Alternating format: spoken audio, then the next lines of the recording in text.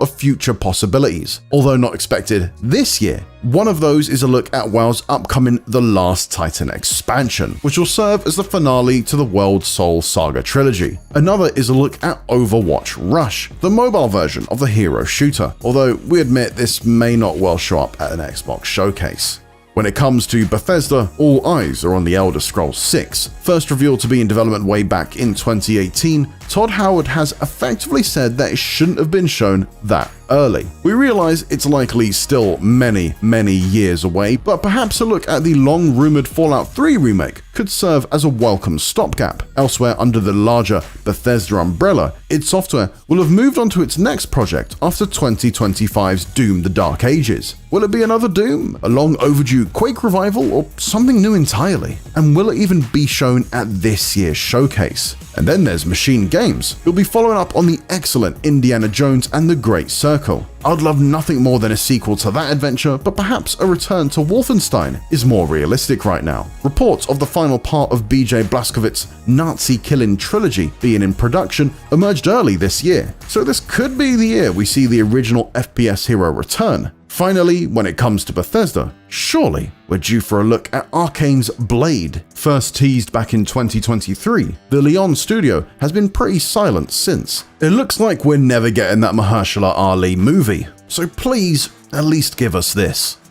In regard to what other games we could see, well, that's much more of a guessing game. Based on what's been showcased at previous Xbox shows though, we can at least take educated shots in the dark. I'd personally love to see Persona 4 Revival in action, as well as finding out when I can get my hands on the remake of Atlus's classic JRPG. Staying in Japan, Game Freak's first game outside of the Pokemon universe, Beast of Reincarnation, was featured heavily during January's Developer Direct, so it could well be there too.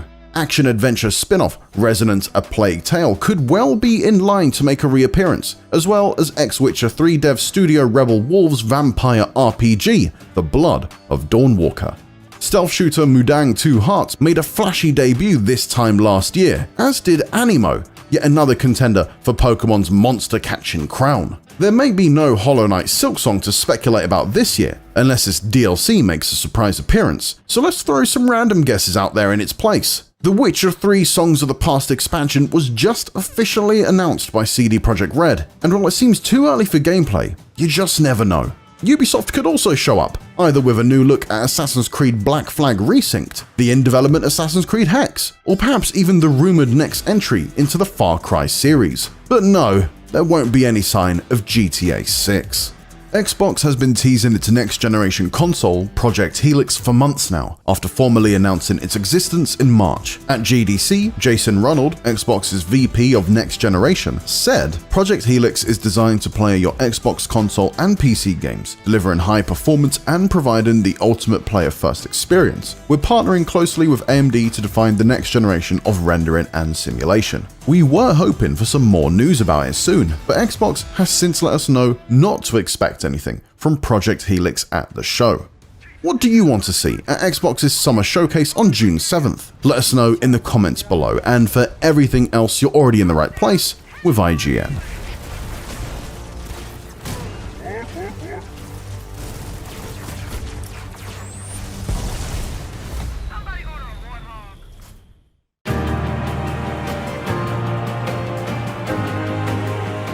Let me start by saying that I am borderline blown away by what I've seen from the Fable reboot so far. New Fable developer Playground Games already had my trust. This is a studio that has produced nothing but one open-world masterpiece after another, but after learning a lot more about what the team has in store for its resurrection of one of Xbox's biggest franchises, I'm even more bullish about where they're going with it. Playground has turned the Forza Tech engine into a medieval British postcard. Combat is multi-layered, 1,000 NPC townsfolk are waiting to be romanced, co-parented with, divorced from, and landlorded over, and there are chickens abound just waiting to be kicked. Alongside Fable's big coming out party at the recent Xbox Developer Direct, I also spoke with game director Ralph Fulton about the choices the studio has made with this revival, so there's lots to discuss. But first, if you'll permit me, A quick Fable history lesson.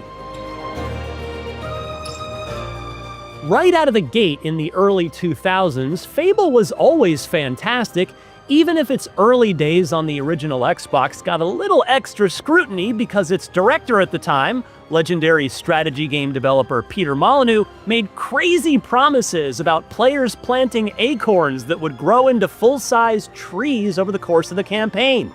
But while that lofty systemic boast never came to be, the game that Lionhead delivered was nevertheless a rich, textured, uniquely British fairy tale that players could meaningfully affect change in. Whether their good deeds manifested a literal halo over their heads, their sheer evil caused actual horns to sprout from their skull, or they got married to a townsperson and lived a whole other life outside of the bigger picture quest within the world of Albion. Lionhead arguably perfected the formula in the Xbox 360 sequel, adding a dog who'd be by your side throughout the story, and Fable 3 tweaked it further still while making the questionable in hindsight decision to move the timeline forward by 500 years, thereby changing the entire look and feel of Albion. And then Microsoft, well, they royally screwed the franchise up by trying to turn it into a 4v1 multiplayer game that cost the studio its entire existence. That's a story for another day, and since then, the franchise has been dormant for over a decade. Enter Playground, who produced smash hit after smash hit in Microsoft's Forza Horizon driving series. Fulton told me that Playground was looking to expand and build a second team after Forza Horizon 3. Quote, "I don't remember who said the word Fable first, but as soon as I heard it, I was like, that has to be it. That fits so perfectly. It's a series that we adored here and still do." And the conversation went from there, and it went pretty fast. I think everybody felt, certainly I know the folks we spoke to on the Xbox side felt really strongly that if a studio were to start working on Fable to pick that up, it had to be a British studio. And the fact that we had this great working relationship, the fact that we were making this game, Forza Horizon, that was increasingly important and successful, and had this ambition to scale and to grow, it went pretty fast after that. The studio's adoration for the series shines through in the gameplay it's shown so far. There are hobs and balverines to slay, swords to wield, and spells to cast, sure. And the humor and British charm look to be there. Look no further than a chicken spell wearing off, reverting the target back to their original form, but still flapping their arms and clucking. Or the chicken armor. You even start the game as a child just like you did in the originals. But where Playground is winning serious points with Fable fans like me so far is in its commitment to the game within the game. The town management aspects baked into Fable's urban areas. You'll be able to buy property, literally all of it if you can come up with enough gold apparently, and become a beloved landlord or a loathed slumlord. Not to mention a kind boss or a horrible boss, should you purchase any businesses. You can also date and marry all of them, have kids with them, and should it come to it, get divorced. There are also jobs to partake in, like blacksmithing. Where the new Fable breaks from the old one is in the morality. No longer will it be so black or white, Fulton told me. You won't manifest that halo or sprout those horns. Instead, individual people in each city or town will form their own opinion of you based on how you treat them. Meaning you could be a rich twat, in Fable's own words, while getting hailed as a saint in another one. Better still, one of my least favorite aspects of modern role-playing games, procedurally generated content and all of the generic time-filling tedium it brings with it, is nowhere to be found in Fable. Instead, Fulton told me that every NPC is a unique, handmade, and fully voiced character. That is so refreshing these days that it gets me extra excited to talk to as many of them as I possibly can once I get a build of Fable in my hands. That goal to make each hero's story unique extends to the larger world of Albion too. Remember the 2023 Fable teaser that introduced us to Dave, a giant? It turns out that the whole setup for the new Fable isn't a Jack and the Beanstalk story. Instead, Dave is, quote, an egotistical gardener in a rural village who finds a magic growth formula. So you'll then have to decide how to deal with him. Will you spare him, hopefully this means finding a way to return him to normal size and befriending him, or slay him, which will see his giga corpse splayed over a hill just outside of town for the rest of your campaign, negatively impacting surrounding home prices in the process. And so if Dave's foray into gigantism is merely a quest, perhaps that means this Fable isn't as much of a departure from the originals lore-wise as that video had led me to believe. In fact, I point-blank asked Fulton whether or not this is a true reboot, or if this Fable is in some way connected to Lionhead's originals, and he had quite a telling answer for a supposed non-answer. He told me, quote, "I'm going to avoid that question, Ryan, and I'll tell you why. We touch very lightly on story in the Dev Direct piece, but honestly, what we really wanted to do is come out and speak to the detail in the game and answer all those questions that people inevitably have about the game we haven't answered before. We're going to talk more about story later in the year, so I'm not going to say yes or no to that particular question just yet. What I would say is with this being a reboot, it felt really imperative for us to clear the space to tell a story that we want to tell within Albion, which is why this isn't a sequel, for example. This isn't necessarily connected to the original timeline or events or characters, but we do share lore, and some of that originating lore of the Fable universe is really important to our story. Make of that what you will. So Fable seems to have the look, the humor, the moral choices, the quintessentially British charm. Playground, to put it simply, seems to understand the assignment here. And the studio, as I mentioned earlier, absolutely gets the benefit of the doubt from me on account of its impeccable track record since its inception. What, then, am I worried about? There is one thing, and it's a key part of Fable: combat. To be clear, I'm not in any way judging Fable's combat based on what we've seen so far. How could I? I haven't played it for myself yet. However, for as talented as Playground is, it's never made a game with combat before. It's not that all of the delightful town management and NPC relationship stuff suddenly means nothing if the combat doesn't deliver, but Fable will have a big problem if battling Balverines isn't a blast. Oh, and I suppose I'll be honest and share one actual disappointment with what I've seen of Fable so far. The fact that horses seem to be your only four-legged companions. After the big reveal was decidedly dog-free, I asked Fulton about the decision to ditch the dog, and he admitted, quote, "There are some folks on the team that were relishing me getting this question because I cut it a while back. You know what? For development reasons, right? I don't need to go into any more detail than that, except to say there are a substantial number of people on the team who have yet to forgive me for that decision." Now, I know full well that game development is extremely difficult, and that Fulton probably has a very defensible reason for not moving forward with Fable 2's signature feature. It stung a little extra when he told me that Fable 2 was his favorite of Lionhead's original trilogy, but as a player, I'm still allowed to be bummed out by it. Here's hoping it's first on the new features list for the sequel, should we get that far. On the whole, though, I am truly, genuinely excited and optimistic about the new Fable. I've long felt that, particularly in Playground's hands, Fable has the highest ceiling in terms of game quality and finally delivering Xbox and, I guess, PlayStation, as it turns out, a PlayStation Studios-like Game of the Year award-contending single-player game of anything currently in Microsoft's massive first-party games portfolio.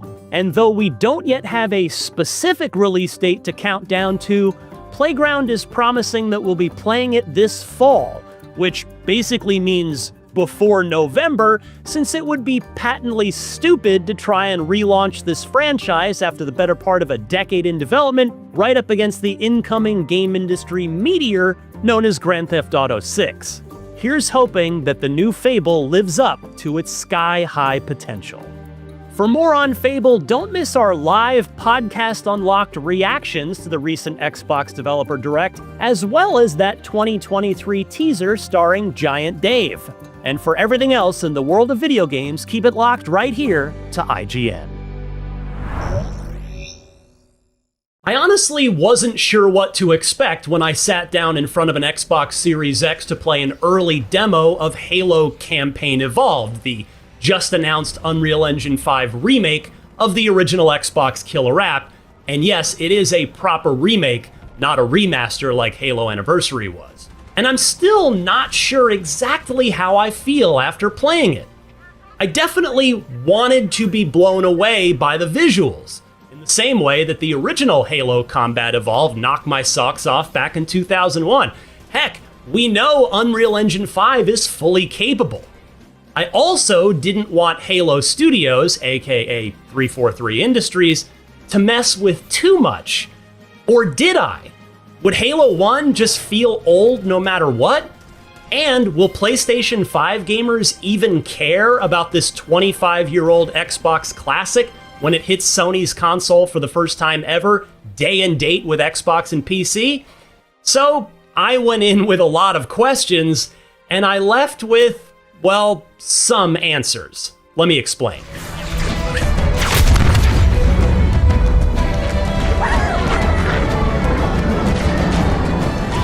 I suppose we might as well start with the obvious, how it looks. Is my face properly melted? No, but maybe yours is? I'll be curious to read the comments on this one. But anyway, Campaign Evolved does look very nice, no doubt. It certainly doesn't look like it's 2 decades old anymore. I played a chunk of the legendary Silent Cartographer mission from early in the campaign, and the skybox is beautiful, the water looks great, the trees look very nice, and the terrain texture looks sharp and clean. Once you get indoors, the alien architecture has a unique sheen to it that the original obviously never had.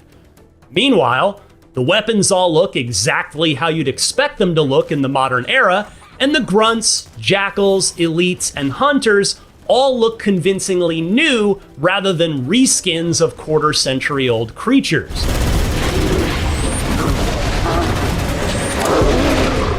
Everything looks clean, but not in a soulless way, at least not to me. It works as a cohesive art-directed space in the new engine. I also appreciate that VO from the principal actors, Steve Downes and Jen Taylor at the very least, has been re-recorded. I've been able to pinpoint the main facility by cross-referencing Covenant survey data and religious texts. While mocap has all been redone for the rebuilt from scratch cutscenes. But let's talk about my biggest concern coming into this demo, the classic Halo feel. Movement, aiming, jumping, vehicle controls, it's all gotta have that semi-floaty Halo feel to it, and I'm pleased to report that even in this very early state, Campaign Evolved is a good bit of the way there. No doubt they'll continue to tweak it over the coming months. This release has no official release date beyond 2026, by the way, but I would be stunned if it's not time to release at or very near the 25th anniversary of Halo Combat Evolved in November of next year. But there have been some gameplay modernizations implemented here that have been ported back from subsequent Halos into this remake, and while purists might bristle at it, most of these seem like they're for the best for a 2026 first-person shooter release.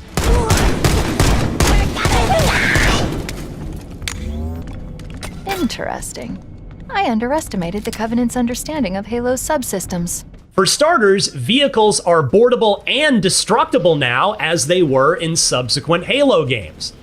That means a ghost can no longer torment you endlessly, nor are you effectively invulnerable in a Scorpion tank. On a related note, a fourth player can now sit on the back of a Warthog. Oh, and though I didn't get to try it out on the Silent Cartographer, the Wraith is drivable now too, as it first became in Halo 2. Also, any weapons the bad guys wield, you can too. As such, the energy sword is now in your tool belt if you take one off of the corpse of a gold elite. Halo Studios says that there will be 8 weapons from Campaign Evolved that aren't new to Halo, but are usable for the first time in Master Chief's first adventure. On the movement front, Sprint has also been added. It's not on a cooldown either. You can run endlessly.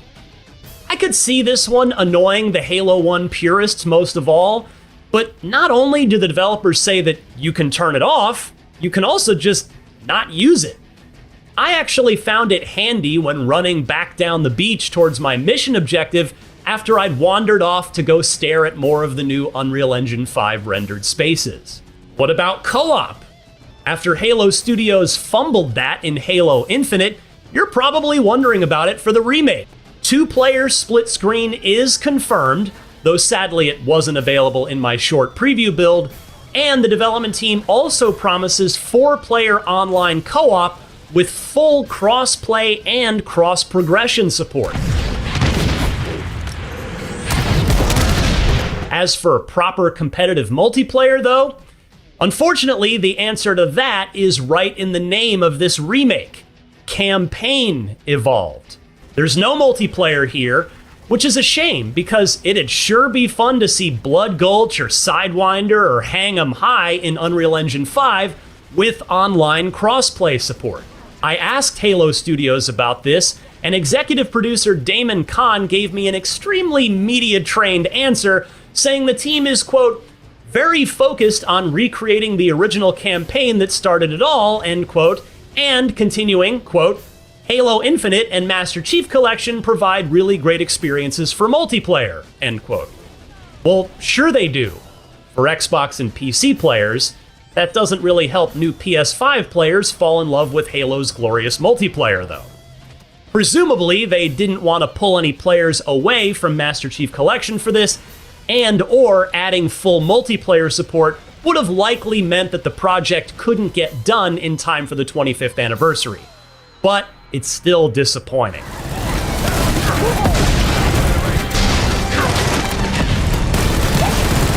That led me to wonder about pricing. Would this be a full $70 release, or perhaps even $80 by the time it comes out, since Microsoft already tried to push to that price point this year? Or will it be priced lower, particularly since it's campaign only? The Halo Studios team would not say when I asked them directly, so this remains to be seen. Personally, $50 feels right for this, but that's just my opinion. I also think that $20 per month feels like the right price for Xbox Game Pass Ultimate. Okay, so no multiplayer, but there is one significant addition that I'm legitimately excited about. A new 3-mission prequel campaign that revolves around Master Chief and Sergeant Johnson. This could be extremely cool, but unfortunately, that's literally all we know so far. In fact, Halo Studios wouldn't even tell me if it's accessible out of the box, or if you have to complete the campaign in order to unlock it. I also asked if they'd be repurposing existing music from the Halo 1 soundtrack to score these missions, or if they might commission something new. Dare I dream they reach out to Marty O'Donnell himself. And they, guess what, didn't have an answer for me there either. We're approaching the LZ. It's gonna be hot.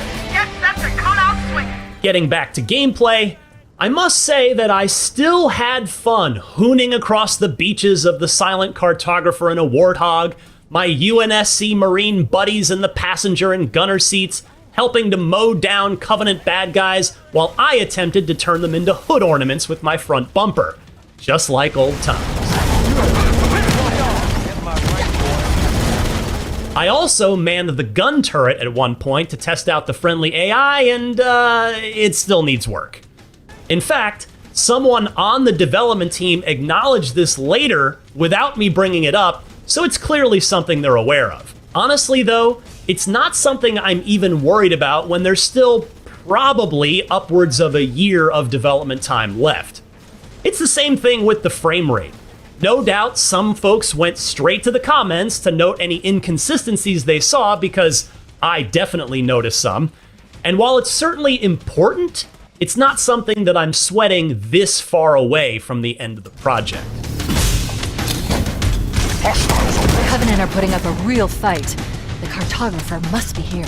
Oh, and I should also mention that Halo Studios is adding skulls to Halo Campaign Evolved. Lots of them, in fact. Dozens was the word they used, with an emphasis on this remake having the most skulls of any Halo campaign ever. Replayability is clearly a focus for the studio here, which is understandable, given Halo's strong history in that department, as well as the lack of adversarial multiplayer, and hopefully the skulls will spice things up for Xbox players running through this thing for the umpteenth time.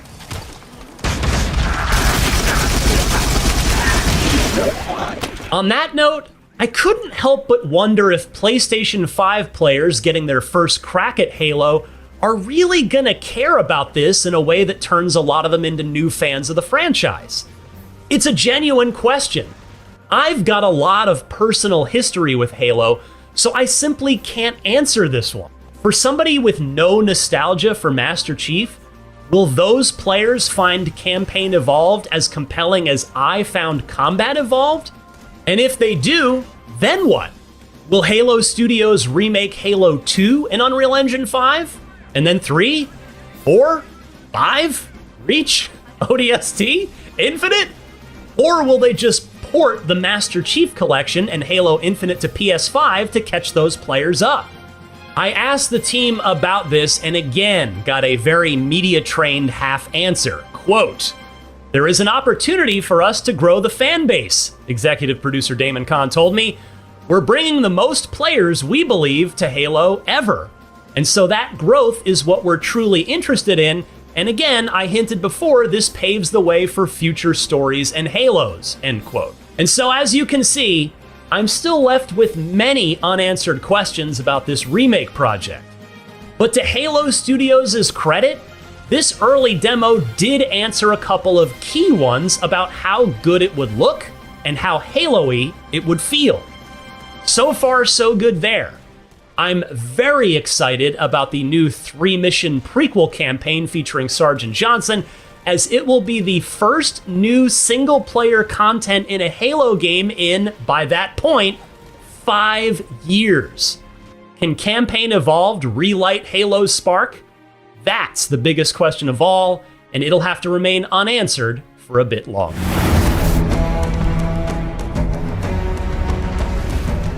For more on the latest upcoming games, don't miss our recent previews of Super Meat Boy 3D and Phantom Blade Zero. And for everything else in the world of gaming, stick with IGN. Why hello there! It's just come to my attention that June will once again be taking place in the immediate future, and as has been the case in several of the previous iterations of June, new video games will be coming out in said month. So here are June 2026's biggest game releases.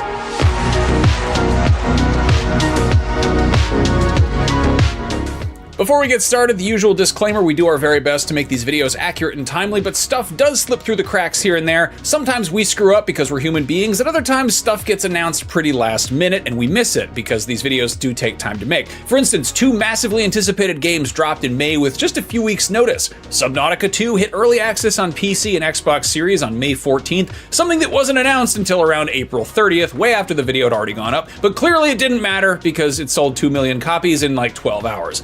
Meanwhile, Mina the Hollower, Yacht Club's first game that doesn't have the words shovel or knight in the title, but still involves digging lots of holes, that hit both Switches, the newer Xbox and PlayStations, PC, Mac, and yes, even Linux on May 29th. Considering that June is a month when historically a lot of big video game presentations take place, it is very likely that some of June's biggest games get release date announcements in June after we've already made this video you are presently watching. So for best results, always check your local listings. Now let's talk about what we do know about that has release dates. Most fantasy RPGs are designed for people who fantasize about playing the role of the hero. Well, what about the humble shopkeeper? Arcane Merchant is a cozy management sim where you're the one buying and selling rare loot and enchanted artifacts and magic potions from various adventurers and townsfolk, building strong customer relationships. On the other hand, or perhaps arm or neck or maybe even the lower back, if you ever wished for a game that was kind of like Power Wash Simulator, but with regrettably decorated human flesh instead of grimy building and vehicle exteriors, look no further than Tattoo Removal Simulator. Both of those games are on PC on June 1st because, of course, they're on PC. If you'd like to try your hand at crafting with some handcrafted critters, there's Odd Fauna, Secret of the Terra Beast, which hits early access on the 2nd. It's a systemic sandbox with some gorgeous Leica Studios-like visuals, so if you like things like-alike, you should give it a look. Among the Sleep is a first-person narrative horror game played from the perspective of a 2-year-old, which was originally released way back in 2014 for consoles and PC, and if you were only 2 years old when it first came out, now you can check it out for yourself on Android and iOS on June 2nd, and there's even a free demo. On June 3rd, Final Fantasy VII Rebirth comes to Xbox Series and Switch 2, which is the second installment in the as-of-yet unfinished trilogy of games remaking the classic 1997 JRPG. You probably knew that already. Here's hoping they announce Part 3 pretty soon. What do you think they're gonna call it? Final Fantasy Reborn or Return? Is that too obvious? Maybe Final Fantasy Reno after that one guy from the game. Or Riku, who's from a different Final Fantasy. Or Ramza. Or Regis. Or maybe they'll just put a bunch of weird, emoji and wingdings in there. You know what? Square Enix has the tendency to name things some pretty stupid stuff. Anyway, still that day, the spooky cowboy boomer shooter Blood West gets an endless roguelite mode with Scavengers DLC on PS5, Xbox Series, and PC. Hey, you remember House Flipper, that 2018 game about renovating and reselling houses to turn a profit? Well, great news, because House Flipper Remastered Collection takes that dusty old fixer-upper as well as all of its DLC and gives it a fresh coat of paint, some new faucets, and perhaps a dash of shiplap so you can buy it all over again. That one's on Xbox Series, PS5, and PC, and if you already own some of the DLCs, the owners are willing to go slightly below asking, so give it a shot.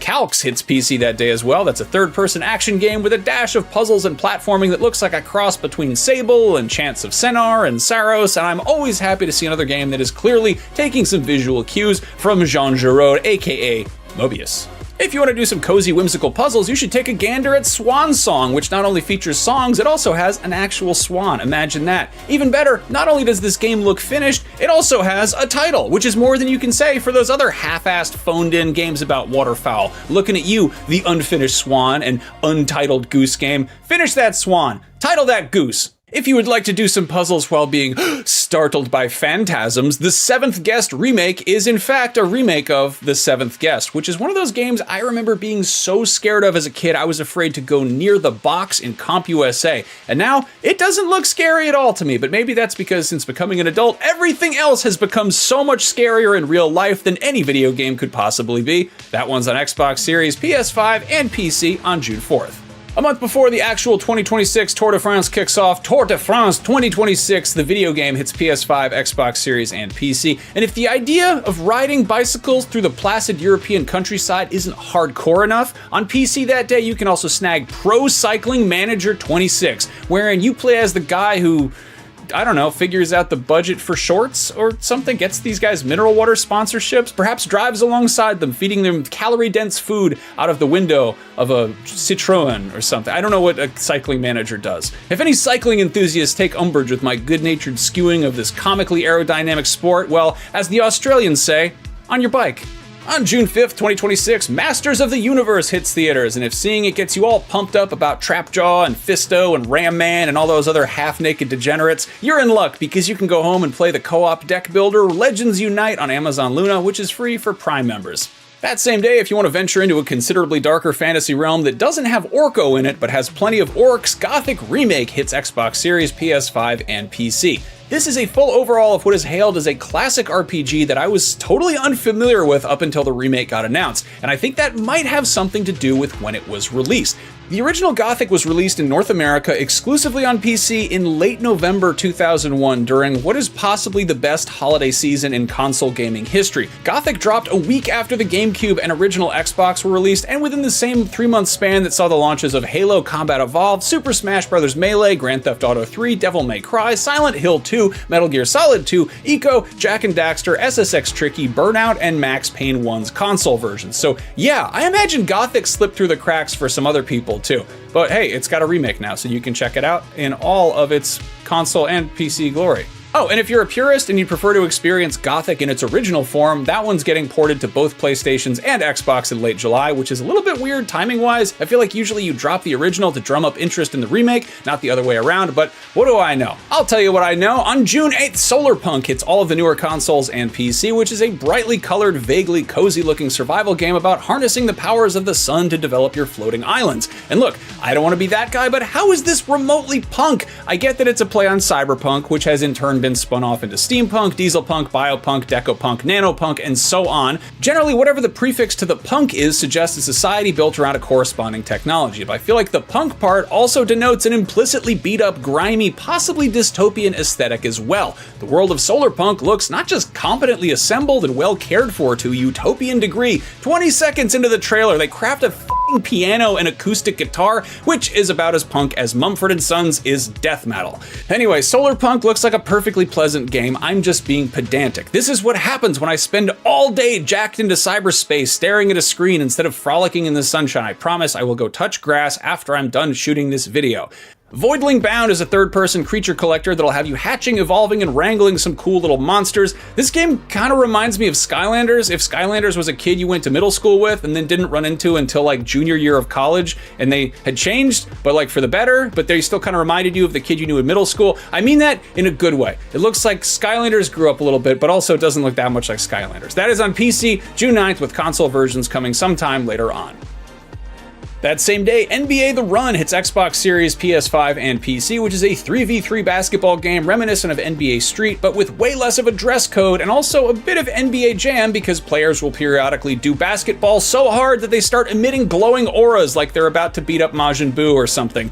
Side note, I would absolutely love a Dragon Ball Z basketball game. How sick would that be? You could dunk on somebody so hard that it would level the entire stadium, but the hoop would, of course, still be standing. You could have a mode that's like horse, but instead of spelling horse, you gotta sink 7 baskets with the 7 Dragon Balls so you can summon Shenron and make a wish. And wish for stuff. I don't know what you'd wish for. If you're more into Eye of Newt than Ball of Basket, Witchspire is a magical survival game where you and your coven can help banish corruption from a handcrafted open world, and that one is hitting early access on June 10th. On June 11th, Monopoly Star Wars Heroes vs. Star Wars Villains is a team-based spin on an old favorite that combines characters from Lucasfilm's most lucrative intellectual property and their respective abilities with everyone's favorite 120-year-old board game originally designed to demonstrate the dangers of unchecked capitalism. That one's on PS5, Xbox Series, both Switches, and PC. Pre-order today and get dice skins based on fan-favorite characters Clone Trooper and Jawa. Houdini! If there are two seemingly unrelated things that have found more success together than Star Wars and Monopoly, it's Barbie and horses. And on June 16th, Barbie Horse Ride and Rescue comes galloping onto iOS and Android. My producer Amanda said that June's game release list was a little bit thin and she wasn't f***ing around.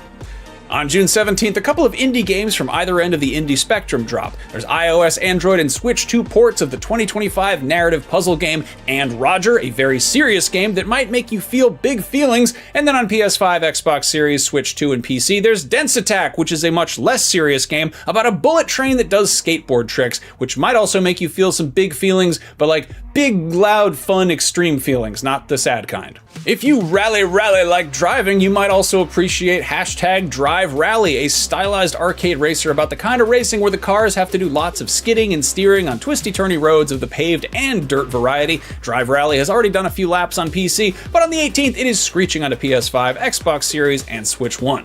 A Type R is a model of Honda Civic well suited to rally driving, not to be confused with R-Type, which is a long-running shmup series about spaceships and lasers. Usually it's a fast-paced, reflex-intensive bullet hell, but sometimes it's a bit more of a strategic, turn-based tactical simulation affair. R-Type Tactics 1 and 2 Cosmos is a remake of the original 2008 PSP game, released in the US as R-Type Command, and its sequel, Operation Bitter Chocolate. If that sounds like a sweet deal, you can grab it for everything but Xbox One.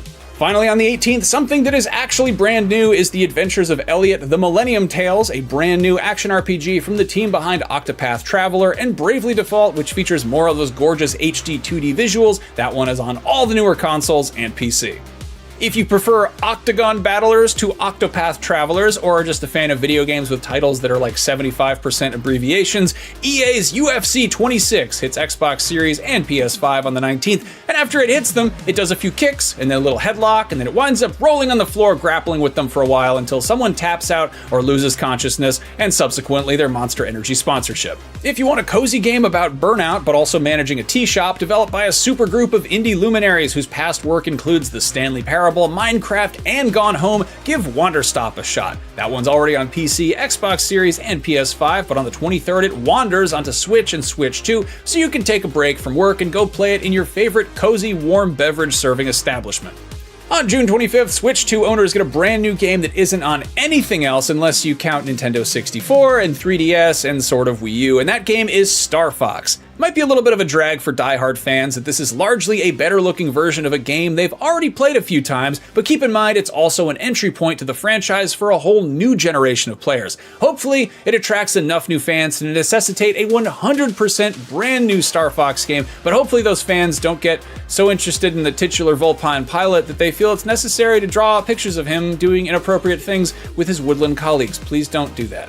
If you're good on dog fights with actual dogs and you'd prefer some proverbial cat fights involving human women, Dead or Alive 6 Last Round is a souped-up, upgraded version of Team Ninja's 2019 entry in the storied 3D Brawler series, the next installment of which is currently in development, and which will probably get its souped-up, upgraded version 7 years from now for PlayStation 6 and Xbox Avenue Q, or whatever they decide to call it. And in the meantime, DOA 6 Last Round is on PS5, Xbox Series, and PC. It's the game where you can make people fight. And there you have it, those are June 2026's biggest games. Last month I asked you if I should keep reading the platforms for each game, and enough of you said that you appreciate that extra information that I'd figure I would just keep doing it. There's enough stuff that gets slightly shittier each month as is, so if it ain't broke, don't fix it.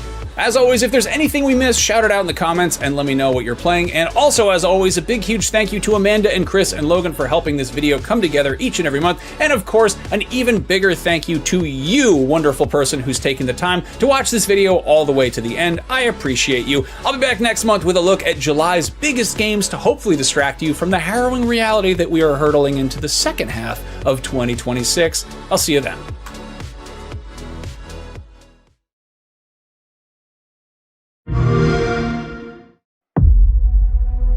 The glittering streets of Avalon sure do shine, because they swoop their filth down to us. Get your paper in! Who's for a paper?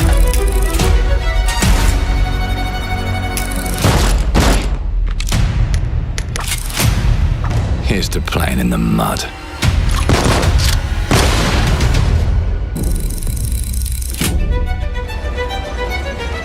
Life here ain't for the soft-hearted. You will be paying me back until you fucking rust. It ain't for the spineless. Keep your filthy pickers off me! And it sure as shite ain't for the decent. That's a clean sweep for one of There has been a crime! Justice itself has been affronted! I have been burgled! Lord Griswick. Burgled! Yes, I got that part. Do you know anyone who might wish you ill?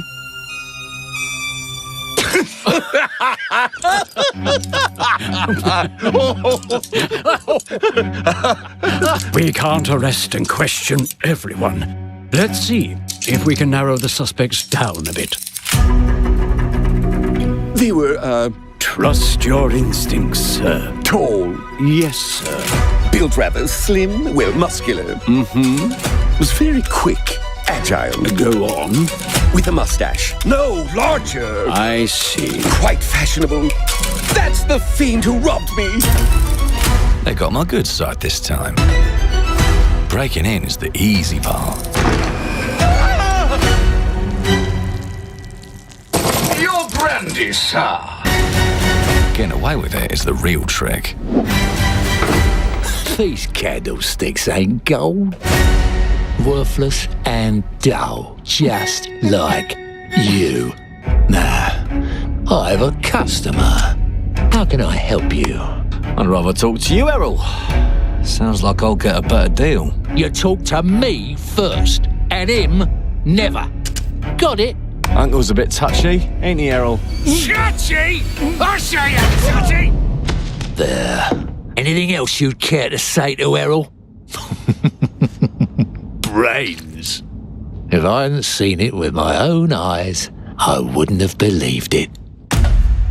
Round here, it's all sharp edges, empty pockets, and blood on the cobbles.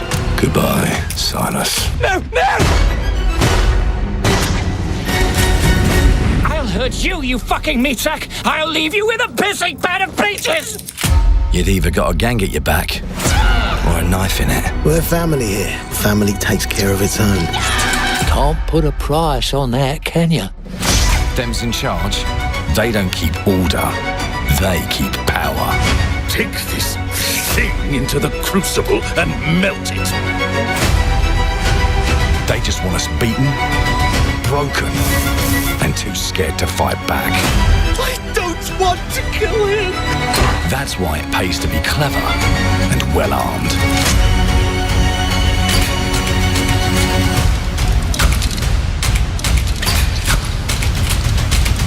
Let's go and end a few arguments.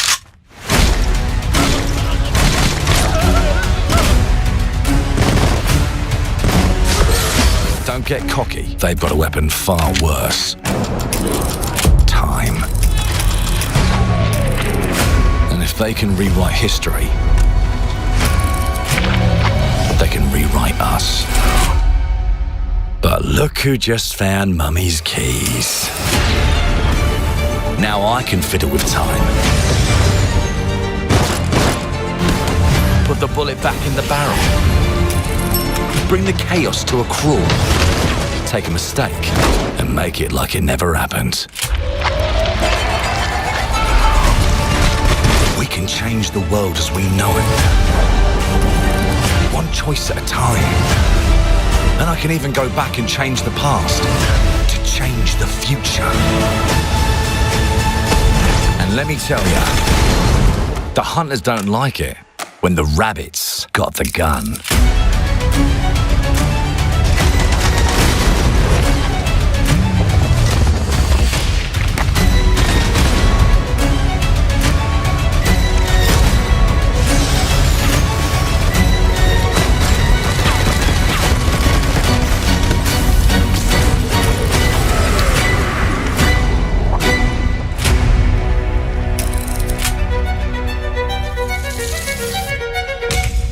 Now let me alone and piss off!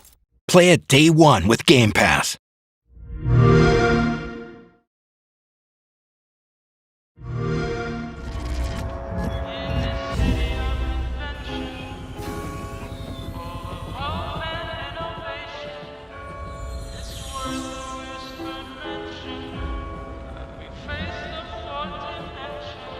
This city is a miracle of progress.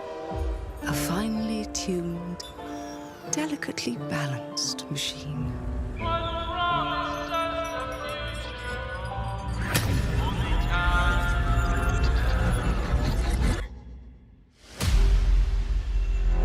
But it only takes one rebellious little gear to ruin everything. If you resist my rule,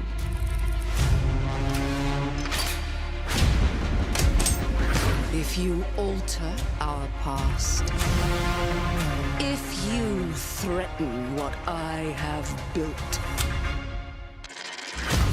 there is nowhere in space or time where I will not destroy you.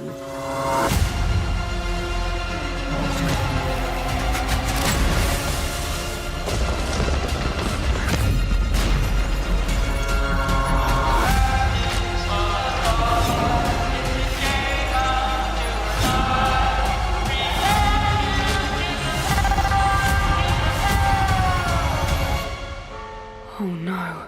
What did I do? Any last words before my friend puts one in your scalp?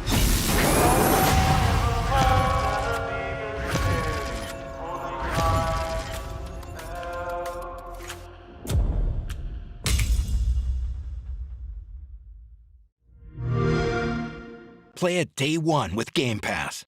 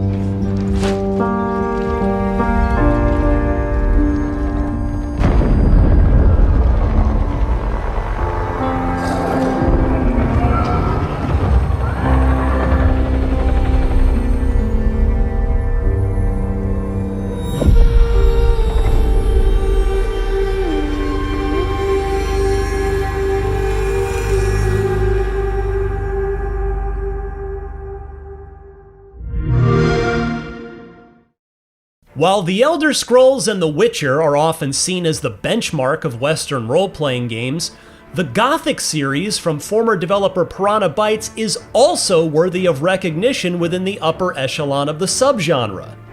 The original Gothic and its sequels became cult classics for the scale of player choice and free-form, open-ended exploration within their dark fantasy setting, which has even inspired developers at CD Projekt Red and Warhorse Studios with their work in the genre.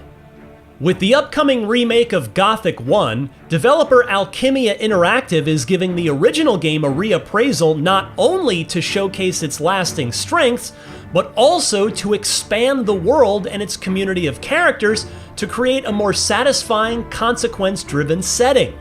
We were able to get an exclusive first look at a brand new quest line added in the Gothic remake, along with seeing just how much of an upgrade the remake aims to give the classic dark fantasy RPG.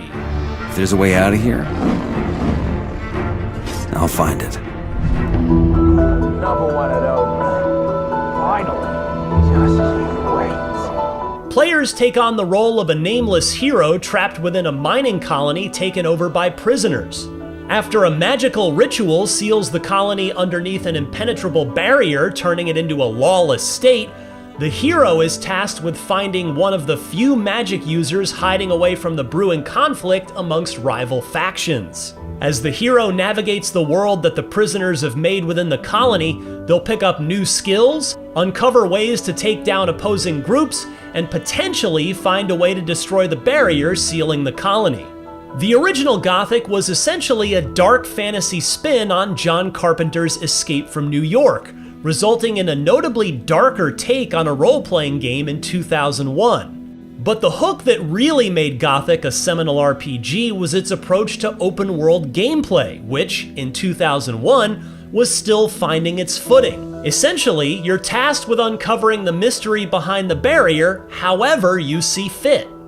The remake does well to maintain the original strengths in player choice and the web of characters with their own agendas, all while making noticeable upgrades to storytelling that creates better context to deepen that setting. What do you want? Lee sent me. What are you doing out here? Looking for magical vibrations? The remake largely sticks to the original structure and style, and the developers put a particular focus on upgrading the foundations and scale of the core game. In that sense, the developers aren't going for a big reimagining. It's really more about remaking Gothic 1 with modern visual and gameplay flourishes that new and returning players can appreciate. Generally, the upgrades in visual style, gameplay, and storytelling really do wonders to flesh out the dark fantasy world of Gothic further, enhancing the sense of navigating a bleak yet still intriguing setting that can fall into chaos at any moment. However, I couldn't help but feel that the remake's scope felt more like a souped-up 2000s PC or original Xbox-era game, which sometimes felt a bit overly modest. Still, it does aim to capture the tone and vibe of Gothic, which it succeeds well at so far. The vibrations are getting stronger. We're getting closer. Gothic also has a particularly unique approach to character growth, which is often decided by what your playstyle is and which side you landed with to receive training, such as the Brotherhood of the Sleeper faction, who believe that an ancient god was responsible for the barrier. Along with learning advanced fighting styles and ranged combat, you can also figure out how to scale walls, forge new gear, and pick up magical spells that allow for mind control and transformation. The consequences of these choices as you navigate the colony can result in some drastically different outcomes for quests and character interactions. Look who it is. It all ties into the hard-edged approach of classic Gothic, which the remake is aiming to retain for the most part. There are, of course, very welcome changes to combat, navigation, and tracking of key quests, and a new glossary to make this adventure more manageable. The core action still retains the look and clunky flow of early 2000s action RPG combat, which certainly has an appeal, but it feels easier to grasp this time around, thanks to enhanced movement, lock-on, and modern combat physics. However, you can still easily find yourself in a bad spot by making some ill-advised decisions or picking fights with those who can easily overpower you. That said, if certain players want to take on a more daring approach and cut through the island and nearly every inhabitant, the developers stated that you can do that as well. In our exclusive footage, we got to see a new quest line added in for the remake, focusing on the hero helping the water mage Mixer, a familiar character from the sequels. The remake gives Mixer a new storyline in the first entry, in which the hero helps him acquire new magic on the coast near the colony. It's a new addition that not only expands the setting's scope, but also showcases the deeper lore running throughout the series. But where the remake aims to leave a bigger mark is in the expanded storytelling and characterization of the colony's inhabitants. According to Reinhard Paulus, the studio head of Alchemia Interactive, one of the critical upgrades they wanted was to add more context and character depth for all supporting NPCs. In addition to nearly every character having their own daily routines and agendas, the added storytelling does more to make different characters feel less one-dimensional and to further a sense of moral ambiguity in Gothic.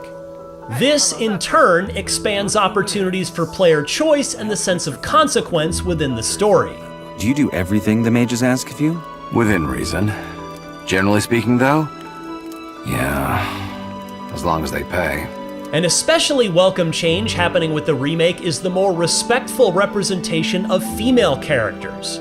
A controversial aspect of the 2001 game was the presence of enslaved women in the colony who were background characters and non-interactable. But in the remake, female characters are more developed with proper agency, who the hero can learn more about. Another welcome addition to the remake is the expansion of the Orc faction as more than just a one-dimensional antagonist. This is a great upgrade because it further aligns with Gothic's approach to navigating by using every outlet and connection you have to accomplish your goals. There's often a tricky balance with examining what to re-examine and what to keep when remaking games, but the Gothic 1 remake from Alchemia Interactive certainly looks to give the original series a much-needed reappraisal in the right ways. Along with leaning even further into the stories that are made with every choice, it's making some commendable updates for storytelling and removing some unsavory aspects of the 2001 version. And so far, Gothic 1 Remake has the makings for a worthy reinvention of a classic RPG series. For more on the latest upcoming games, check out our recent previews of Saros and Outbound. And of course, for everything else in the world of video games, stick with IGN. After 25 years, Gothic is back with the release of Gothic 1 Remake. The classic RPG has been rebuilt from the ground up for modern consoles thanks to the implementation of current-gen graphics, all while preserving the gameplay that makes Gothic 1 a classic. If you're new to the series, or it's been a while since your own visit to the Valley of the Mines, here are 6 things you need to know about Gothic 1 Remake. Presented by THQ Nordic. As a nameless messenger, you're tasked with delivering a letter of great importance to a mage inside the Valley of the Mines. The mines have been sealed by a spell gone wrong, and factions have sprung up inside the Great Dome as prisoners, magicians, and nobles alike try to take control of the situation. Who you decide to ally yourself with and who you will betray is entirely up to you as you explore the sequestered sector of the Kingdom of Myrtana. Word is you were behind the schism of the swamp camp. That true? I guess that's one way to put it. And let's be real, it won't be an easy journey. When you begin Gothic 1, you'll have nearly no skills, no reputation, and no gear, just like real life. You'll have to introduce yourself to the various factions, try to earn their trust by helping people out, and then receive training from NPCs to get better with certain attributes like strength and dexterity. You'll need these stat improvements because combat in this game is very punishing if you aren't equipped for it. Just one stray creature off the beaten path will eat you for breakfast when you're just getting started, so don't go out into the wilderness unprepared. Finding some better equipment through quests and exploration will also go a long way toward increasing your chances of survival. In Gothic 1, the world and everything in it is moving around you. NPCs have their own routines, the weather and time of day changes dynamically, and monsters in the world have their own stomping grounds too. So don't go expecting to find people manning the stalls in the market when it's midnight. Everyone's going to be in bed.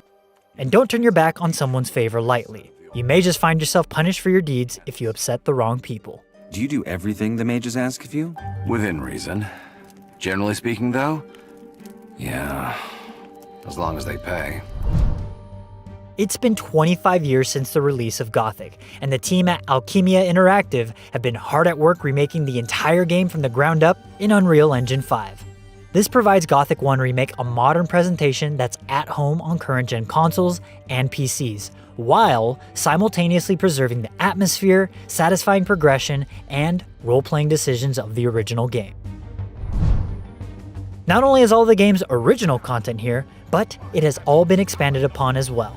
Numerous quests have been added, NPCs have expanded routines, you can also make use of brand new traversal abilities, and combat has seen an overhaul to make gameplay more fluid while remaining as deliberate and tactical as ever.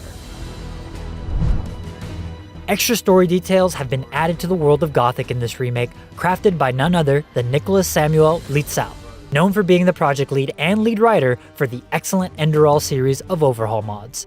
Any and all additions to the game not only seek to match the tone and spirit of the original, but enhance and elevate it, all while leaving plenty of room for the original content in the game to shine. Who will you decide to help in the war for control of the Valley of the Mines? Will you lie, cheat, and steal?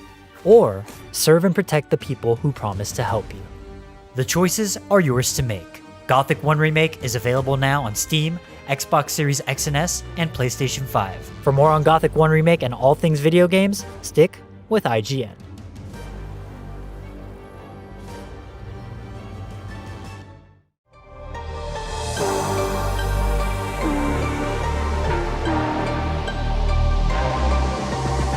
We've known for years that the entire games industry would give Grand Theft Auto 6 the widest berth possible, but this week's State of Play has proven Rockstar's behemoth as some kind of carjacking Moses, parting the Red Sea of releases and pushing tides of competition aside. As a result, it seems like almost the entire end-of-year slate of releases has been forced into a single month. GTA 6 has turned September into a video game battle royale, and it's potentially going to be a bigger bloodbath than anything we saw in the Wolverine trailer.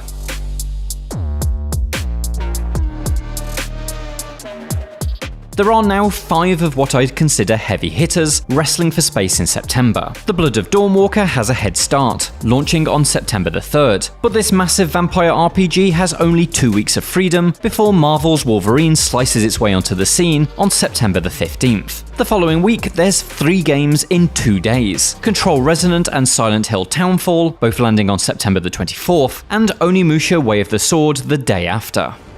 I am Suten Tochi, Miyamoto Musashi, the fool who seeks strength yet rejects the power of the Oni.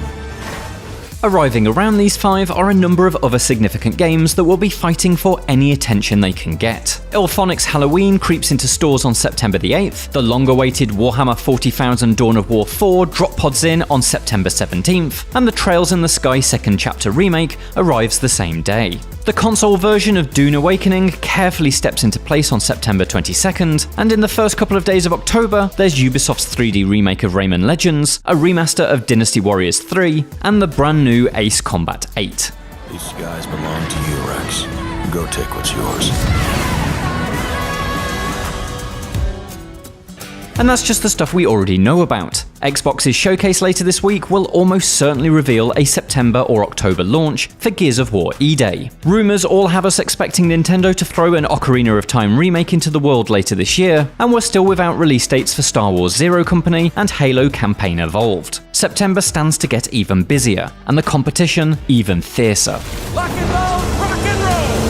Every single one of these games has their own dedicated fanbase, be that niche or gargantuan, and so each will sell a respectable number of copies. But this tidal wave of competitors, a slew of games that all look really good, will no doubt erode away at the potential winnings. Even the most dedicated player can't be expected to buy into this entire buffet, and so some of the dishes are inevitably going to go cold.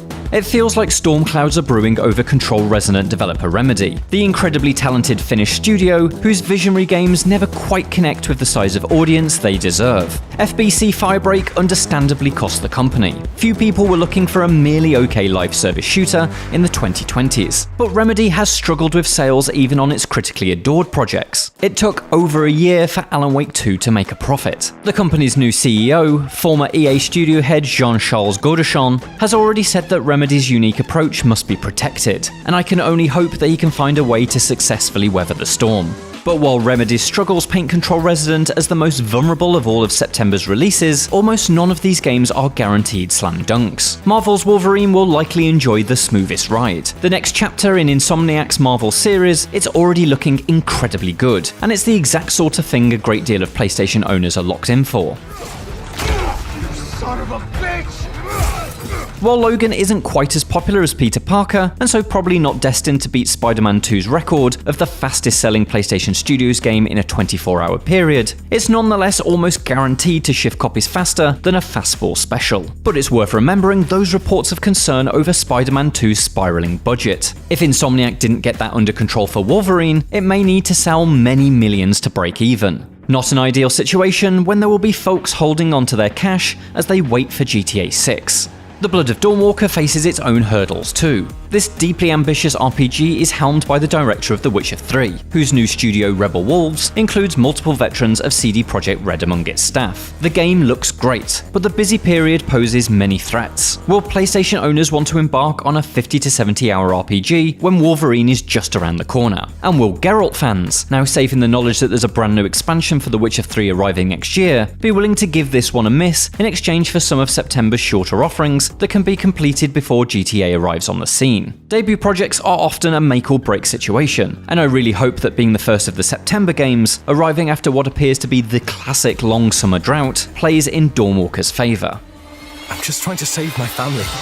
It may be that those who don't have Rebel Wolf's head start on the action may reconsider their position, certainly after the likes of Summer Games Fest and the Xbox Showcase add even more dates to the pile. We've already seen Phantom Blade Zero abandon its September 9th launch in favour of October 29th. a date that's perilously close to GTA 6's D-Day of November the 19th, but free from the competition of a glut of third-person action games where you cut things up with blades. Developer S-Game puts the delay down to important last-minute refinements, but intentional or otherwise, stepping outside the September battle arena will likely be beneficial for this incredibly stylish action RPG. Phantom Blade Zero's 50-day gamble is nothing compared to some though. The parting of this Red Sea of releases means there's a near and a far side, and we've already seen a couple of games that were originally destined for 2026 make a tactical backslide into next year. Playground Games' reboot of Fable, which had been promised to release this year after being delayed out of 2025, has now repositioned itself for a February 2027 launch. Xbox's Matt Booty provided a straightforward reason for this, so it can have the dedicated moment it deserves. There's no easy victory within the shadow cast by GTA 6, and so there's no shame in stepping backwards for a second time.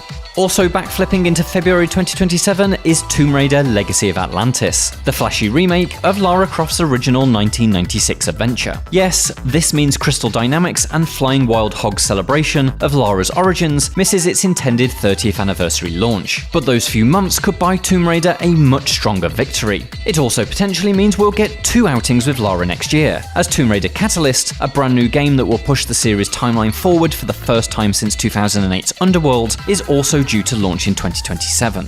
There are other shifts too. The Witcher 3's Songs of the Past expansion was originally planned to launch this year, but was pushed to 2027 to achieve the best possible result. While that may refer to development polish, there's no denying that Geralt's One Last Hurrah will enjoy more attention if it stays outside of GTA 6's gravity well. And as this week continues, with Summer Games Fest, the Xbox Game Showcase, and others announcing new dates, we'll likely see this space around GTA become increasingly defined. Few will brave arriving within weeks of the biggest game of all time. Some will try to get ahead of it, others will find safety in 2027. And as September fills up, I wouldn't be surprised if we get a scattering of last-minute dashes as developers and publishers realise that the 9th month of 2026 wasn't quite the safe haven that they thought it would be.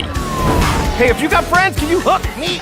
September is going to be tough, both for avid players attempting to find a way to play everything that they're interested in, and developers fighting for the sort of attention that's basically a lifeline in this industry right now. It's undeniably an exciting time. Almost every game I've mentioned is something I want to play, and it's clear that the games industry has so much to offer this year beyond the open world crime simulator that's on everyone's wish list. I just hope the impossible task of navigating GTA 6 doesn't mean that there's devastating casualties along the way. For more like this, check out Jim's video, which discusses how State of Play showed that there's more to AAA than just GTA 6, and for everything else, stick with IGN.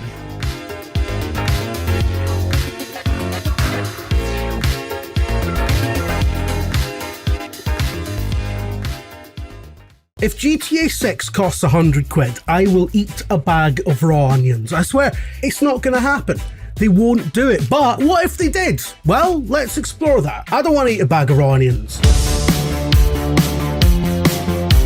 They're calling it the biggest entertainment launch of all time. A record GTA 6 is set to smash, currently held by none other than its own direct predecessor. Yeah, whatever you say. It seems like a no-brainer that developers Rockstar and publisher Take-Two will be popping champagne corks like a 21-gun salute come November. But will it be a party or a funeral? The only difference, after all, is context. GTA 5 remains one of the most expensive games ever made, with a combined development and marketing budget believed to be well over $250 million. What? Numbers already utterly eclipsed by GTA 6's protracted, beleaguered development cycle, which has been marred by hostile data breaches, various internal struggles, but is also reportedly spending unfathomable resources on realistic details like breakable glass and water physics, the ballooning price of car insurance. I'm making that up, that's not a factor. Now, this wouldn't exactly be a left field move from the studio that brought you seasonally affected horse genitals,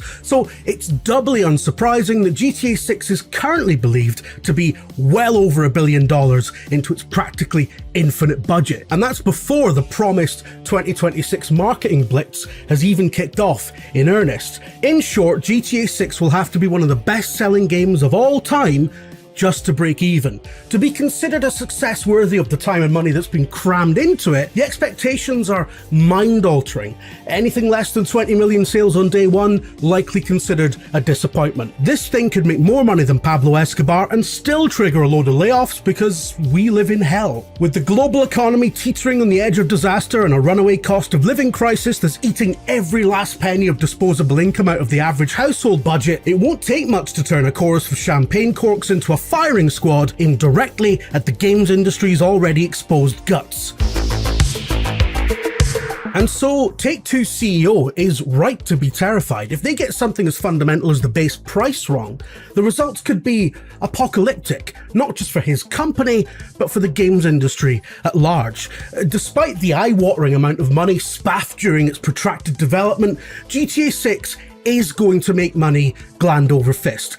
That's not in dispute. The question is whether it makes enough, and with so many stakeholders involved, enough is a difficult concept to nail down.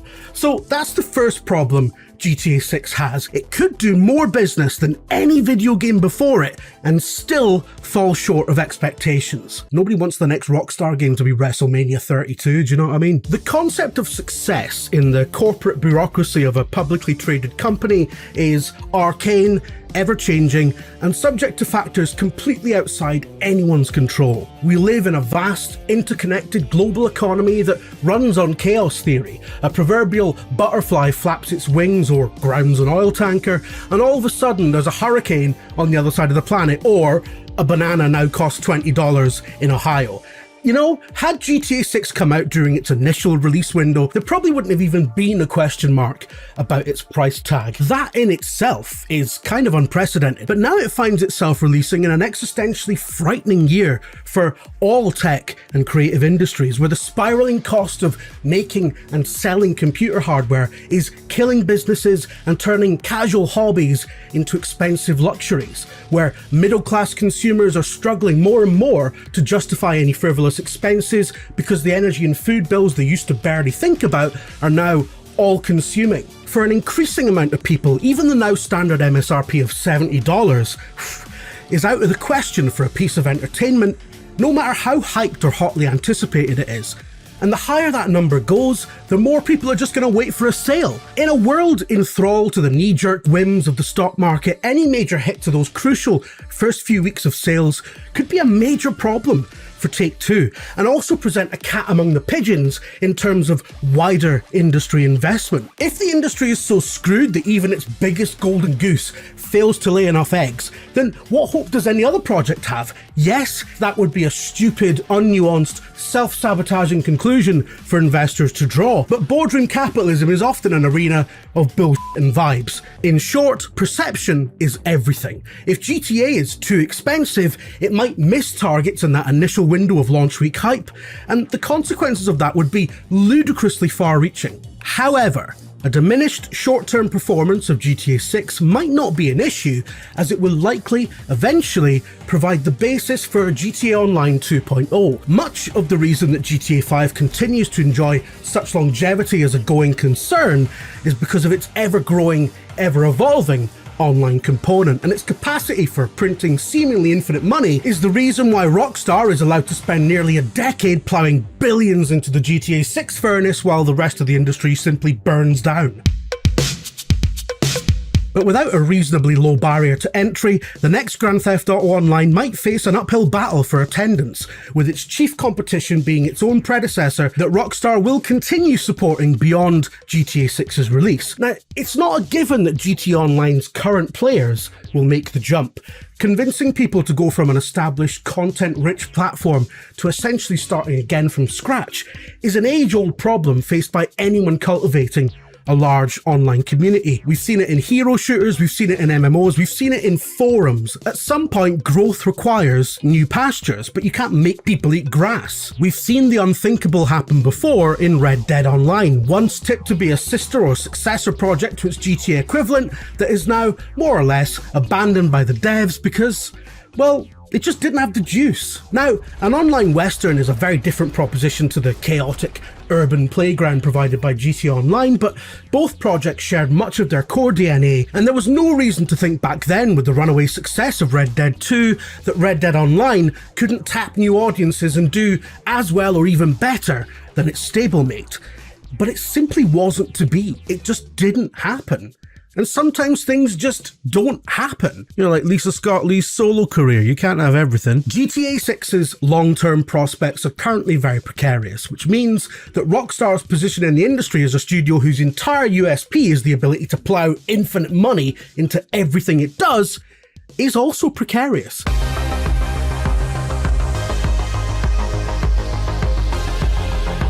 And finally, the real issue here is that so much of the games industry finds itself both scared by and dependent on the success of one single project. Every time GTA 6's release date changes, the rest of the industry reorganises itself to give it a wide berth, like Moses parting the Red Sea with knob gags. It has affected the lives and livelihoods of countless people who aren't even directly involved with GTA, but whose own studios and publishers have to navigate the choppy waters left in its wake. And the games media ecosystem is in a state of constant flux right now, as we keep betting the farm on a big GTA 6 content push that has so far failed to materialise twice. And this has led directly to a lot of the turmoil you've seen in that side of the industry. It shouldn't be like this. Our industry long touted itself as recession-proof and entirely insulated from petty, mainstream ideas of what constitutes art, what constitutes a valid pastime. Now we find ourselves at the hard, bleeding edge of the consequences of a world order in its death throes.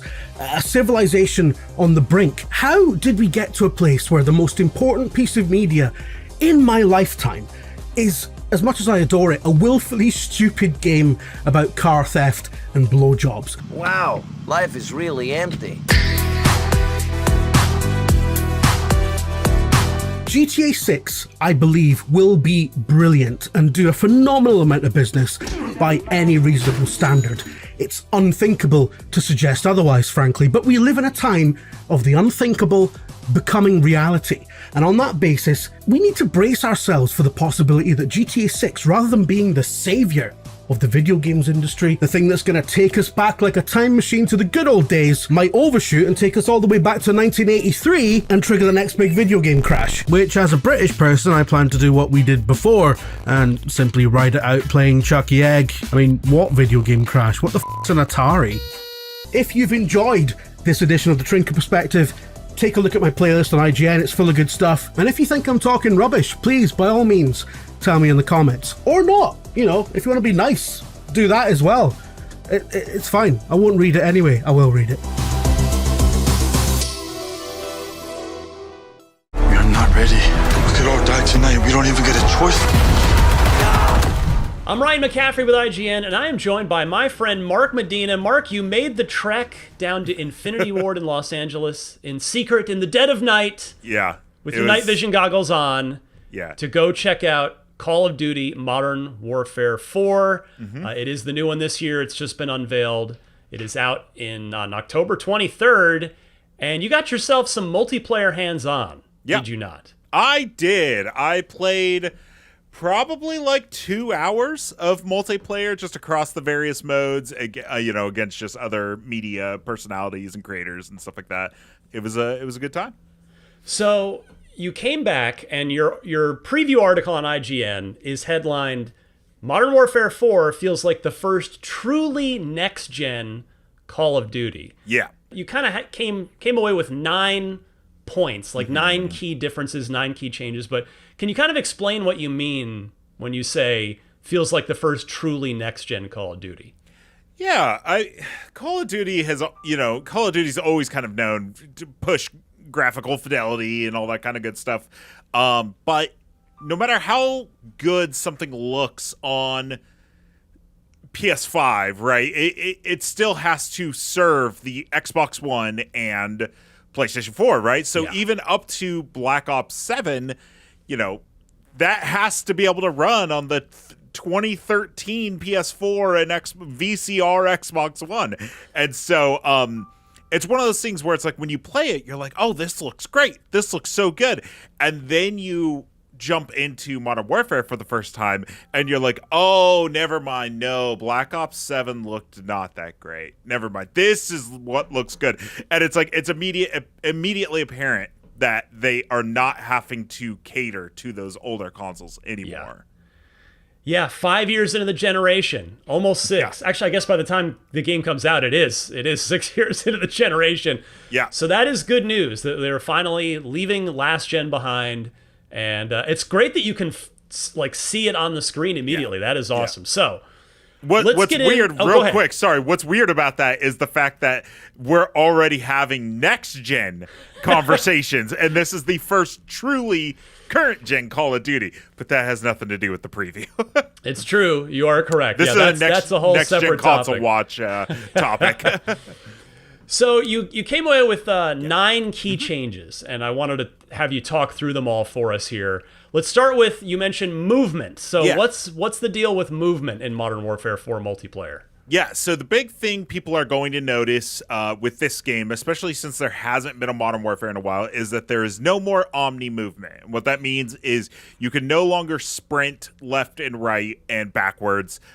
There's no wall jumping. There's nothing like that, right? It is a more grounded kind of boots on the ground. The tagline they keep using is that it's like an action movie, but still set in realism, right? Like everything is theoretically possible, but it's set in a world where you never get tired and surfaces are never slippery.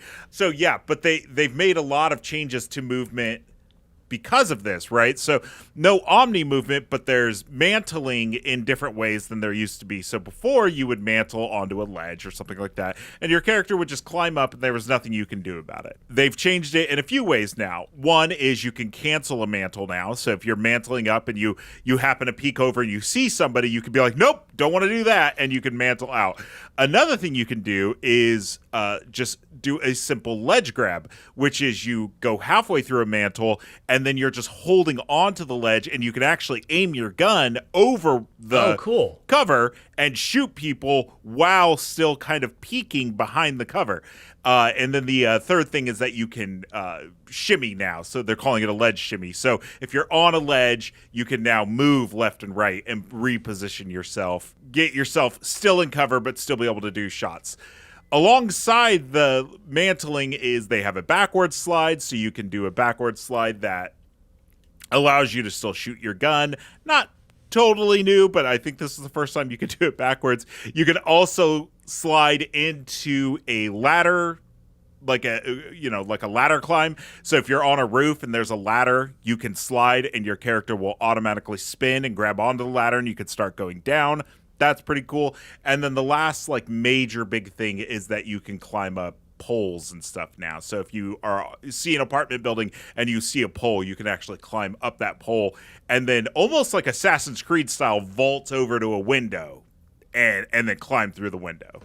So they've added that. And then one more thing is that there's tactical sprint still, which is when you double tap the sprint and you throw your gun up and you start running super fast.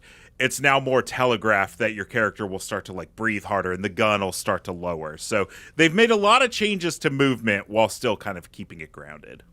It's interesting that Black Ops and Modern Warfare are really starting to diverge now in the way that just even on character movement, which is good. It makes them feel like legitimately or more like legitimately different games. Yeah. For gunplay, you mentioned no more bloom. Yeah. Before I go into that, I gotta remind people what bloom is, because it may not be a term that people are super familiar with. Bloom is essentially a hidden mechanic in video games where, let's say you have a circle, and those are the possible points that your bullet can go. The game essentially rolls a dice in the background as you're hip firing, and the bullets just kind of go anywhere within that point. I think it was really, really cool in Modern Warfare 1 days, Xbox 360 days. I think it's completely archaic now to add that sort of a random element, especially when games like Counter-Strike, people have been going back and playing Counter-Strike, and something a lot of people do right at the beginning of a Counter-Strike match is they run to a wall and they shoot to see the bullet pattern of their gun. Call of Duty is now adopting that system where there's no more bloom. Your bullets go where your gun is aiming. Okay. And that does mean they're still going to be spread because bullets, or, guns kick when they fire. And so there is still going to be spread, but it doesn't feel like it's completely just a luck of the dice if you win a close quarters combat now. You actually kind of understand where your bullets should be going. And they've worked hard on this to make sure it's like the sniper rifle is not the best shotgun in the world anymore. Yeah. Because they said when they first started, basically people were hip firing snipers, across, shooting sniper rifles from across the map and just hitting shots because it's like, well, if the sniper rifle's pointing forward and there's no bloom, it's going to just hit people. And so they've added, kind of gun sway and stuff like that. So it just, bloom is gone, but that feeling of kind of randomness could still feel there, but there's like an honest answer for it now, I guess is the best way to put it. Nice. Okay. So next you mentioned that weapons feel like they belong in the world now. What do you mean by that? Yeah, so normally when you play any shooter, to be honest with you, right, your gun is just in front of your character, and if you run up to a wall, what happens, right? It's essentially like the tip of your gun is more or less just stopping your movement, right? So now, when you run up to a wall, your gun will actually kind of be pushed more up against your body, right? I see. When you are peeking around cover, your gun... It's this like action movie thing, right? Where people naturally think that your gun should be the first thing that enters a door. And that's actually like completely not true because that's the best way to get disarmed in something like an action sequence. And so Call of Duty's kind of taking that, right? Where now if you're peeking, your gun will still be kind of hidden. It's kind of your eye is the first thing through the door. And so there's just a lot more... You'll notice it like when you're playing it. You'll see that your gun just moves it moves a lot more than it used to. Yeah. But that's realism, right? That's how guns actually work. Nobody's just holding their gun out, right? They're constantly moving it. They're constantly pushing it up against their body. And so kind of how you see in like Uncharted and the new just released 007 First Light, where when he walks through a doorway, he'll kind of like put his hand there. And it's kind of like these reactions to the environment. That's what you're seeing now with the guns in Call of Duty, is it's fully aware that you're up against a wall and it's reacting to that naturally. Nice. This next one, I guess we kind of touched on this at the top, but you say dropping last gen was clearly the right call. Yeah. So not only graphically, but they're doing a thing now where the map you're entering is not the map you're leaving. And what I mean by that is not only does it look pretty, but all maps have decorations, and now these decorations can be shot off the table and stuff like that, right? So if you see like a dish set and you go in there and you shoot it all up, that dish set's just going to stay on the ground all shot up. Yeah. Bullet holes are going to stay in the walls, and these are normally things that either A, couldn't be interacted with before, or the game would quickly despawn to save that memory for the actual gameplay. And now you're entering a map that looks pristine and you're leaving a map that looks super messed up, right? Because that's all just staying on the map. And they said that that's basically not possible with the memory limitations of PS4 and Xbox One, but the PS5, PC, and Xbox Series X and S allows for those decorations and just visual aesthetics to persist throughout a whole round without the need to despawn them for other things. Cool. That's good stuff. All right. Apex attachments, you say, are where things get a little wild. Yeah. So every gun in every Call of Duty has its own leveling up system. And as you level a gun up, you'll eventually unlock new attachments and stuff like that. In this game, you can do 5 attachments. But when you get to the end, it's like, normally it's like, okay, you got the best scope. Or usually, in the case of Call of Duty, it's you got this really cool, like, tiger glimming skin. Stuff like that, right?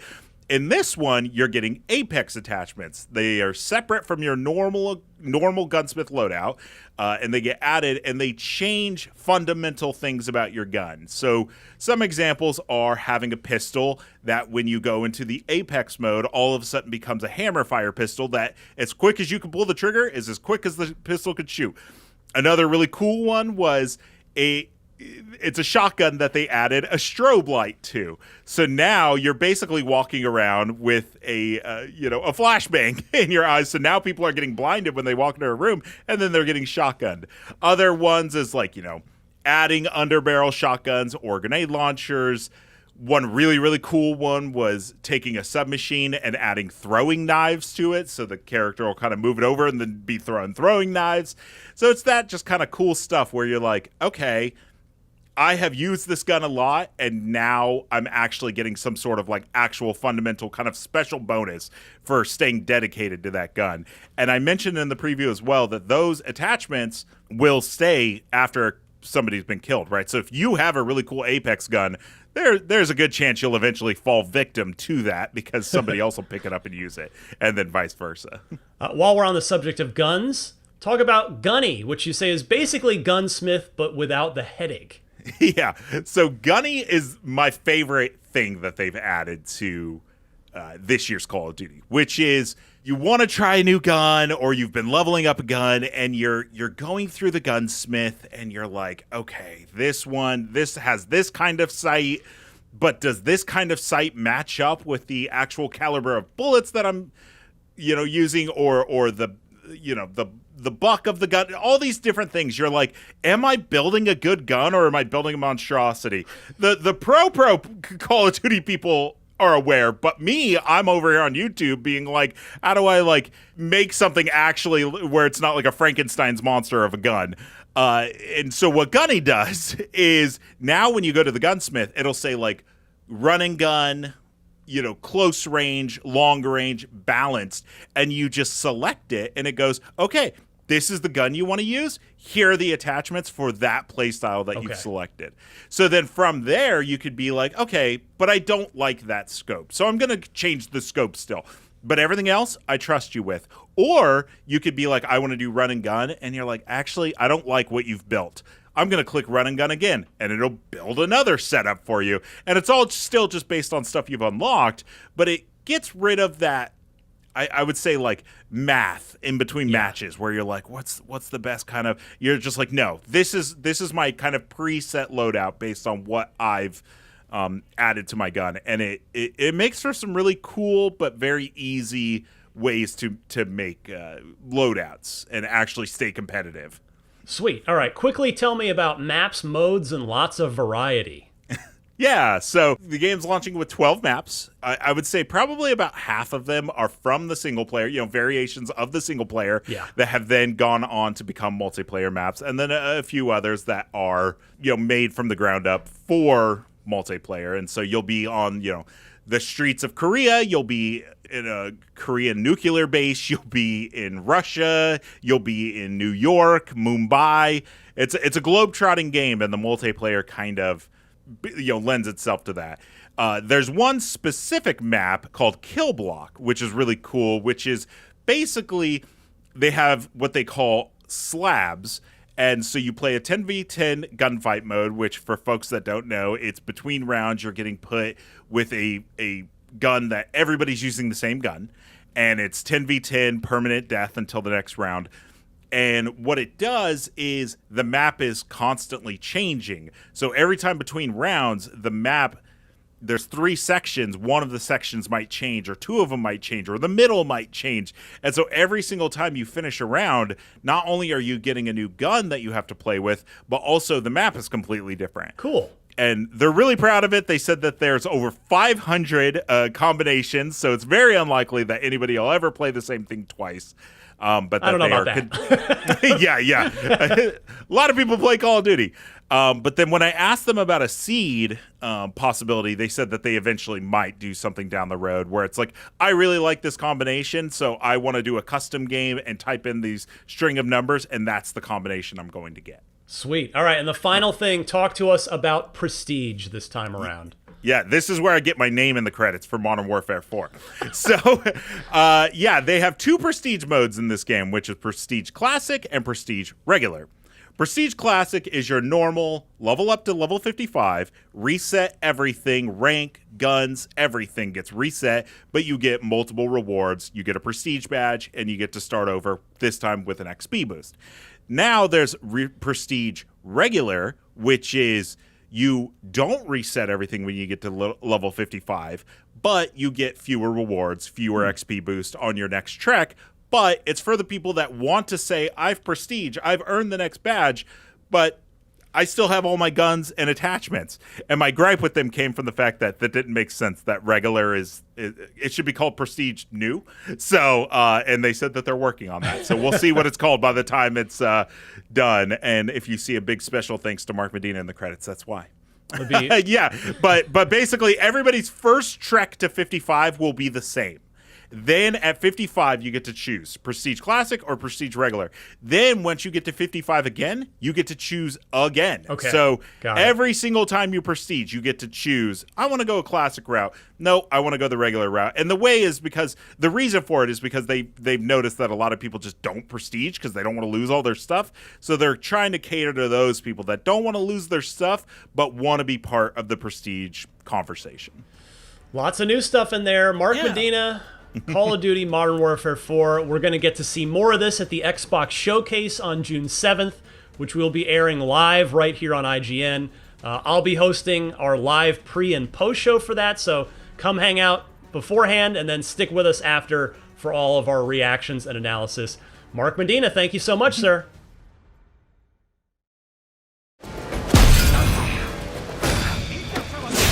13 years after Ubisoft ditched Desmond Miles to go full pirate in Assassin's Creed 4 Black Flag, this seafaring adventure is still considered by some to be the best pirate simulator of all time. So it's no wonder at all that Ubisoft has decided to dust off this bad boy and remake it in the style of last year's Assassin's Creed Shadows,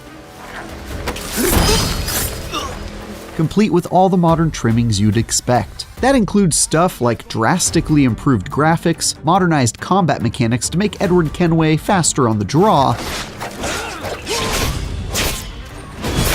and my personal favorite, a near complete removal of all the pesky loading screens that is an absolute godsend. My time with Black Flag Resynced included a few red flags to go along with the black ones though.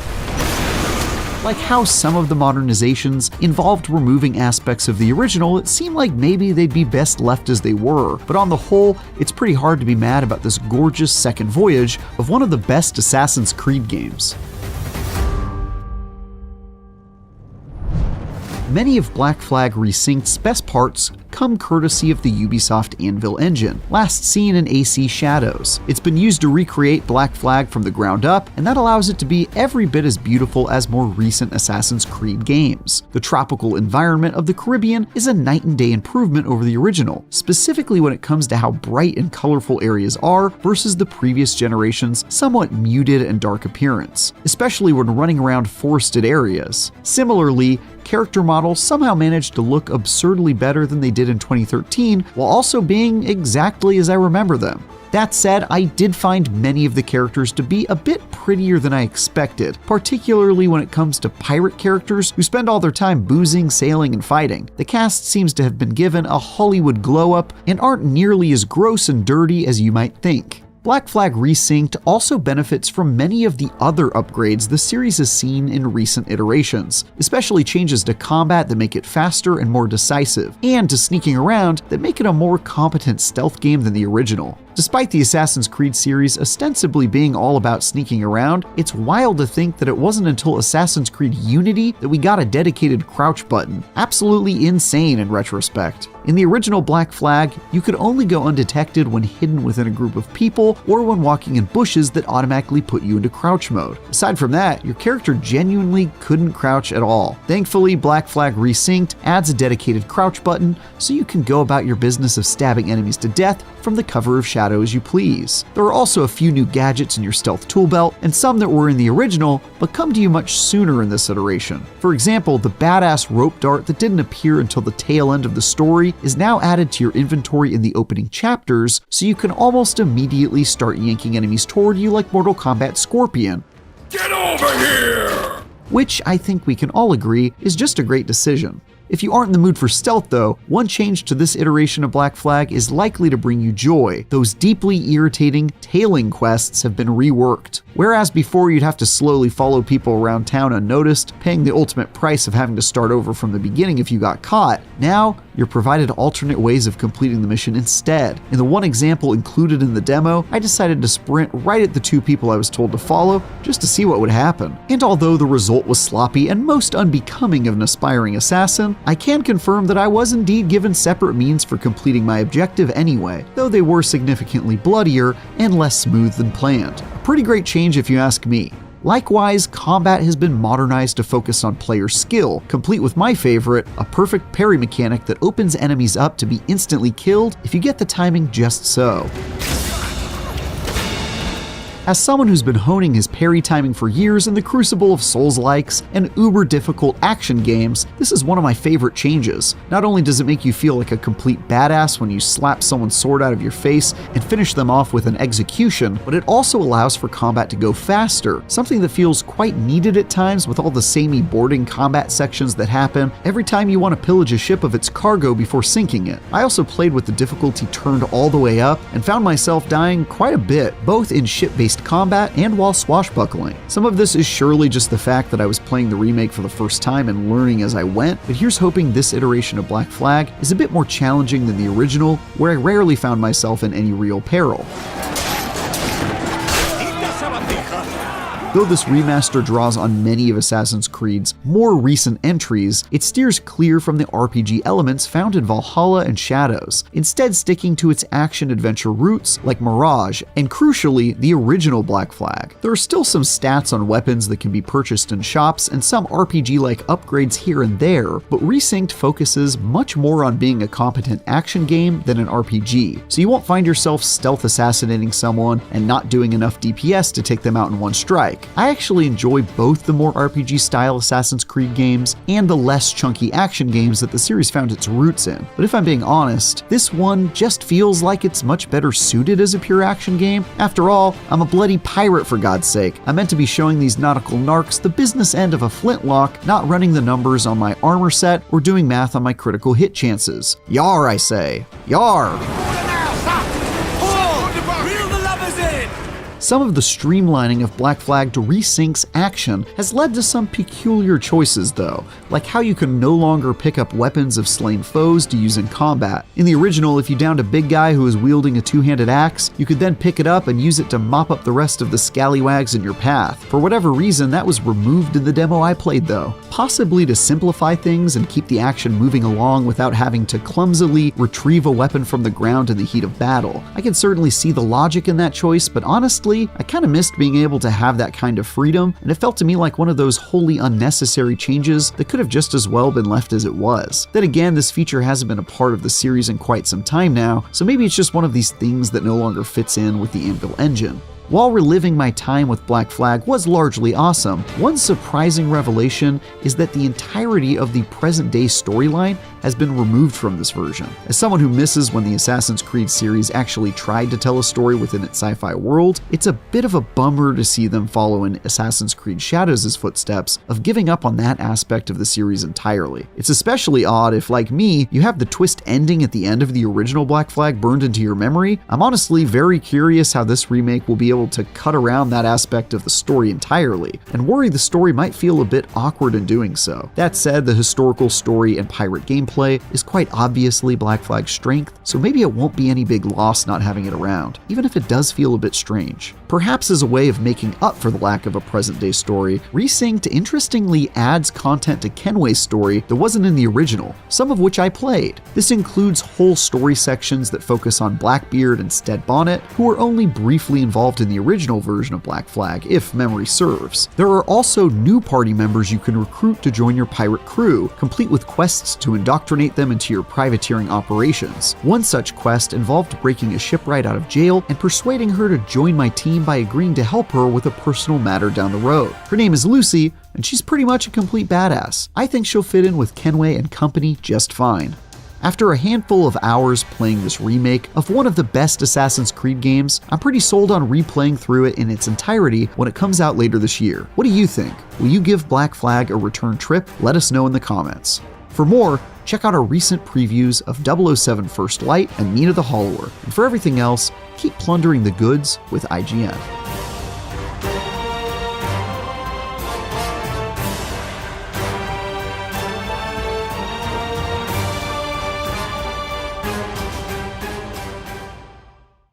Xbox is gearing up for another game showcase this summer, with a good look at brand new games, trailers, and reveals promised for Sunday, June 7th.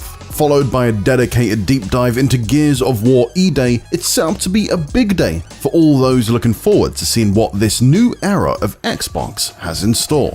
For context, last year's event saw the reveal of Call of Duty Black Ops 7, Persona 4 Revival, Grounded 2, Beast of Reincarnation, Keeper, and Super Meat Boy 3D, as well as new looks at The Outer Worlds 2, Clockwork Revolution, and Ninja Gaiden 4. But what can we expect this year?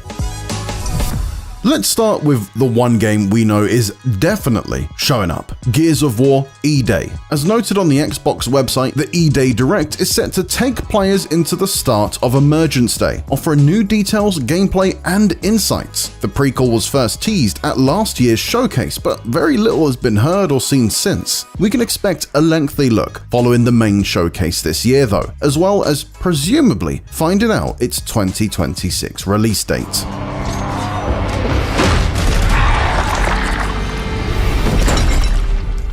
Playground Games may have just released the critically acclaimed Forza Horizon 6, but the British studio isn't done by any means. That's because its reboot of Fable, which was meant to hit in 2026, has just been delayed to February 2027, and I imagine it's almost guaranteed to make an appearance here. Another look at it in action certainly wouldn't go amiss, as we learn more about this new version of Albion. The recently rebranded Halo Studios is due to release the remake of the original Master Chief story, Halo Combat Evolved, in 2026. We can likely expect to see more of this one in action, as well as find out when exactly we can expect to play this year. The Covenant are putting up a real fight. The cartographer must be here. Maybe the game I'm most looking forward to seeing more of is In Exile Entertainment's Clockwork Revolution, which is looking like a fantastic blend of Dishonored and BioShock. This one has popped up a couple of times at recent Xbox Summer showcases, so hopefully that means we're getting closer and closer to a release date. After a good look at gameplay in 2025, we'd love to know when it's going to launch at this year's show. And what next for Rare? It had been working for many years on Everwild before it was cancelled last summer, leaving the legendary studio at a mysterious proposition. Ongoing development will presumably continue on Sea of Thieves, but surely a new game is also in the works somewhere. The Killer Instinct, Viva Pinata, and Banjo-Kazooie creators have as long a history as anyone at Microsoft when it comes to developing new series. But could we see it return to one of these? Another of its creations, Perfect Dark, seems even less likely though, following the shutdown of the initiative and cancellation of the reboot last year. First revealed back in 2020, State of Decay 3 re-emerged in 2024, but has been quieter than the dead since. Undead Labs has been working on this one for a while, and we might see it again on June 7th after skipping last summer's showcase. Obsidian, meanwhile, has been far from quiet, and it had a very busy 2025, launching Avowed, The Outer Worlds 2, and Grounded 2's early access. So it's been safe to say that we aren't necessarily expecting to see much from the RPG studio here. If it did want to spring a surprise Fallout New Vegas remake onto us though, then we'll happily take it. Both Compulsion Games and Ninja Theory have released games in the past couple of years, so it may be a bit too soon to see what they're working on next, but we certainly won't rule it out, especially the latter, who is reportedly working on a third Hellblade that is quote-unquote more of a game. Infinity Ward revealed Call of Duty Modern Warfare 4 last week, which will continue Captain Price and team's story as they head to Korea this time around. It's safe to say we'll get a peek at it in action at the showcase, with the new DMZ mode promised to be shown off. Call of Duty is where most of Activision's resources find themselves going these days, but maybe a surprise second project will be sprung upon us. Though a long shot, a revival of one of the publisher's dormant series, such as a new Tony Hawk, Guitar Hero, or Spyro, would certainly make people my age and older smile. Blizzard can be expected to show off continued support for its live service games, such as Overwatch celebrating its 10th anniversary, Diablo 4 following up on its just-released Lord of Hatred expansion, and World of Warcraft evolves further beyond its Midnight expansion, which arrived in March. While that's all in the recent past, there are a couple of future possibilities, although not expected this year. One of those is a look at WoW's upcoming The Last Titan expansion, which will serve as the finale to the World Soul Saga trilogy. Another is a look at Overwatch Rush, the mobile version of the hero shooter, although we admit this may not well show up at an Xbox showcase.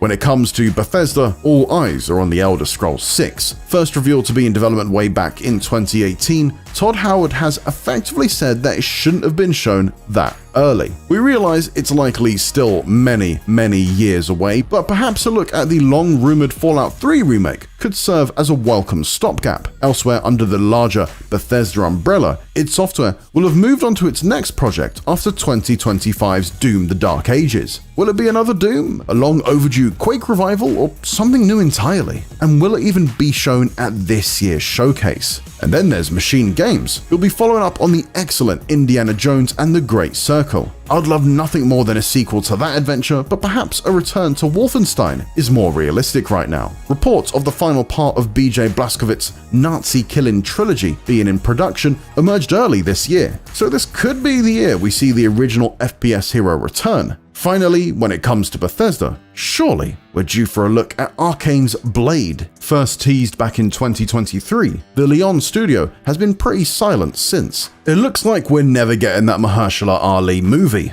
so please at least give us this. In regards to what other games we could see, well, that's much more of a guessing game. Based on what's been showcased at previous Xbox shows though, we can at least take educated shots in the dark. I'd personally love to see Persona 4 Revival in action, as well as finding out when I can get my hands on the remake of Atlus's classic JRPG. Staying in Japan, Game Freak's first game outside of the Pokemon universe, Beast of Reincarnation, was featured heavily during January's Developer Direct, so it could well be there too. Action-adventure spin-off Resonance: A Plague Tale could well be in line to make a reappearance, as well as ex-Witcher 3 dev studio Rebel Wolves' vampire RPG, The Blood of Dawnwalker. Hello and welcome to IGN Live Day 2. In case you're new here, it's a big in-person event celebrating the best in games, movies, shows, and more. Later today, we'll be joined by some very special guests, getting a closer look at everything from the Xbox Game Showcase, and you can join me for a special live edition of Game Scoop.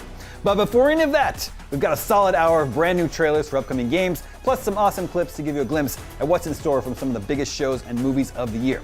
Now, if you thought I was full of hot air, that's nothing compared to our first game, and this trailer might literally blow you away. Here's a look at Leaf Blower Company. It's about leaf blowers.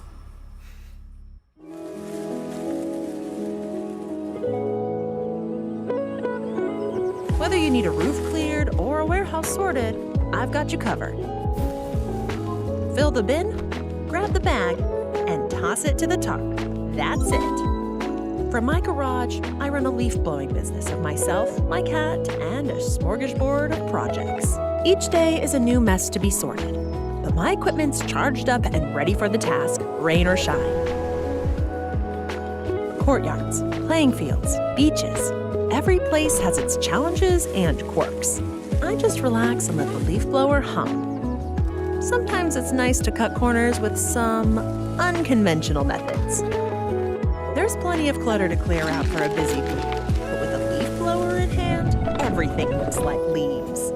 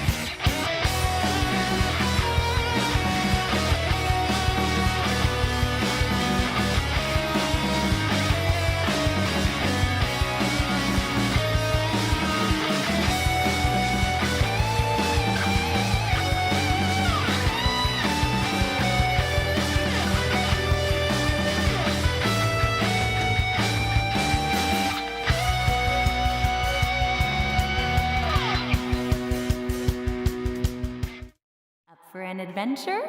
Gross. Ah, my way. Stop. I guess I better get going then. Lost in a dream, side of the road. Pick me up, yeah, where we gonna go? 'Cause I just want you. This is where, yes, I think I remember. Maybe we come back here one last time when we're old and feeble. Yeah, maybe. Hey, is this yours? Kinda. Now, does this dog belong to you or not? Forget it. All this was a mistake. A huge mistake. When I flip through your journal, it feels like someone really wanted you to see this through, to keep going.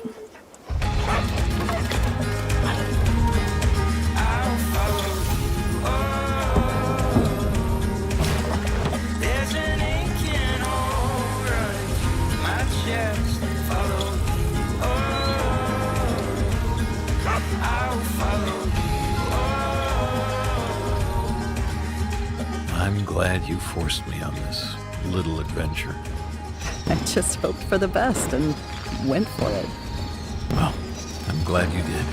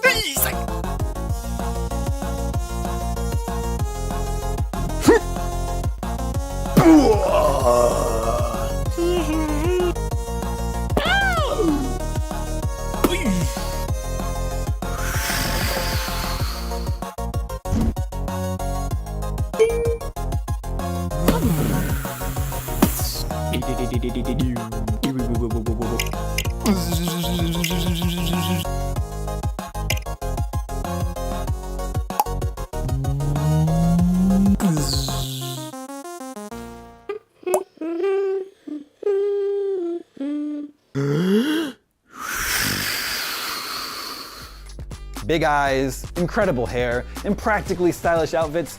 Now, am I describing my cat or anime characters? Well, up next we've got a few trailers that look the part, even if they're not technically Japanese animation. But this first one definitely is. Here's a look at the upcoming movie, Bleach, 1,000-Year Blood War, The Calamity. あんたは俺が切る。黒崎くんの心はきっと。そんだなイチゴ。それは世界を切ると同義だぞ。力のすべてを吐き出し尽くして死ね。イチゴ。光栄だけど買いかぶりっすよ。ねえ、夜市さん。嘘だろ。ごちゃごちゃうるせえな。一発で頭割れってこったろ。厄介なのが来たな。我を出し抜けるなどと思うな。裏切り者の初段も私の役目だ。やってみろ。お前の剣が届くなら。絶望してくれるなイチゴ。絶望がなんだって。よく知ってるぜ。今まで何度も乗り越えてきたんだからな。バッカイ。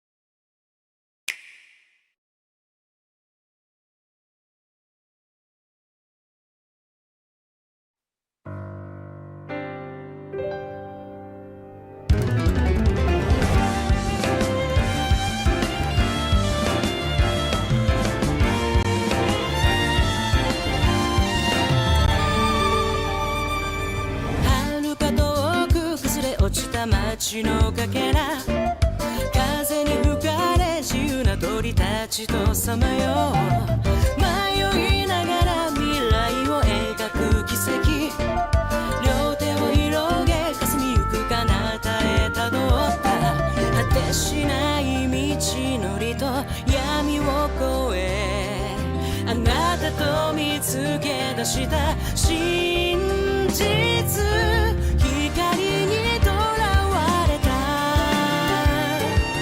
命を捕まえて夜の星に願う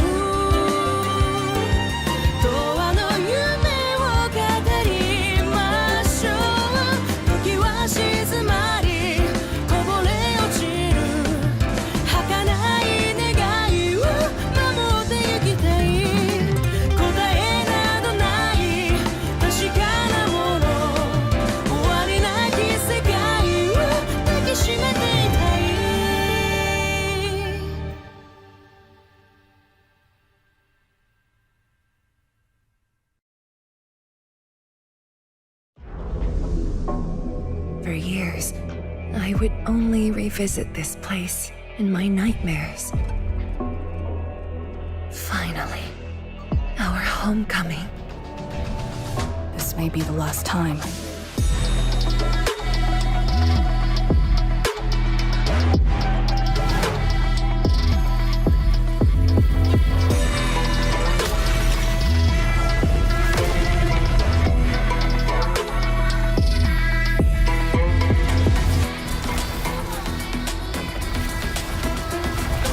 And it shall see how it all ends.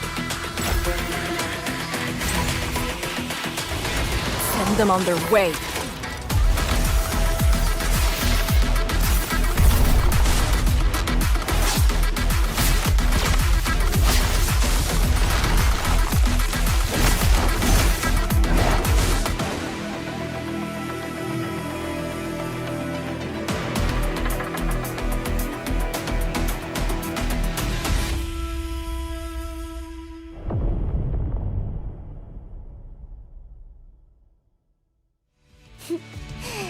You better make sure you capture me at my absolute cutest.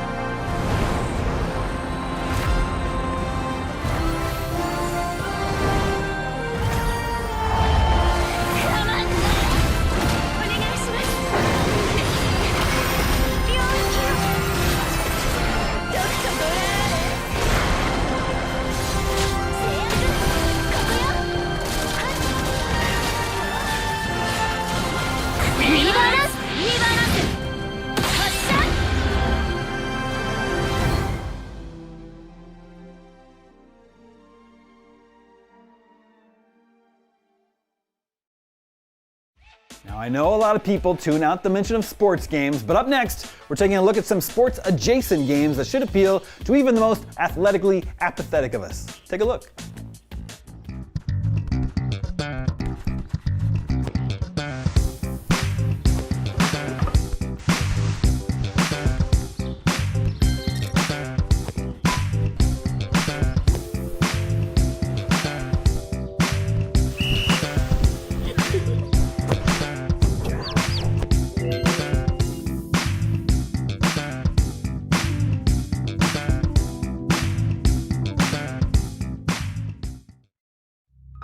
In a tiny pocket universe, tucked away at the edge of our own, there is a hotel for lost balls of all kinds. Little balls, big balls, any balls really. But worst of all, golf balls. In this miniature golfing adventure, you don't hit the ball. You are the ball! Explore a tiny handcrafted world from tee to flag. Discover who you are, where you are, why you are. Or just play bloody golf!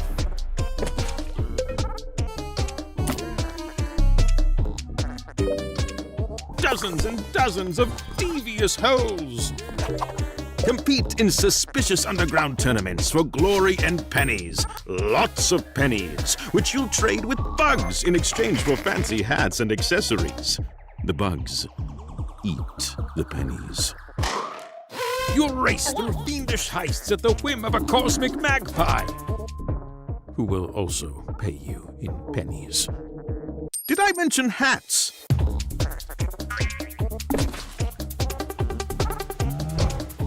And that is Ball Game, a physics-bending journey that will test your skills and tickle your fancy. Wishlist and try the demo on Steam now.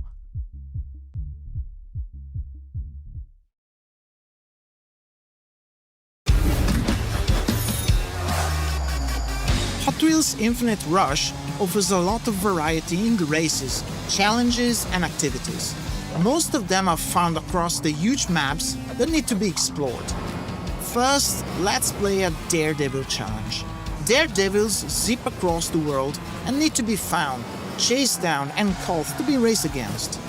As soon as you do that, a 1-to-1 race starts, and if you win it, you obtain the car.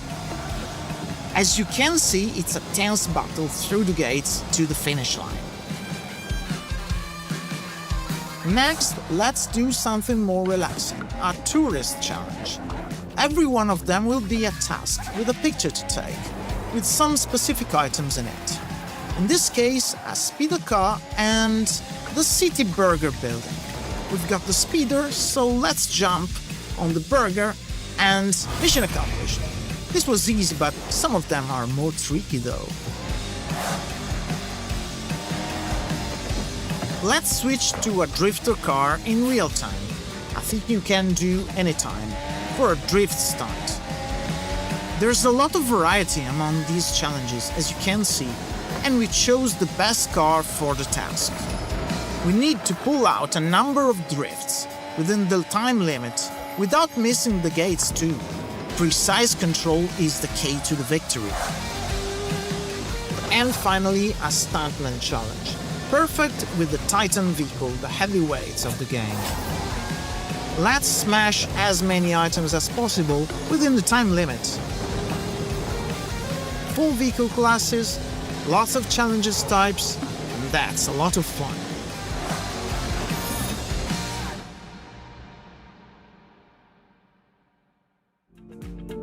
This next batch of games all have elegant, almost poetic sounding titles, so I figured the best way to introduce them was with a haiku. Here goes. A sea of ashen, tulips, where birds go to sleep, and Soul Walker. Look!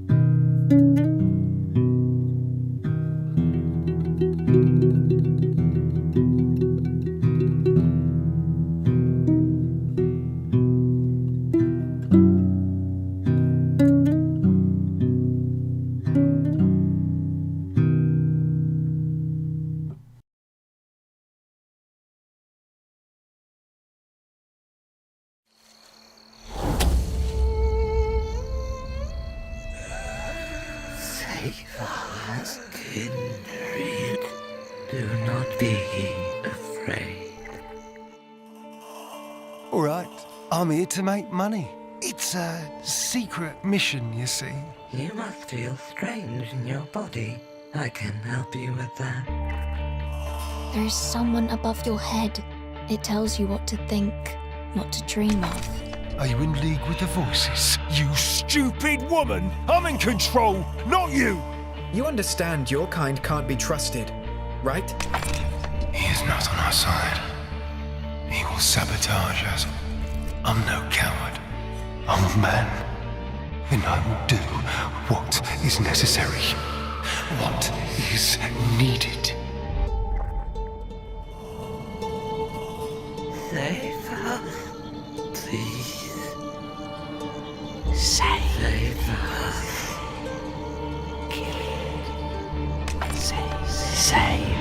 Say it. I don't think so.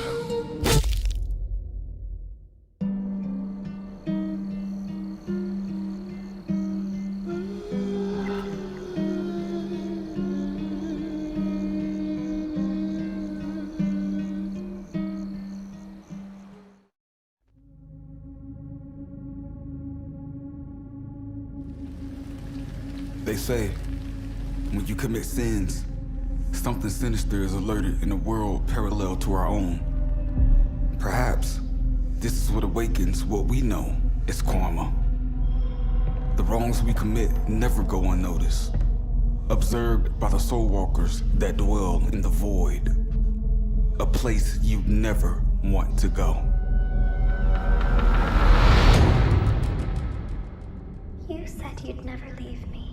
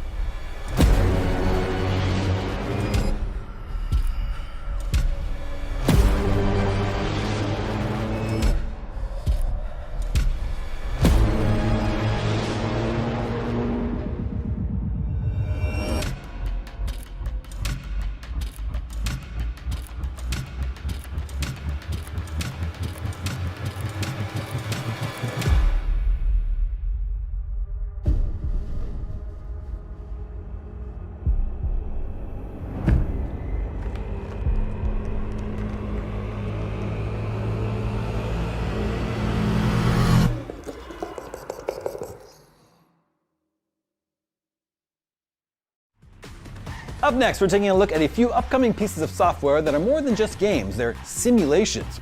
So here are some upcoming sims that realistically capture the experience of operating heavy machinery, renovating old buildings, guarding a medieval city's gates, or filling a big pit with cartoon dogs. Actually, we might have let one non-simulation get in there by accident. See if you can figure out which one it is.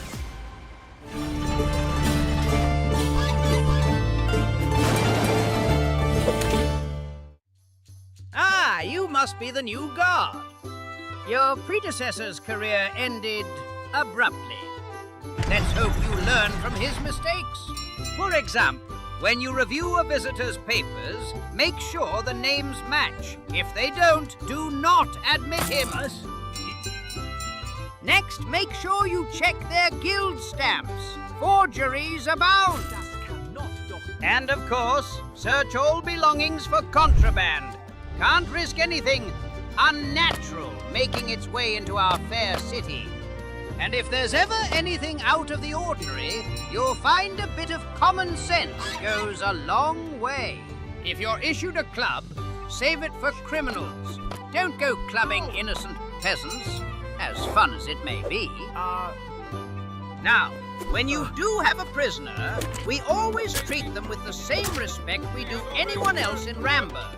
And don't forget anyone in the cells. Trust me on that one. God forbid, if plague or pestilence should come to these fair lands, you'll need to examine visitors for signs of disease. Do your job and the city will thrive. We're all counting on you. I have only one final question. Are you an idiot?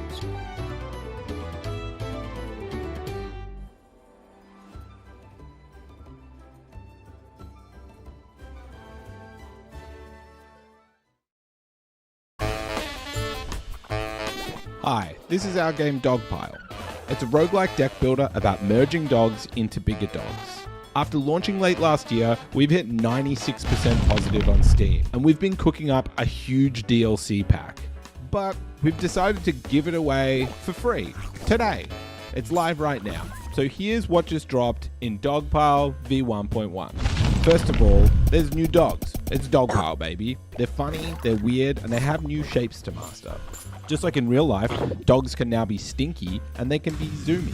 We've added over 50 new gameplay modifying tags, expanding what's possible in Dogpile, and giving a bit of love to archetypes that needed it. And generally, just heaps of new gameplay. I'm talking new decks, new endless system, and a bunch of stuff to discover yourself. And that's not all. With the V1.1 comes localization into 7 new languages. And in a few weeks, we'll be launching on iOS, Android, and Nintendo Switch 1 and 2. So you can play Dogpile anywhere, anyhow. It's time to pile those dogs. Thanks for listening. We hope you like our game. And give your dog a treat. We'll know if you don't.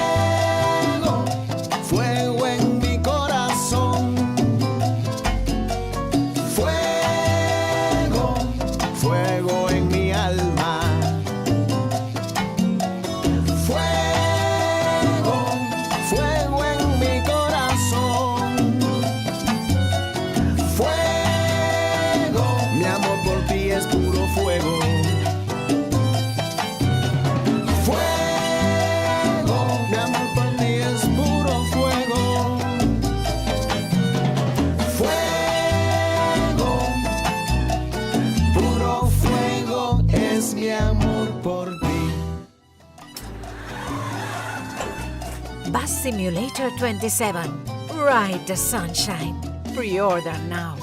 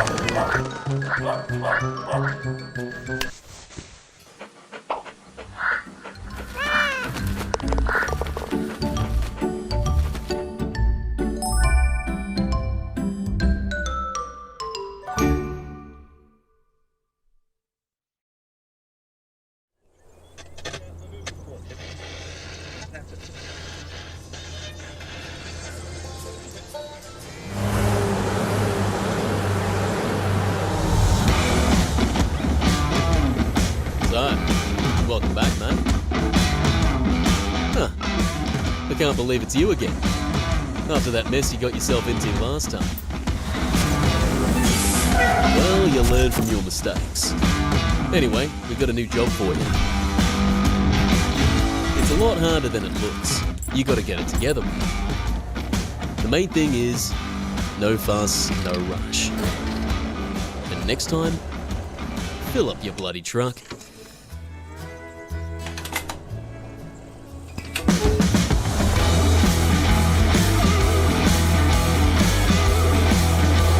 You know, it's beautiful out there. But things can get rough real quick. The road couldn't care less who you were before, rookie. Just keep her steady and keep moving. Once you make a few bucks, she'll be right, and that shit'll sort itself out.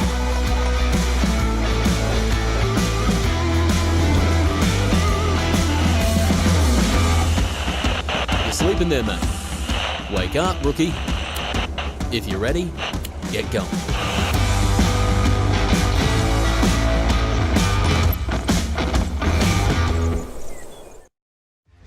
Most of the time, playing video games with your friends brings you closer together. Other times, it can tear friendships apart, turning your once trustworthy pals into your worst enemies, either because they're beating you at a competitive game or they really suck at co-op. Either way, if you'd like to put your friends and your relationships with them to the test, here are some new multiplayer games to keep an eye on. Oh my god, the walls are closing in! There's too many bones! He looks really hungry. We should get him some food.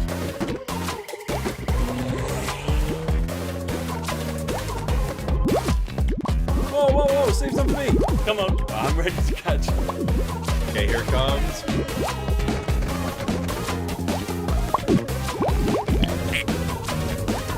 Let's go!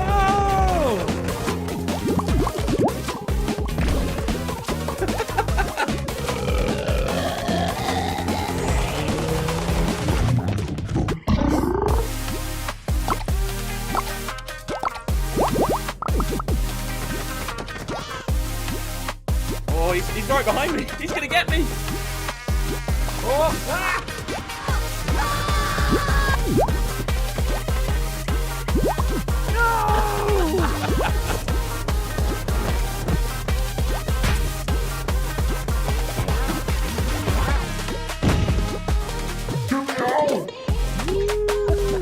Oh yeah, look at this!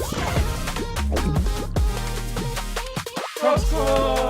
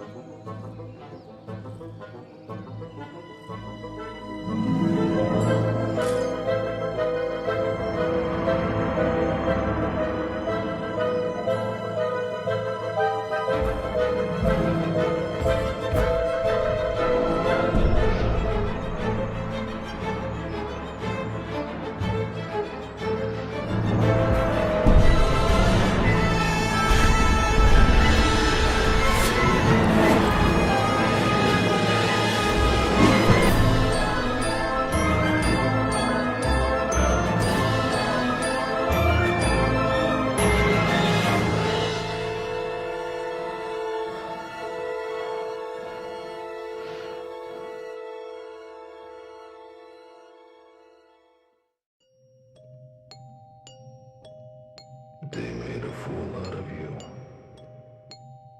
Again.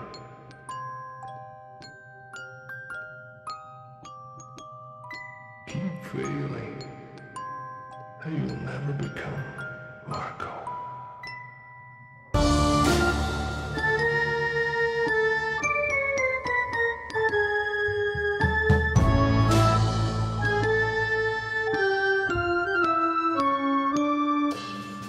I'll give you this. There were some moments of greatness. Who's hungry?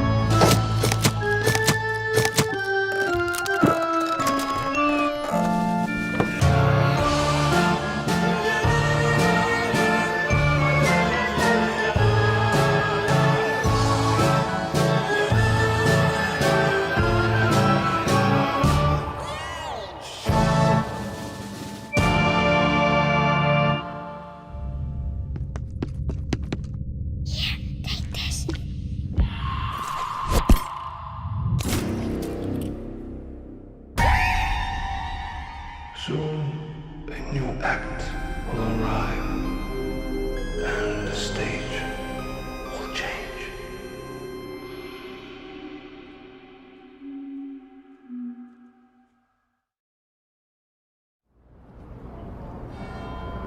London's never been a normal place, but they never used to call it magic. Same city, same problems, rent's too high, trains are late, everyone acting like they're fine. Only difference now is, sometimes your neighbors got hordes. Folklore showed up before I was born.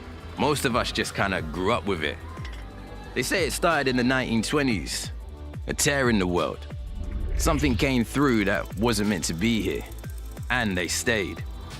They changed the city, no point pretending they didn't. But London changed them right back. The way they walk and talk, proper Londoners now. Funny thing is, they don't look like heroes. And yet every time one of them rifts opens, they step forward. Not because they're fearless, because London's their home too. I won't lie, it's scary watching people you know walk into something you just can't follow. I don't know how this ends. I just know that they keep showing up. This is the world we're building for our co-op combat game, Cast Odds. We're a small team, building the fun as we go. Early on, we were experimenting, throwing spells together, breaking the game, rebuilding it, trying to find what actually felt fun. A co-op action sandbox where run and gun flow, tag team casting, and tactical synergy spikes are the core toys. Since then, we've been refining the chaos, making it readable, deeper, and something players and their friends can truly experiment with. It's been shaped by how people play, react, and surprise us every step of the way. If you want to be part of this journey, wish us Cast Odds and join our Discord. Life comes at you fast, so sometimes it's nice to relax with a video game that lets you take your time. Up next, here are a few games that'll let you take a minute to plan your next move.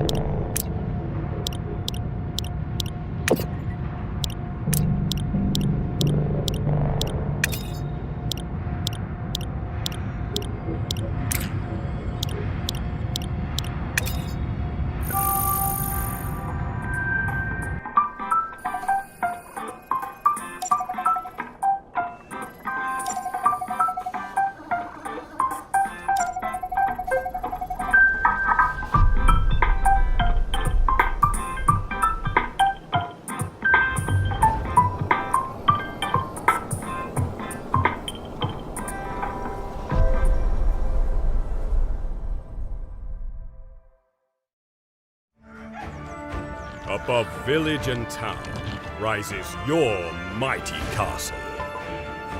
Your people look to you for guidance and protection. Build castles, towns, and watchtowers to protect the land. Rule with foresight and stratagem. Assemble carpenters, blacksmiths, and merchants.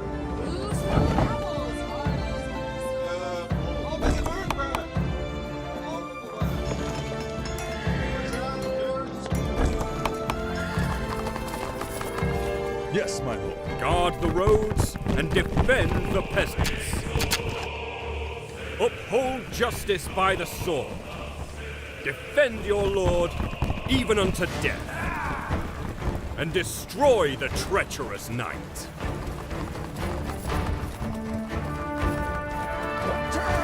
When your castle and town is under siege, fire! Let hope fortify your courage. Rise a knight. Rise a knight, and wish list now on Steam.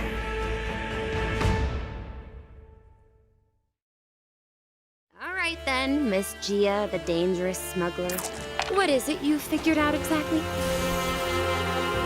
New York City, 1939.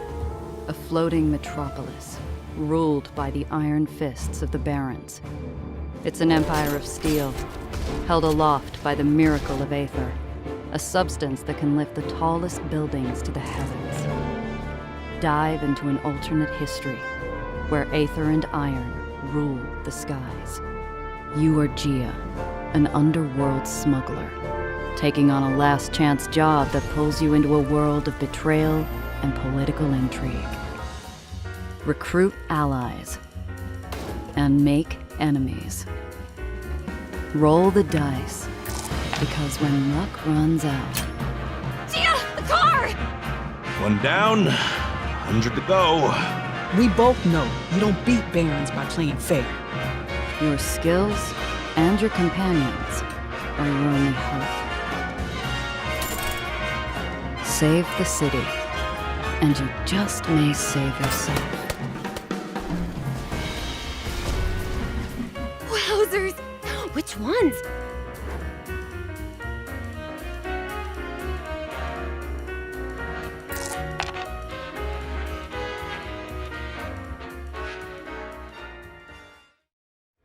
In the Imperium, truth is subjective, but duty is paramount. As an Inquisitor, you are judge, executioner, and instrument of the God Emperor's will. Your authority is absolute. A city drowns in prayer and fear. People are vanishing. Something is pulling the strings from the dark, and whispers spread through sanctuaries and slums alike. You'll search crime scenes, follow leads, interrogate witnesses, and collect evidence. Every detail you uncover goes into your investigation journal, where you connect clues, test theories, and build your case piece by piece. You can take the fast route, accusing the first culprit who fits, closing the file and letting fear do the rest. Or you can keep pulling on the thread and feel the icy hand of dread grow ever colder at your spine. You will not hunt alone. Your retinue is a weapon. Companions who bring their own skills, perspectives, and lines they won't want you to cross. But what matters is your duty and the outcome. The strict certainty of a Puritan or the pragmatic edge of a radical. Both are valid. Both come with consequences. In your investigations, combat becomes yet another way of asserting control. When words fail, judgment becomes tactical. The system is built to keep fights sharper and more responsive. Cover is streamlined, and it can be destroyed. You can also aim at specific body parts to disable enemies before finishing them. Concentration lets you deny opponents their most dangerous attacks, while morale can break a force even before the last shot is fired. And once a battle is clearly decided, you can end it on your terms. It's up to you to choose how you want to deal with the suspect. In this war, no one's hands are clean. Anyone can be guilty, because innocence proves nothing.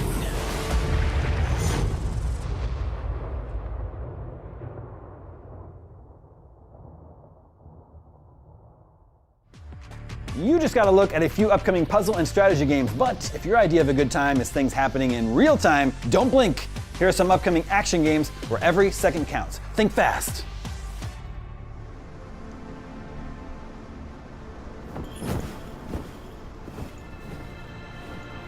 Oh, Wabi, you've been through so much.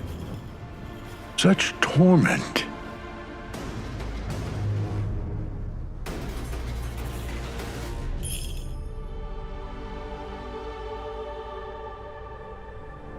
I know you want to avoid the violence. But peace will not bring your siblings back.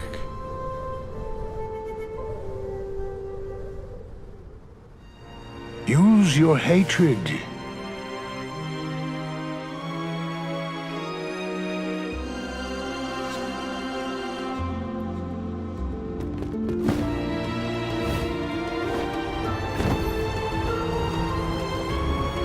To save your family, you must destroy them.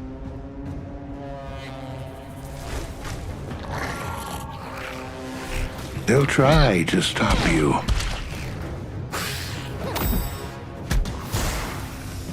And they might. But you'll rise again, stronger than ever before. Remember long-forgotten skills.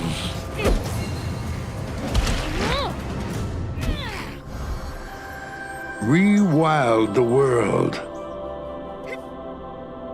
Gather allies. And use them wisely. Embrace your power and take back all that has been lost.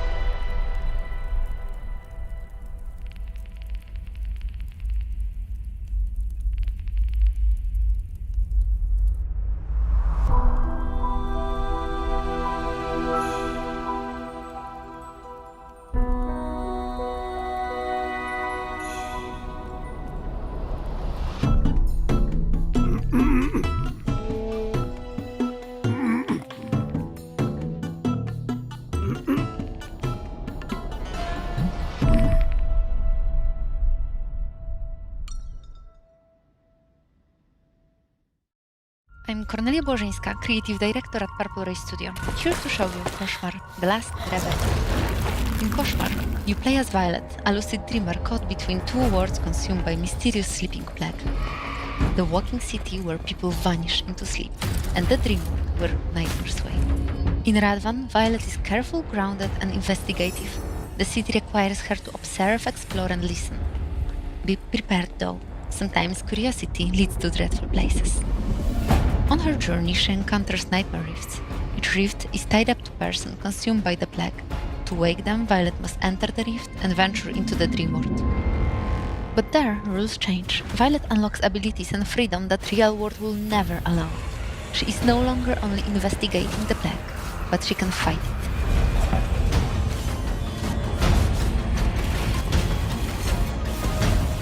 The deeper Violet travels between dreams and reality, the greater cost becomes. The cost is not abstract, it's real. Her actions and choices are transforming what she is, a nightmare that nightmares fear, or lost in the comfort of delusions. While you're still awake, which is Koszmar, The Last Reverie on Steam.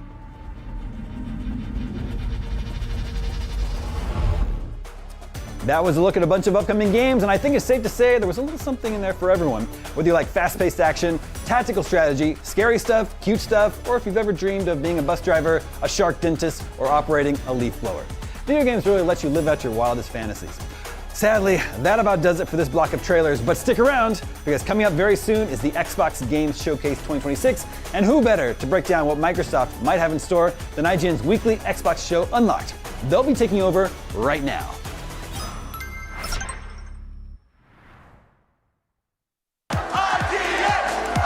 Welcome to IGN Live, a celebration of all things gaming and entertainment.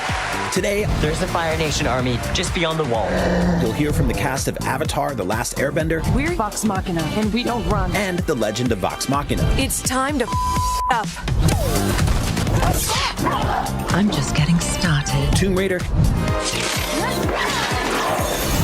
Magic the Gathering, plus live episodes of IGN's Game Scoop and Unlocked. Are you guys ready? But first, we're kicking things off with the Xbox Game Showcase, which is bound to be jam-packed with trailers, gameplay, and maybe even a new glimpse at their next-generation Xbox console, Project Helix. Get ready because IGN Live starts right now.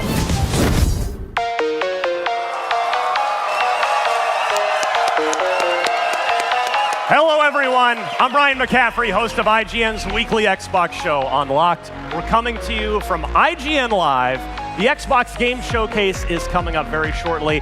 To help me break down what we expect to see, I am joined by my regular co-hosts, Michael Hyam, Miranda Sanchez, and since it's IGN's 30th anniversary, we thought we'd invite our old friend, Destin Legary, back on Unlocked with us Hi, today. everybody. Good to be back. Bam! Yes, I needed that. I needed that today. Thank you, sir. Thank you, sir. Well, we're less than 30 minutes away from the Xbox Showcase this year, which we already know is immediately followed by the Gears of War E-Day Direct, which I know Miranda can't even contain herself. You've waited 7 years for this, Miranda, since Gears 5. I've been deprived. Yeah. Like, please. Oh. So I want to start with what we expect to see, and then we'll move later into what we hope to see. We'll get a little more aspirational.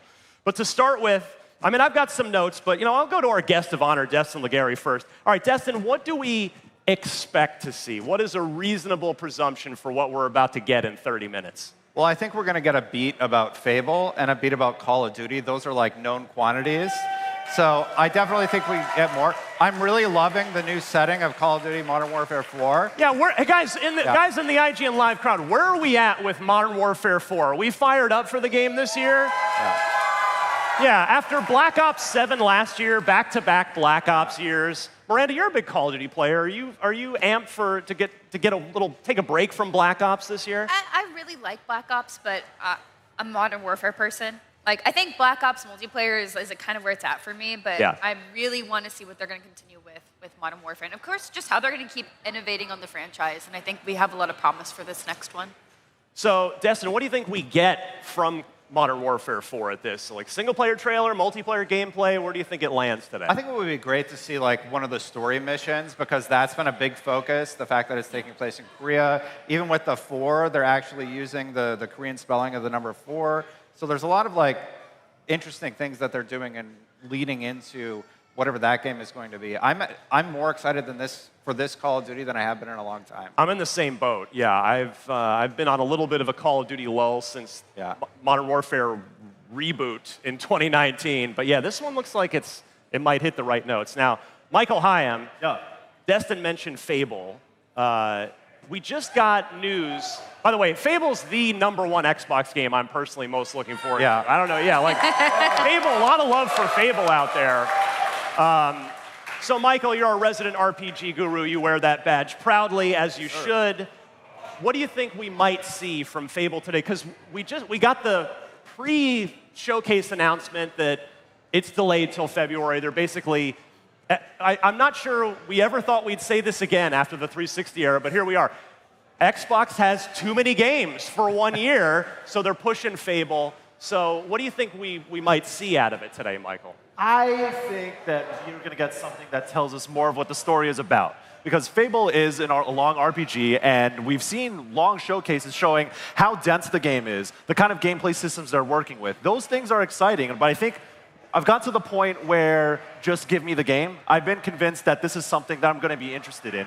But I think knowing Fable's history about your role in that world and how you can be whatever you want, you can do whatever you want, the choices you make are going to affect the world itself and how the story plays out. But I want to know, at its core, what is this story about? And I really think that can hit with a hype trailer that is story-focused and hitting us with a definitive release date.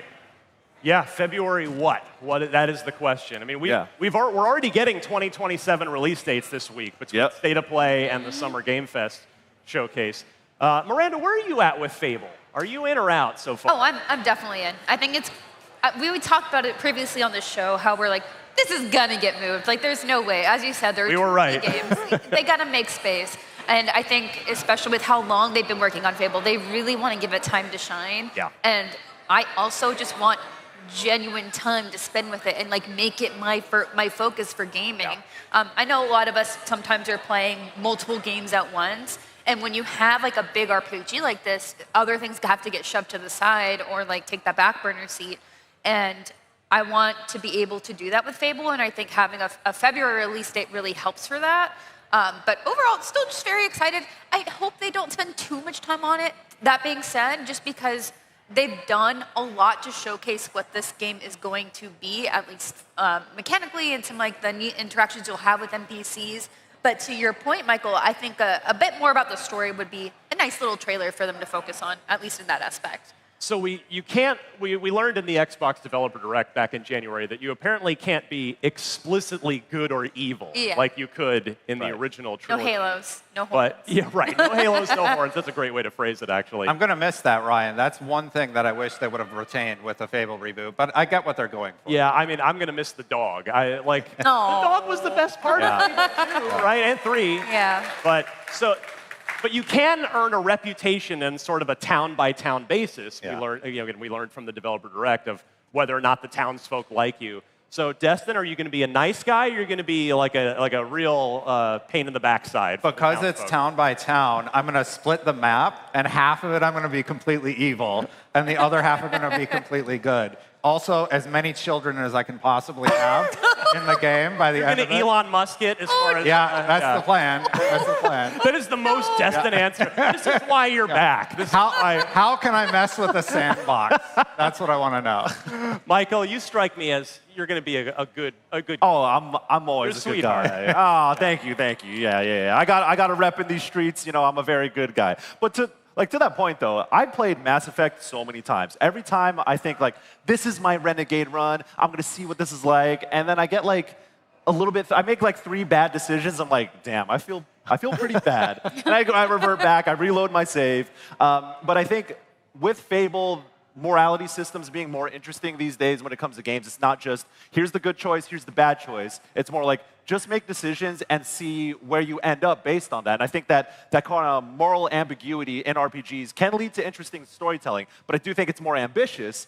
And Fable has that reputation, so I would trust Playground Games to really account for that and do something that would push RPGs forward. This is an opportunity for Xbox to put out a game that they don't necessarily put out very often. You know, we often think of Xbox being action games. You know, we have the Gears, we have the Halo games, Cars, we have Forza, we used to have Motorsport, now we got Horizon. So they have those bases covered, but can they deliver a true in-depth RPG? They have Obsidian, and they've done that with Avowed and the Outer Worlds series, but if you could have another studio like Playground kind of take up the mantle of like what modern RPGs could be, that will be a big deal. Now you have to do a Mass Effect Renegade run. Okay. The decisions get so awful by the end of the trilogy. That's not my Shepard I know. Yeah. Destin's like, you've played Mass Effect how many times? Hold my beer. All right, we've got a bunch of other games I want to talk about here.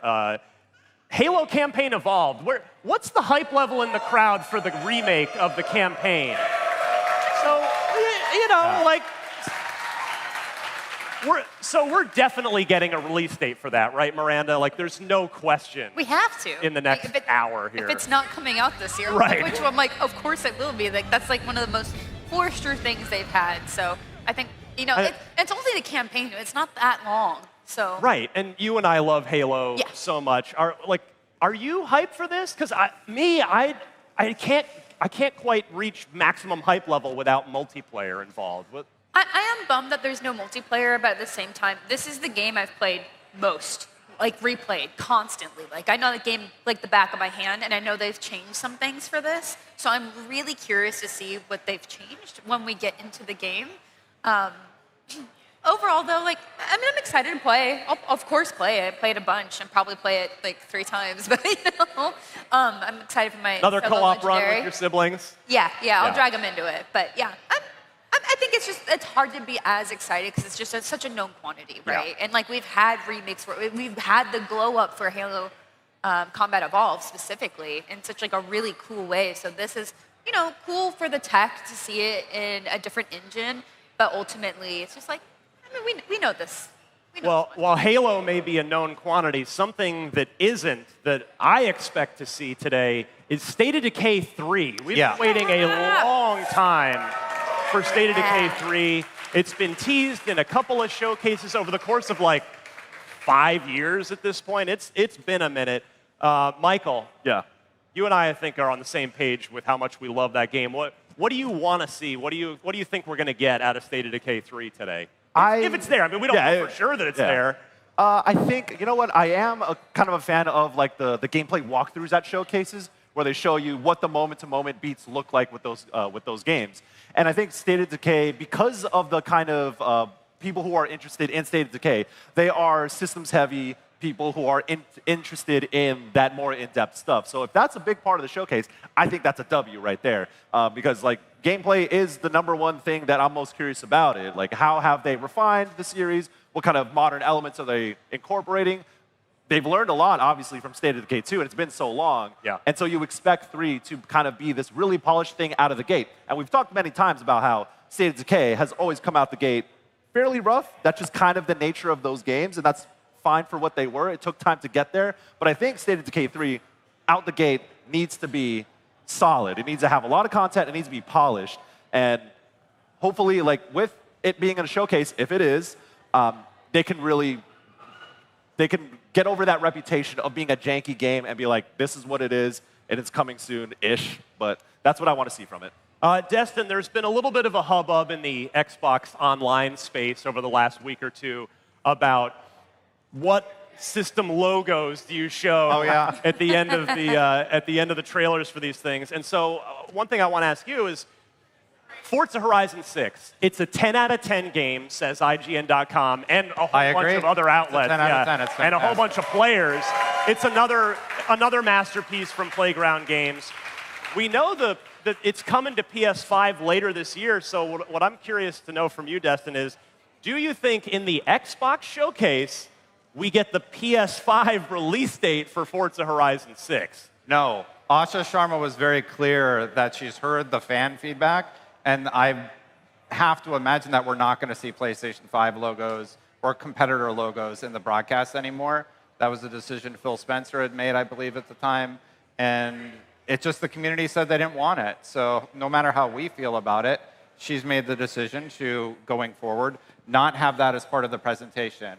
And core is one of her main tenets in her new strategy in terms of the business. So no, I don't think we got a release date for Forza Horizon 6 on PlayStation 5. And I would be surprised if they didn't do a file export without logos for this presentation. Yeah, I'm with you. All right, we need to take a quick break, but stick around. IGN Live will be right back.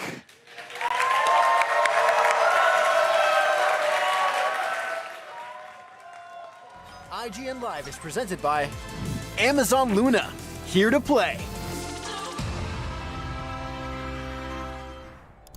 IGN Store has everything you need to level up your life. Red 6 standing by. Refresh your wardrobe with official gear you won't find anywhere else. From Fallout, Expedition 33, Romeo's a Dead Man, and more. Treat yourself to the coolest collectibles like an adorable SKA plush, your very own Assassin's Creed Hidden Blade, and a fully functional Pip-Boy 3000. Or kick back and relax to your favorite video game soundtracks on vinyl. Whatever you need, IGN Store has you covered. Head to store.ign.com and start shopping today. Can't find that final collectible you're missing? IGN strategy guides and interactive maps are here to help. One step at a time. IGN guides are trusted by millions, easy to use, and best of all, free.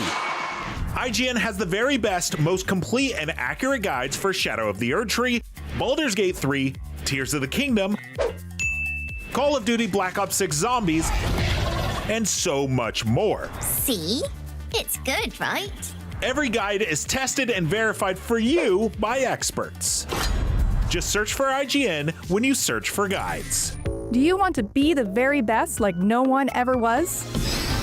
Streamline your journey to becoming a master trainer with Planet Pokemon. Choose your Pokemon, filtering by type, stats, or game availability. Then use the full team builder to assemble an unbeatable lineup. Plan out the optimal set of moves, items, and abilities. Play to your strengths by analyzing your team's resistances and offensive coverage. Or really maximize your Poke potential by digging into the stats by adjusting EVs and IVs. And save multiple team builds for different strategies in different games. Plan your dream team today at planetpokemon.com.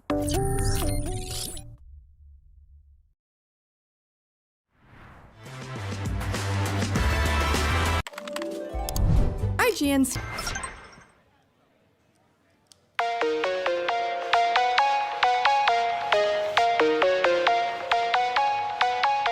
And we are back. Just a friendly reminder to stick around after the Xbox Game Showcase, because we'll be right back right here for our live post-show, plus tons more great interviews and gameplay demos coming out of IGN Live. All right, time now for what we hope to see. We talked in the first block about what we think, what we expect to see, but now let's do a little wish casting. Let's have a little fun. Michael Hyam, what do you hope to see in the Xbox Showcase in another 13 minutes and 34 seconds? I was here 1 year ago getting hyped for Persona 4 Revival. I was a little disappointed by what they showed because they didn't show enough gameplay, they didn't give enough details, but this is the year in which they can follow up on that from last year. You know, I'm a big Persona guy, and I have a rep in these streets for being into RPGs on that level, but I'm interested in story changes, how they're doing gameplay this time around. It's gonna come soon, hopefully. It's a remake of a game that has been done many times at this point, so I need to be convinced that this is a game worth remaking. I think Persona 4 Golden, for what that game is, that is a pristine version of that game. Yeah. Why would you want to remake it? That's what they should do at the Xbox Showcase. I don't know if Atlas has much to show at all, or if they're saving it for another time or anything like that, but the fact that they have like this relationship with Xbox is very interesting as a Japanese dev that has traditionally been on PlayStation. That's true. You know, and I've always liked Xbox championing Japanese games, whether it's Sega stuff, or if it's Atlas, or if it's Square Enix and things like Gaiden? that.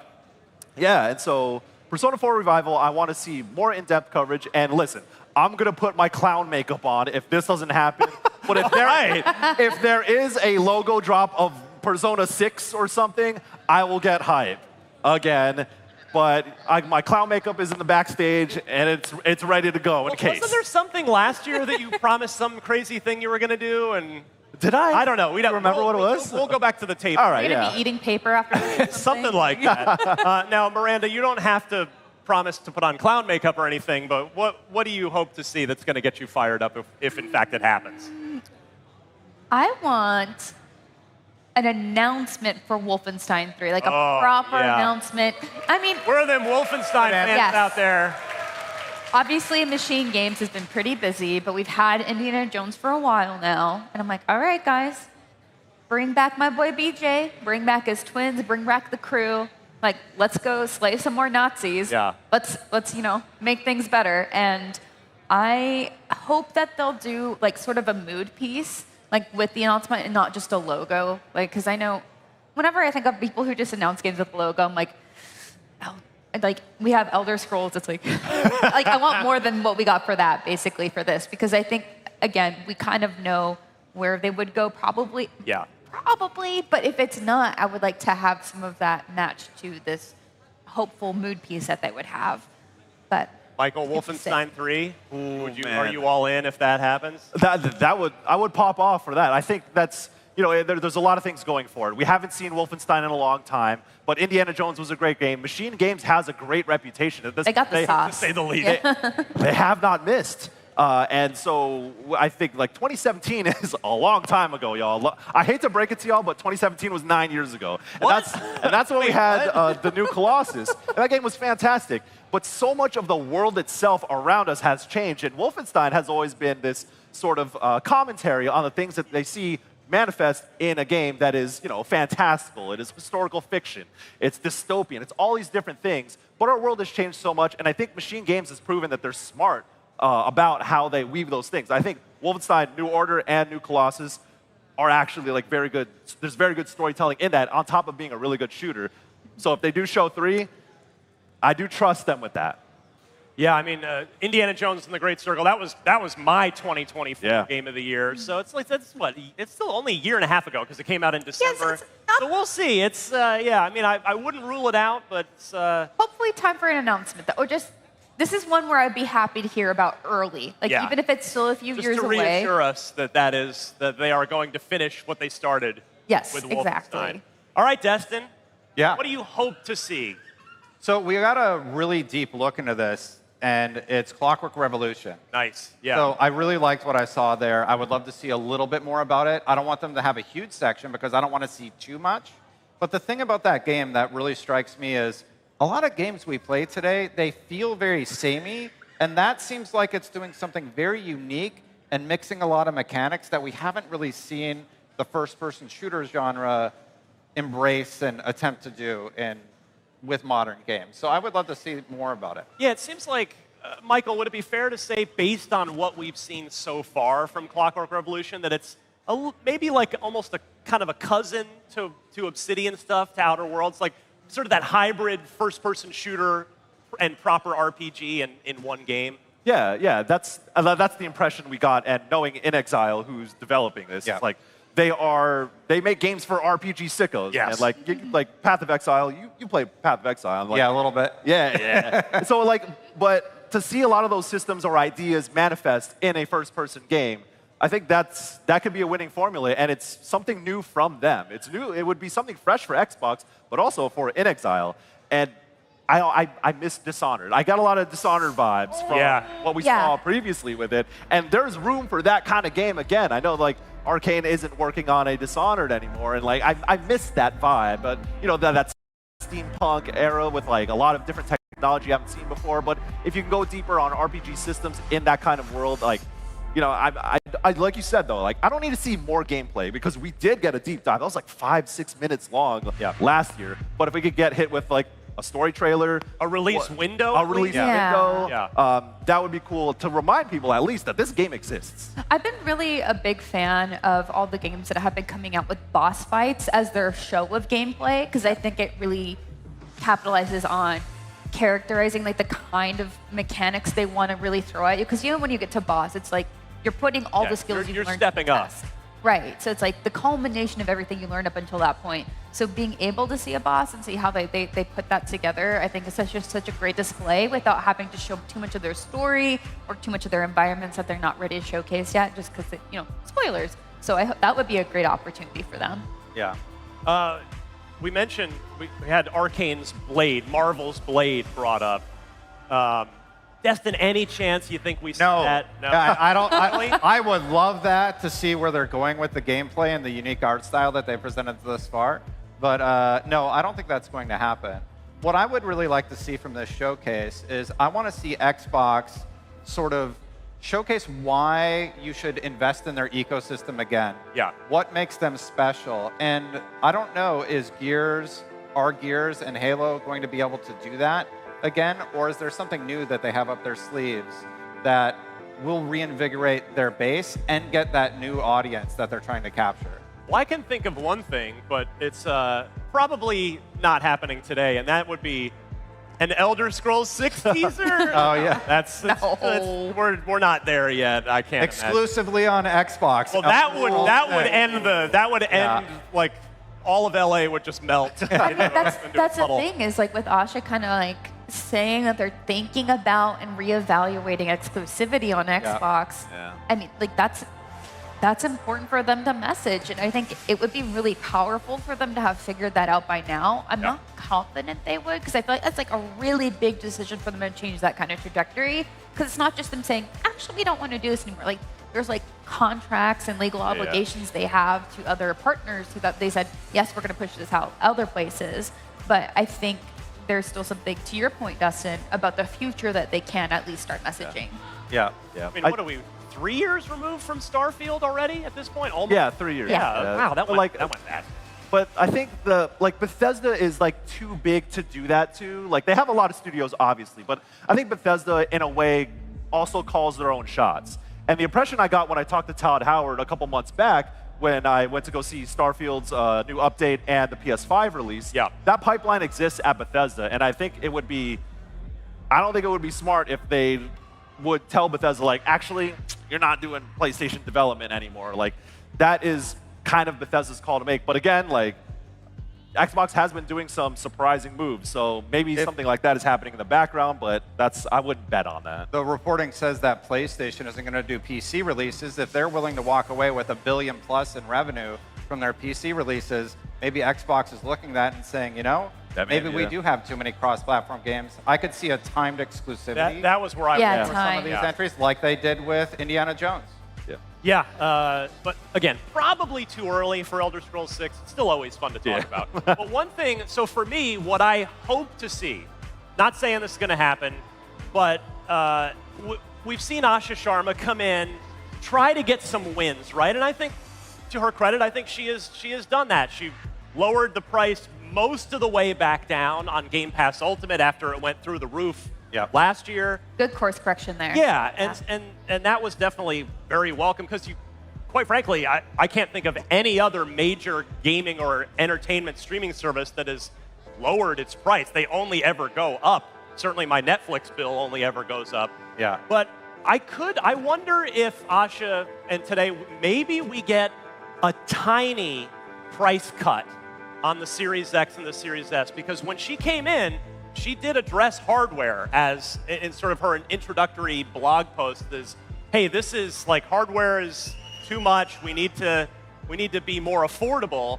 And so like $25 or $50 still doesn't get us back to, I mean, these consoles should all be $400 or less at this point, if you ask me. But I could see maybe a small price cut today, especially with GTA 6 looming in November, because then like a lot of people are going to finally buy a current generation console because of GTA 6.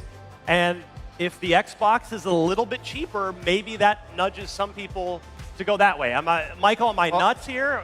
No, we've talked about it in a previous Unlocked episode that, Miranda, I think you brought up, but then like it snowballed into this idea that if Xbox wants to be the platform to go to, affordability it's right there on the table. because we cannot stop talking about how expensive hardware is. Technology ain't getting cheaper. It's unprecedented that 6 years into a console's life cycle, it's only gotten more expensive. So if they want to take that loss, whatever it might be, and be like, line it up with the biggest game that will ever release up to this point. Exactly. If you could associate yourself with that, I know that Rockstar has certain marketing deals with other platforms, with like PlayStation and stuff, and it's not coming to PC yet. So what could be the most accessible and approachable way to play GTA 6 if you had not made the jump? A Series S might be the option too. Like that's not out of the realm of possibility. I was going to say some of our core fans and be like, who hasn't made the jump at this point? Actually, a lot of people. I was talking to somebody who's like, oh yeah, I haven't played a game in like 6 years, but I'm going to come back for GTA. Like GTA is my thing. And I was like, oh, do you have a console to play it on? They're like, not yet. I'm still figuring it out. So I mean, there's a market there for that for sure. Asha highlighted that in the Bloomberg interview she just did recently that it was a 2.75% increase in hardware costs when typically we've seen a 50% price reduction by this point in the life cycle. And affordability is a key metric that she is looking at and trying to figure out how they can offer that to the audience when everybody else is raising their prices.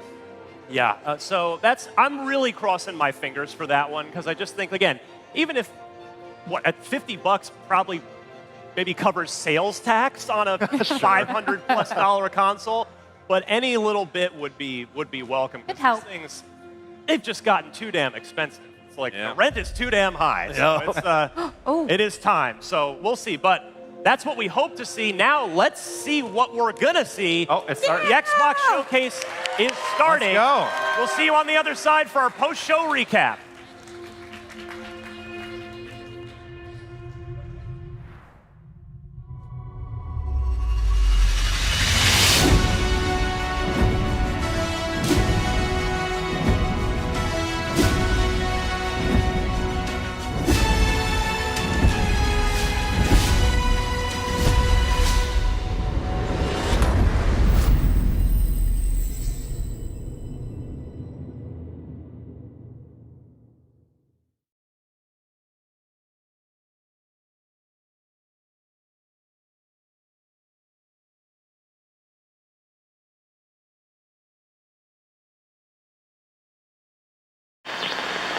This is the Coalition Emergency Broadcast System. There are reports of multiple tremors causing minor damage across Kelowna. Stay sharp. Don't let them surround you. There should be more guns in the trunk. Here, strap these on. This isn't enough. We should still head to the police station. We're gonna have more firepower there. Right. Yes. It's about 2 blocks up ahead. Okay. Come on! Shoot, move, watch for civilians.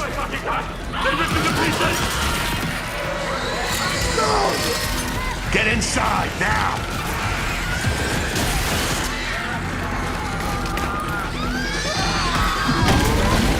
Ground's opening!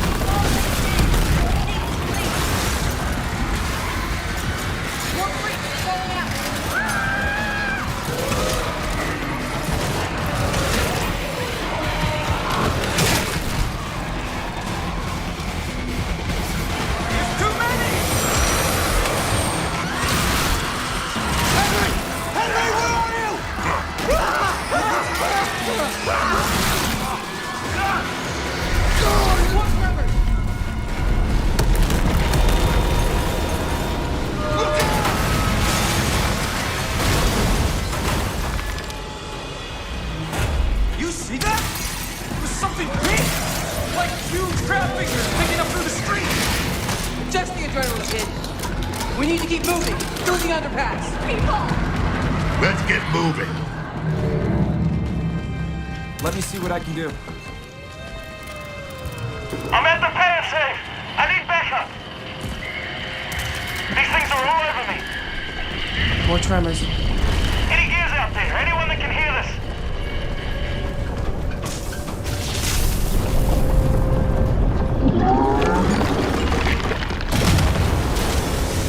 Look out! Oh, shit! What the fuck is that?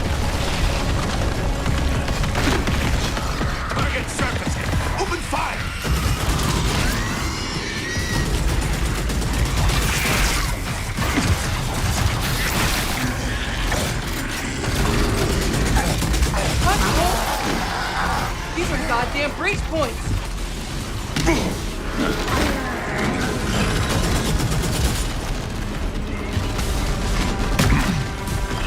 Reloading. Cover me.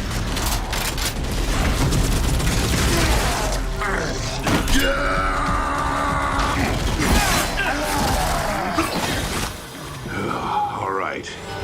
That gear said they're stuck in the pay and save. Which way? It's on the other side of those apartments. At least that thing carved us a shortcut. Through here.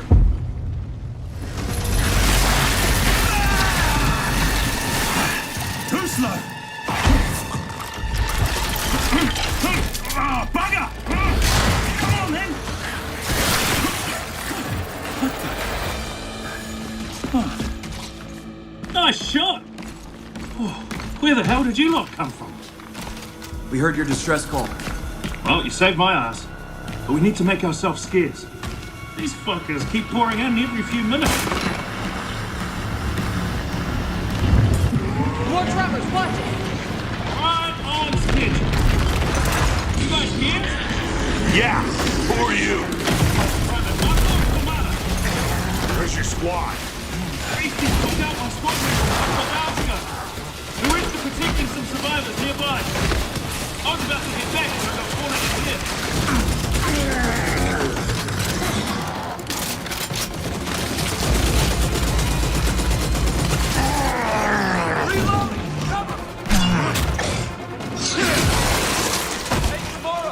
These things been coming in waves? Yeah, what's the problem till I ran out of ammo? I'm not just standing up. I got friends inside.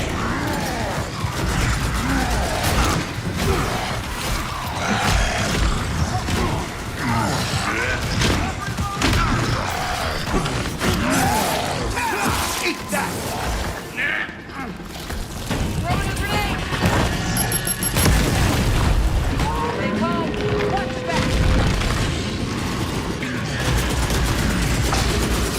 Reloading.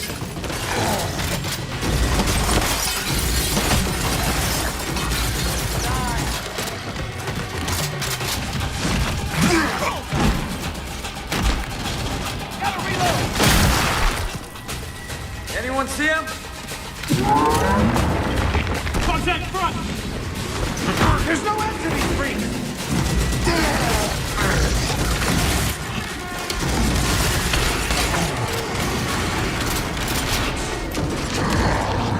Pick 'em off. On your right, Hurt! I got it!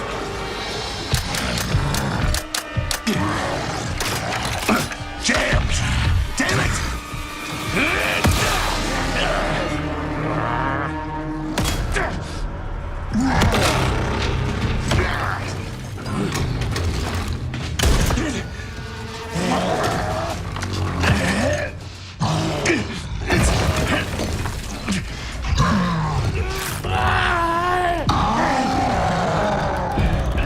Tom. I'm almost out!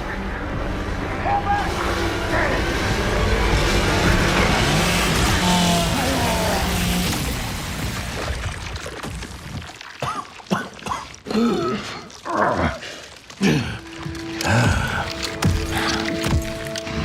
Our roads converge again. Marcus Phoenix.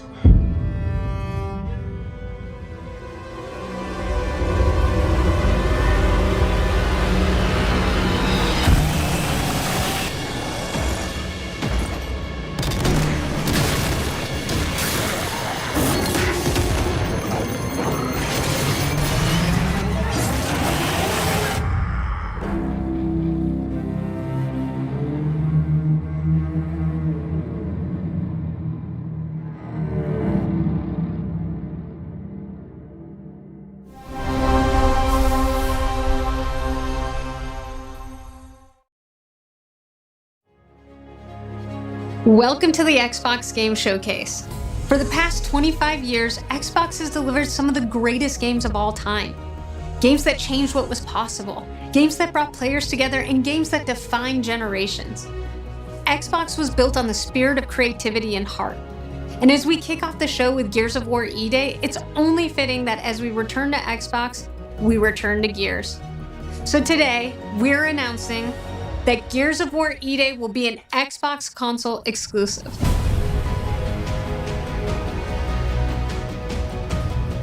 The core of Xbox is great games, and that's what today is all about. We're going to show you more than 25 titles from creators around the world, followed by our Gears Direct. Enjoy the show.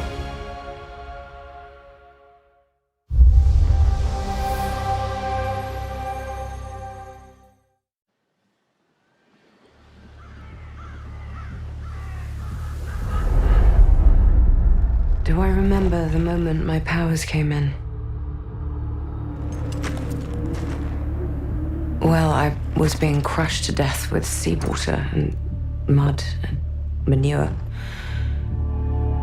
whilst holding onto my sister's hand.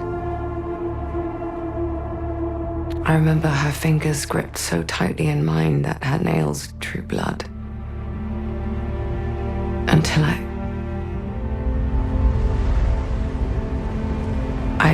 lost her grip. But she stayed away.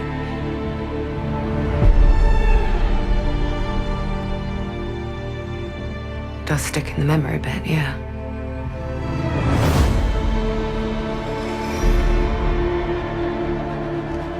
I know why you're here. You want to talk about them. They're not real heroes. You never seen a legend in the flesh? All that power, and how do they use it? Killing mindless beasts. Fighting petty villains. None of that matters. Look what the guild shut out. A real hero knows how to wield power. Don't waste time on trivialities. You're back, and dressed like a twat. I've got more important things to worry about than vegetables. A hero knows how to live with their choices. Oi! What the fuck was that? Well, I was just sent my brother into the infinite fucking abyss without even asking permission. Remorse? Remorse is for the guilty. Look, I will tell you what I told them. Albion is broken, and I'm going to mend it. Albion doesn't need heroes. It needs a hero. You're a monster. And that hero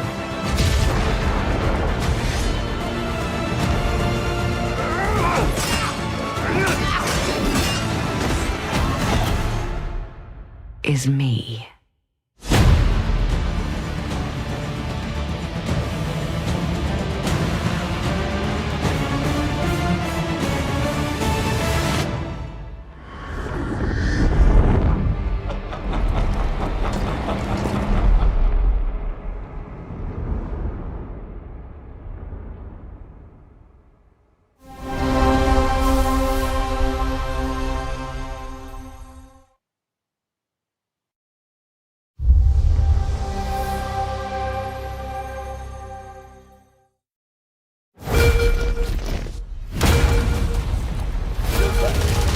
You've heard the story. Halo, the Chief, stuff of legends.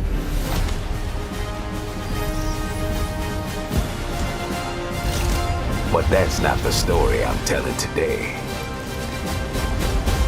This one, you haven't heard.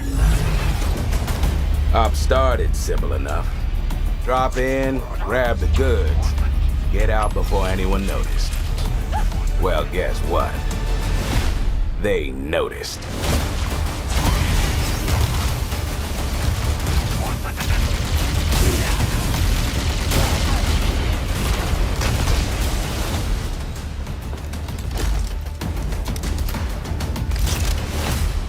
Now you ready to get to it? You served long enough. You learn to read the battlefield. This place, more of a freak show. And trust me, I know freaky. Have you enjoyed your stay so far, Demon? Sorry to interrupt, but we're on the clock.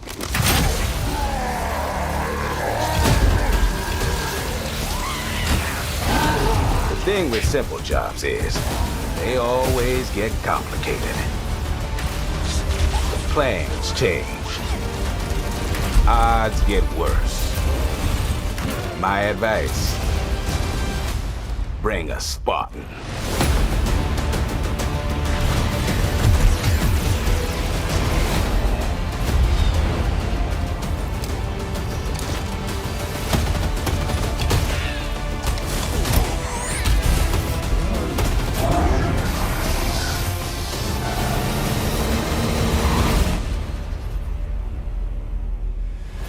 Chief, you ever get tired of being the strong, almost silent type? No.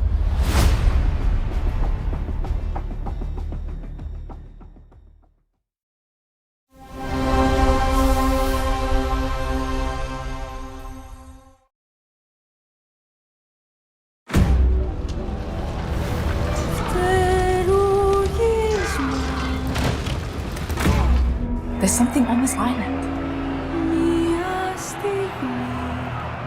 It's like it calls to me. You and my father found that island thanks to me. There's more to this than you understand. More than you can handle. I've proven myself. Have you? Have you really? A sword keeps you alive. A dagger wins the fight.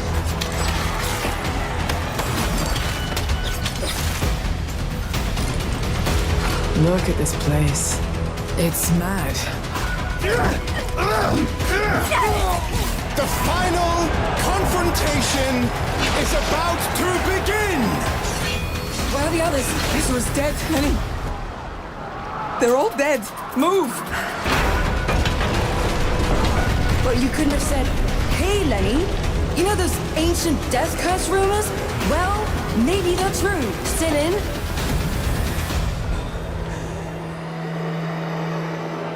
And I thought...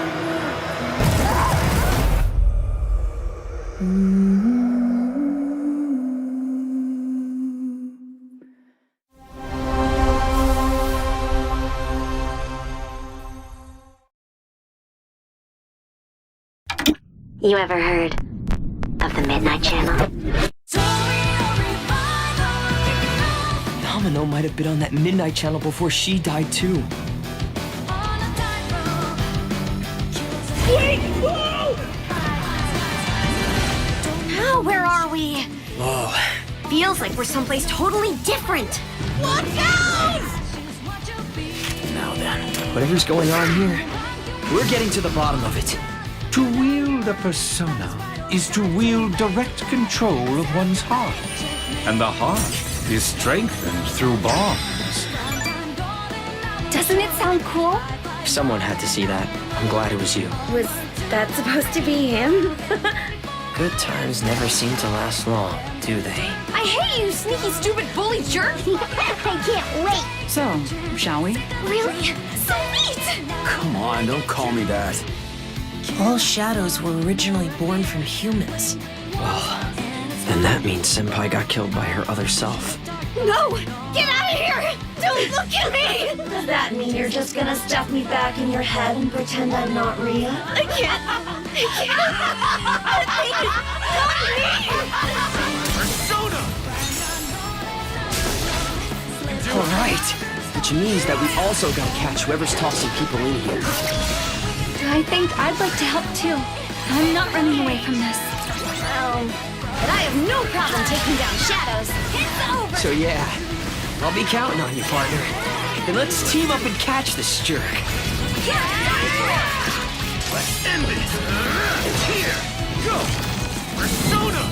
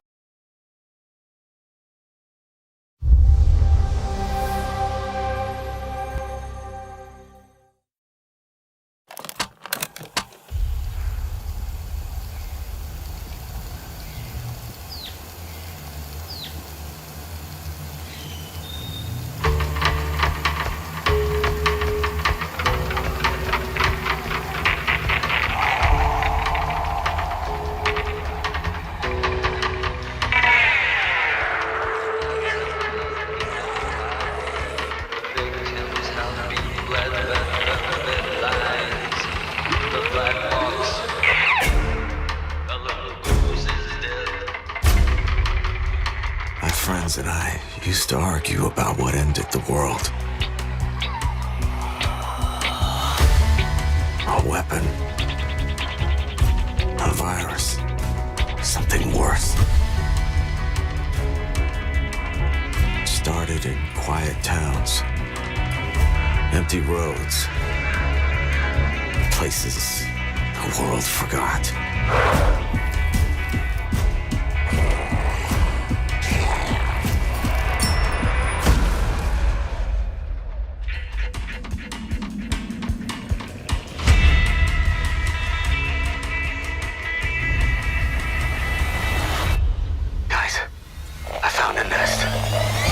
Survivors found each other, built walls, pushed back against the night. We'll always have each other's back. Because the world has become more dangerous than ever.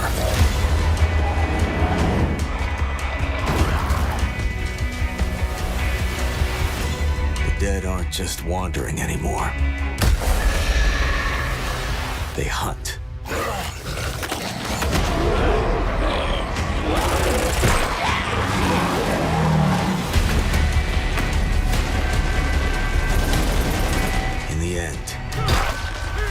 Doesn't matter what you believe. What matters is that when the dead come through the dark, so do we.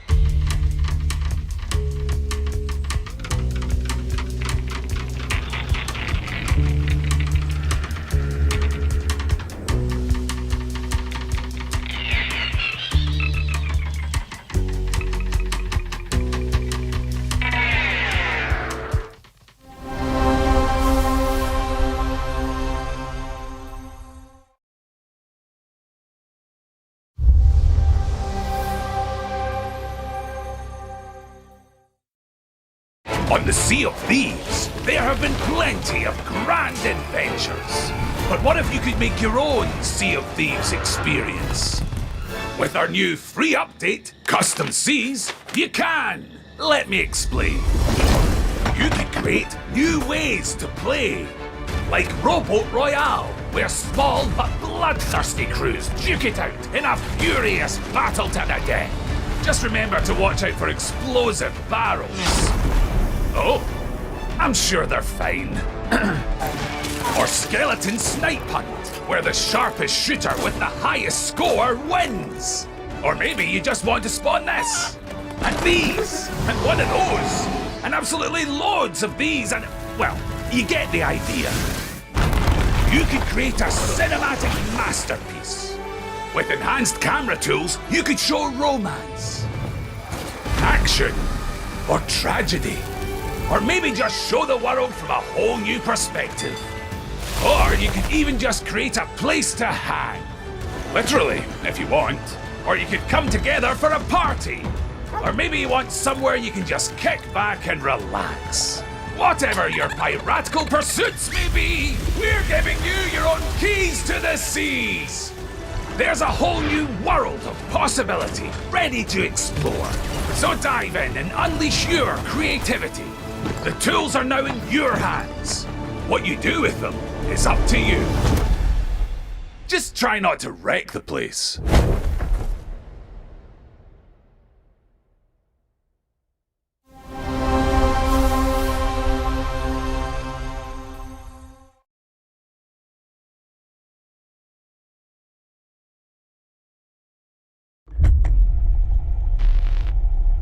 There is a liar in these tunnels.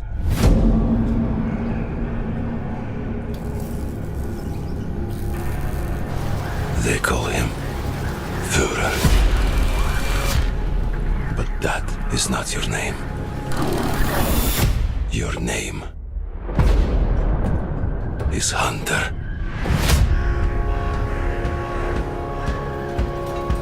As a Spartan, you were a legend. You stood for something. But where are the Spartans now? To protect the metro from you. You promised a brighter future for our people. Now, the Norai spreads tyranny in your name. You swore to crush the enemy, to face them head on, and guide the metro to the light.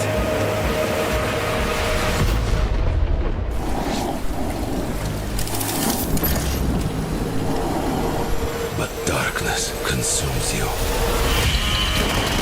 Spreads like a plague. Eats you from within. Every step and every move drowns you deeper in lies.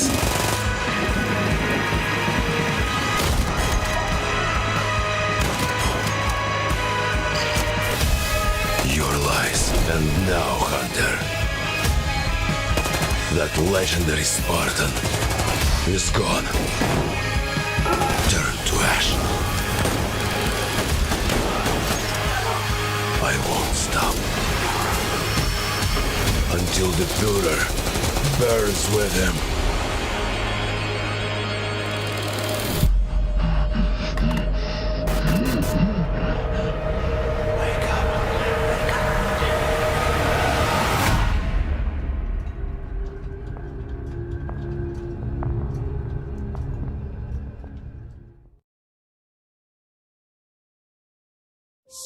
World premiere.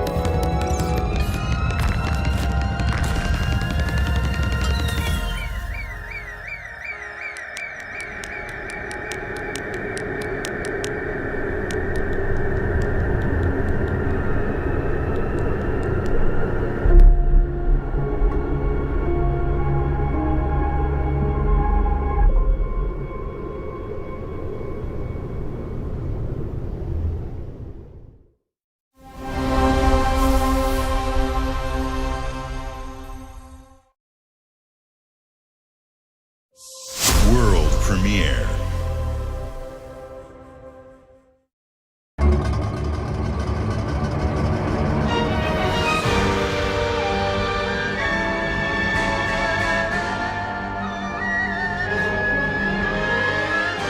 Countless wars have been waged throughout history in pursuit of the elixir of immortality. A champion rises, destined to quell the chaos of this senseless cycle.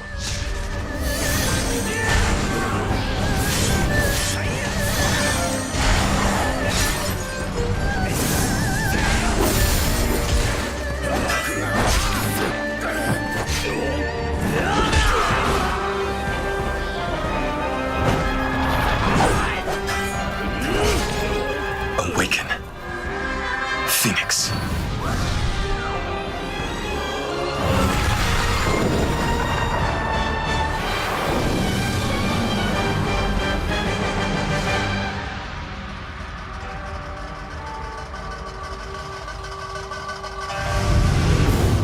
So, it was you who set the Red Cliffs ablaze.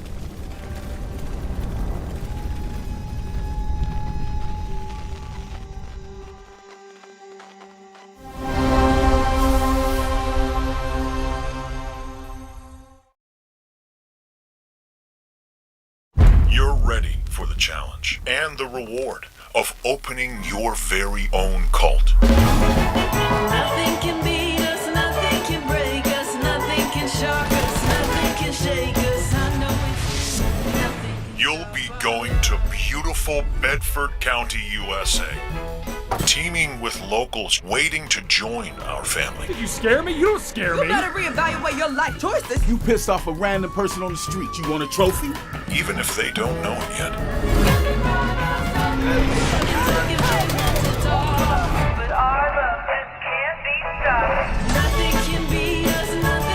Build a cult, and I will shield you from the apocalypse. Join us. Join us. Nothing can stop our love. Looking for the owner of a severed human head. Come and collect it, or it will be given away on a first-come, first-served basis.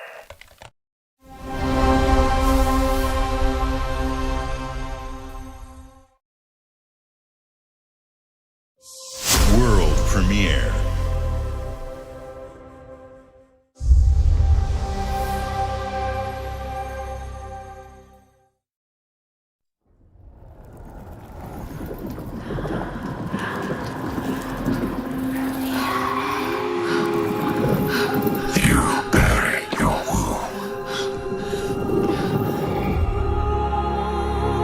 Left your people behind.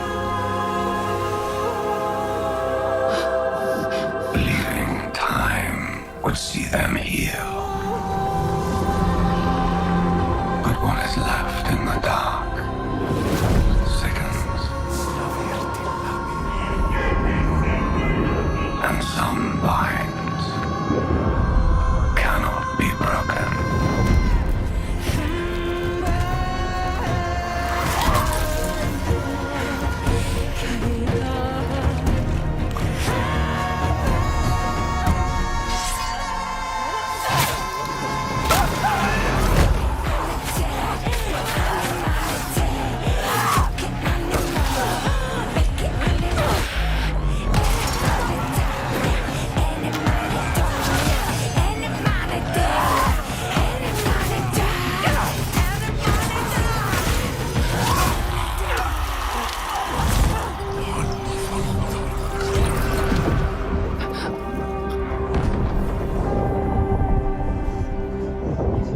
Accept what waits for you.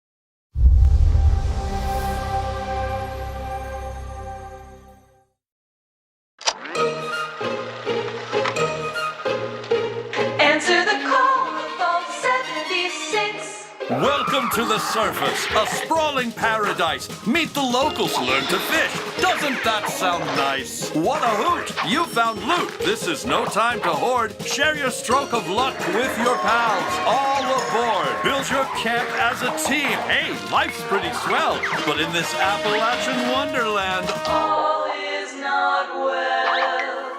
Gadzooks! It's worse than expected. Enemies are waiting in places undetected. So suit up, son, and defend our great nation. And gather all your friends when you fight this infestation. That's the play, Daddy-O. We'll tackle them all. Rebuilding our bright future from the ashes, rising tall. When you hear adventure calling, when you're looking for kicks. Answer the call of Vault. Answer the call of Vault. Answer the call of Vault 76. Oh, dear.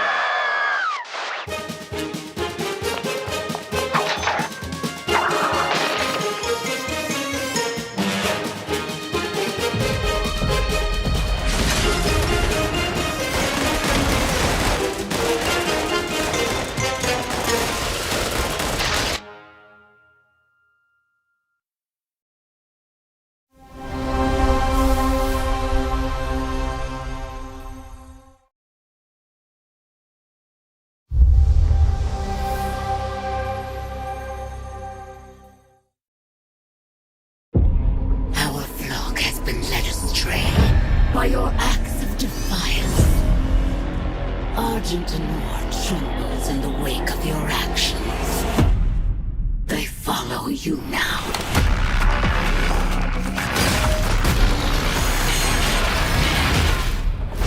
The Council has chosen. Beneath this chamber will be your tomb.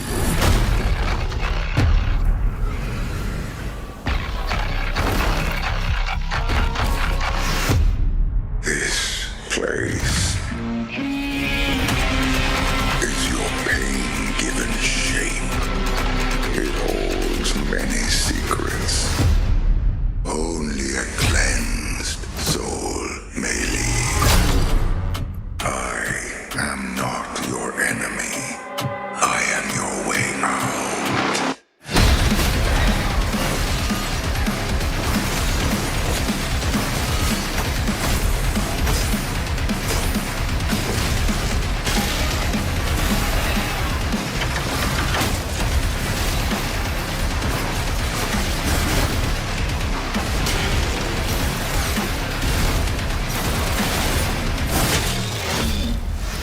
With the Slayer gone, have you not found peace? The demons, they have retreated. Their war is with him.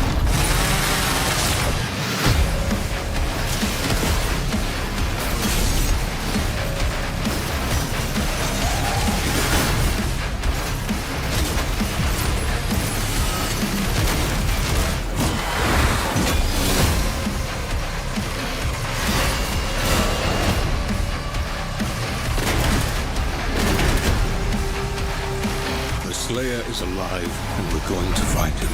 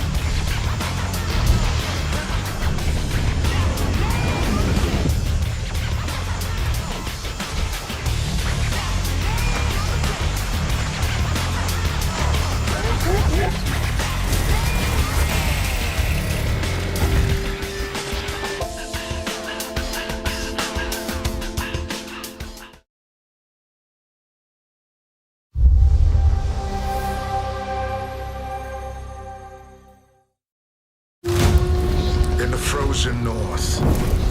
We know only one way of life. We know the thunderous crash of the waves against our ships. We know the bite of cold steel. The roar of fires that consume our enemies. And that the moment of peace is only temporary.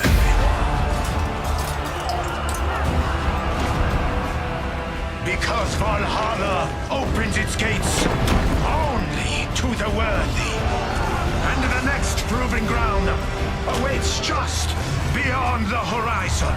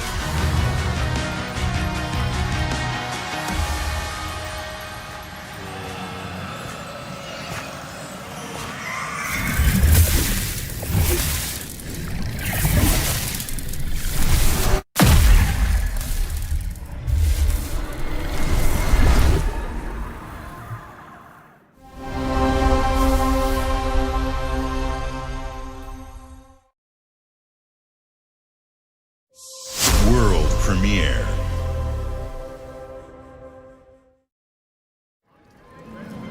Ladies and gentlemen, admirers of the mysteries of magic, take your seats before the lights go down and the curtain rises, for our next act is about to begin. Are you sitting comfortably? Are you prepared to witness feats both mystifying and illuminating? Watch closely then, and let the shadows tell their story. Behold, the famous Jacob Menturo, stage magician extraordinaire. So brilliant were his tricks, it cast 5 long shadows behind him. They called themselves Masters. Through a deal with the devil, the Masters sought yet more power. Their deal demanded a sacrifice, and in the darkness, they chose Jacob. Jacob was trapped in eternal torment, but the devil had other plans. He pulled Jacob from his infernal nightmare and offered a new deal. Face their legions, their tricks, every abomination they command. Take what should have been his. Escape if he can.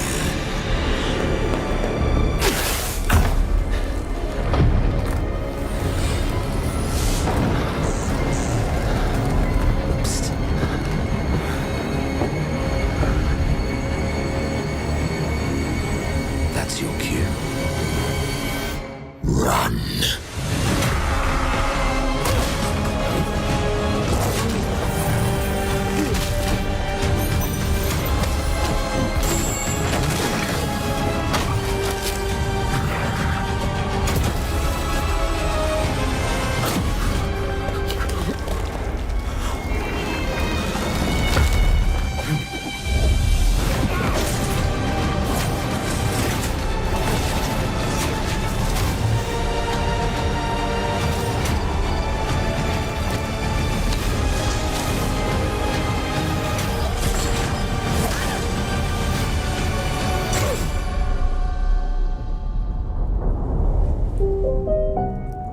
deal's a deal, Jacob. I'll see you soon.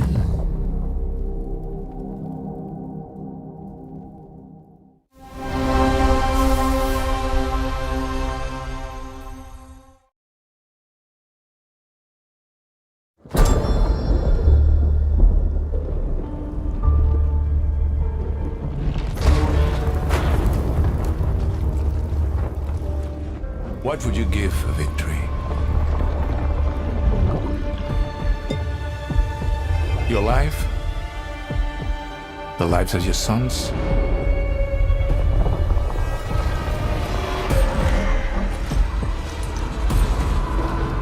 The line between victory and defeat is thin.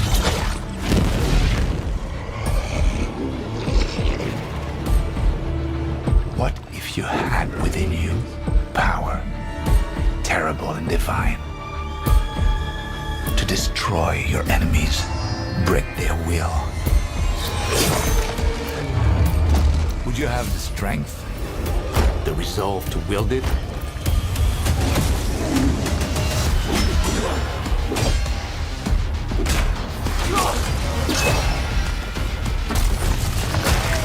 If destiny was there, within reach, could you sacrifice everything?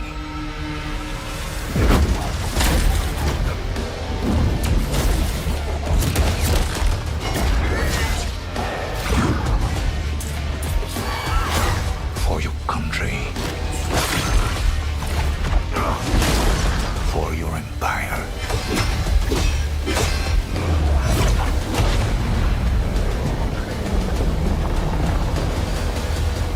For your emperor.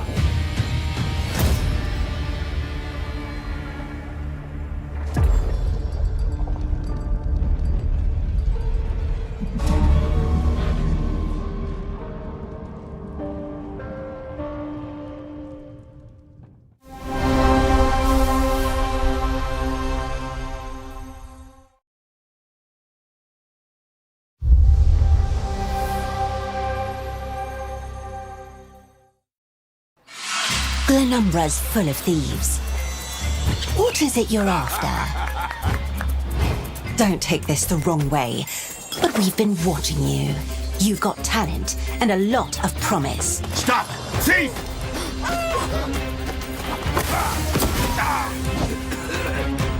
Are you ready to talk about planning a real heist, partner? Welcome to our Thieves Guild. Our members will show you the ropes. This job is going to need every trick in the book. I heard that caravan should arrive tomorrow.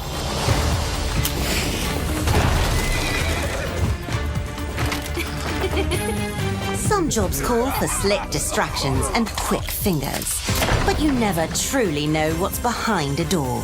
Or if that's not quite your style, step out of the shadows and take a direct approach.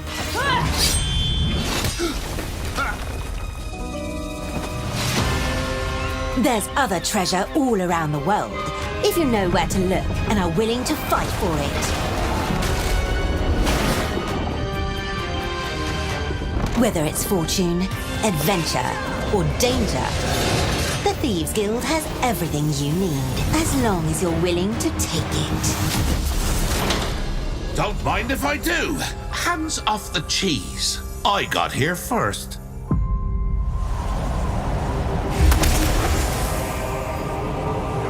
Oh.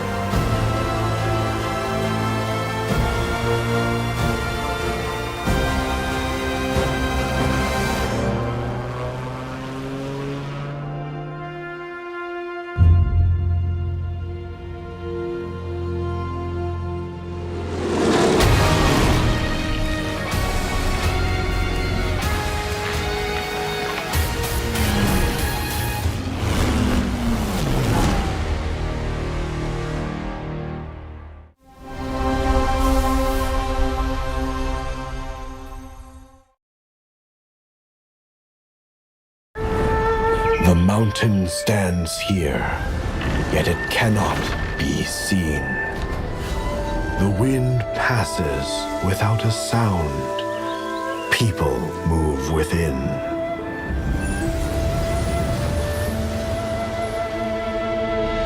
The Moists move in secrecy, renowned for their mastery of mechanisms. As the old order begins to fall, no one can remain untouched. When all is obscured, the battle has only just begun.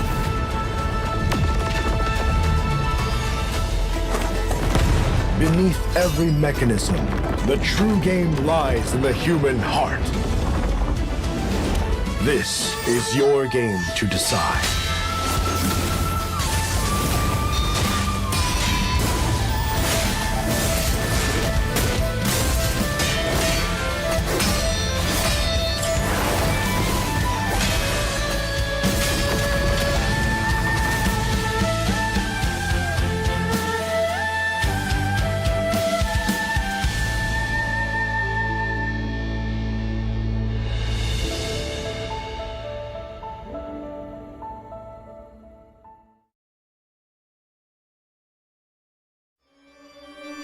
Dracula's castle is just ahead.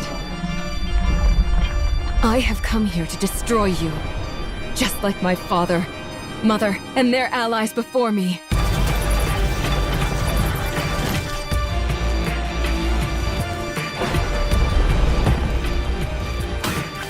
No one believed me when I said the newest Belmont would be a girl.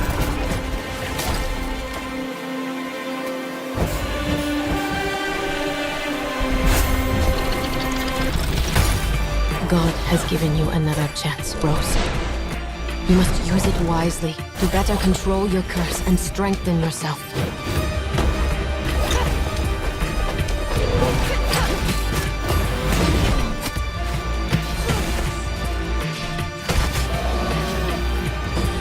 You are no more than an irritating thing.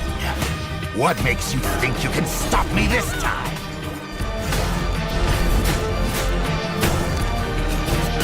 I've always wanted a pet Belmont. Stupid girl. I will show you what hell is. I am Rose Belmont, and I will hunt the night!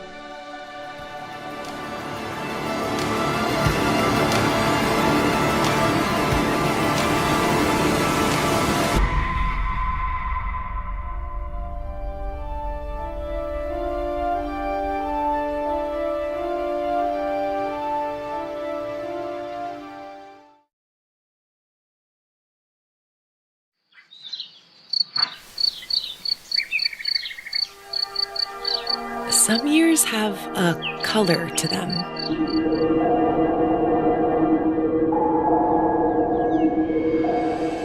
A haze that seems to fill the whole world.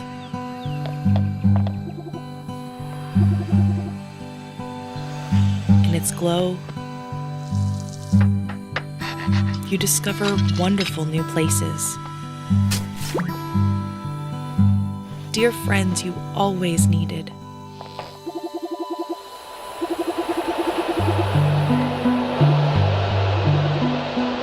And golden moments which linger on the warm breeze.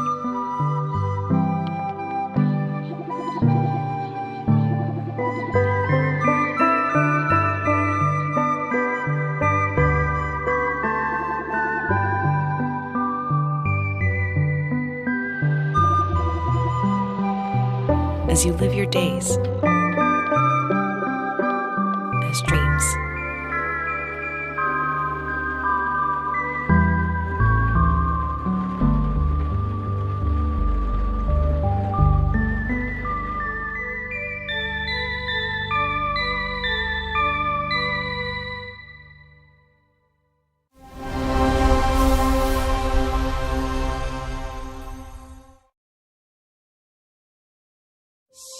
World premiere.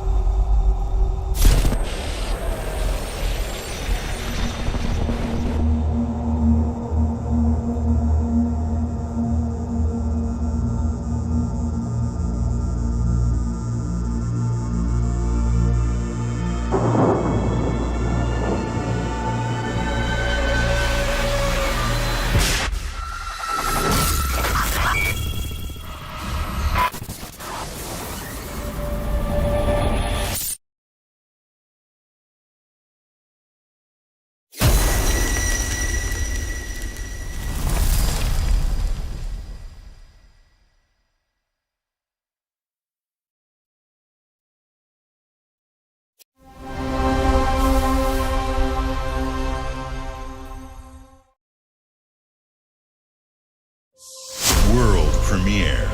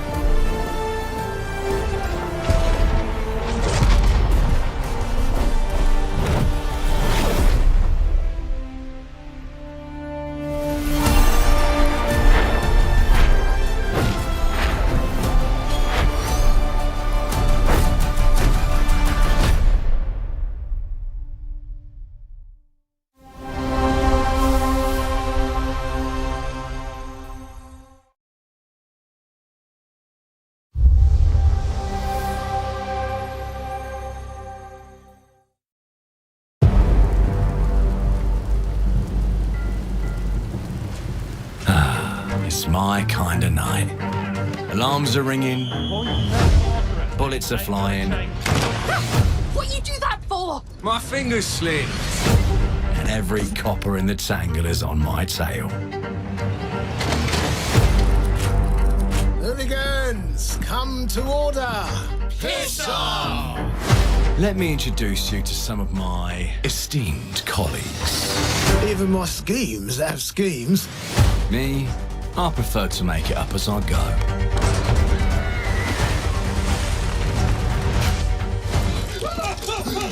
Morgan! Oh, you'll have better odds getting through without me. Everyone knows you're easy pickings for someone with any sand. Then give my regards to the Sandman. Cheap rubbish. A corpse in hand is worth two in the grave, as they say. Look at the bloody airships. We're not here for you. Not here for me! I'm Anne fucking Darrow! Time to lay our hands to mischief. We've been preparing to rob Griswick's vault for months now. So put in the heist tonight, yeah? Morgan, get to that crane to lower the ship. Greetings. I am the Miracle Industries auto-loading crane. If you have the authority, I am at your service. What happens if I fired a few holes in you? The lift is now unlocked. Ah, defeat. How sad. You were all doing so well. Do you expect us to go quietly? Well, I certainly don't expect any trouble from some of Avalon's most disposable citizens.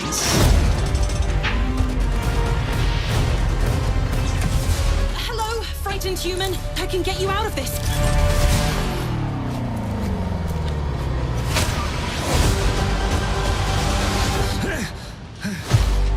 You've just jumped about 25 years back in time. This place, on this day, is ripe for changing the course of history. This life ain't one for granting easy choices, but I just found a way to control the past. Change who's in control. Make things unfair in our favor.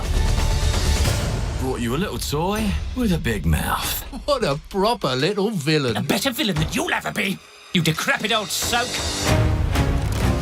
The pimp, the plod, the priest, who do we like the least? Oh, it's different how they do ya, the ways they stick it to ya. And when they're done with chucking it up, oh, downstairs, well, they're all gonna screw you in the end. Nothing's ever given to folk like us, especially not the future. But this This time, we've a chance to steal it. What more could an honest thief ask for? Stairs, well, they're all going to screw you in the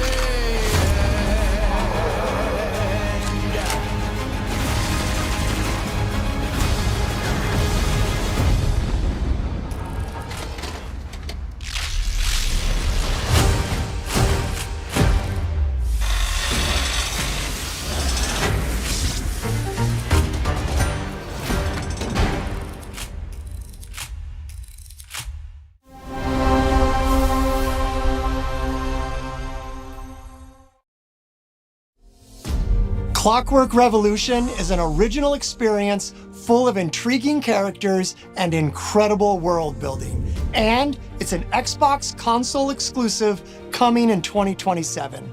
Thank you so much for joining us today. This is a milestone year for us as we celebrate 25 years with you, and we're excited about our lineup of iconic games.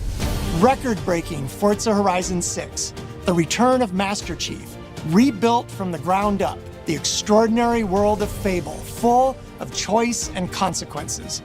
Incredible games from our partners at Sega, 4A Games, Koei Tecmo, and more. And players can look forward to 2 upcoming exclusives, Gears of War E-Day in 2026 and Clockwork Revolution in 2027. In a moment, we'll dive into Gears of War E-Day, but before we do, one franchise that has been with us from the beginning is Call of Duty. Now, it's bigger than ever, with a new Modern Warfare later this year and a movie on the way. Last month, the teams at Infinity Ward and Activision gave us a glimpse of the story and gameplay. Today, they are back with a first look at DMZ, reimagined in a way that only Call of Duty can deliver.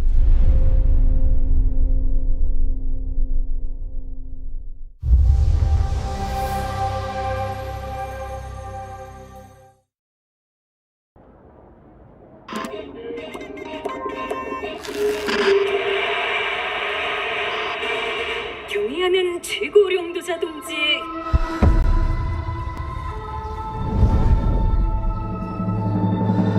유명한 용도 아래 우리 조선 반도는 질서정연하고 강력하다. 남부 차단구역에서 발생했던 산업사고는 우리 공화국의 용적 투쟁으로 이미 수습되어 조국의 안전엔 흔들림이 없다. 차단구역은 안전하다.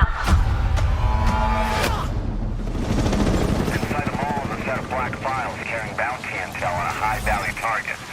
Locate the files and eliminate the HVT. Expect contact. HVT may be in the area hunting anyone after that intel. Jeez, this place is huge. It's dark as hell. That's why you got NVGs, man. Hey, I'm gonna head downstairs real quick. See if there's any weapons or gear laying around. No, that's a negative. That's not why we're here. I'm gonna be fine. It's only gonna take 2 seconds. I say again, that's a negative. Okay, get your ass upstairs.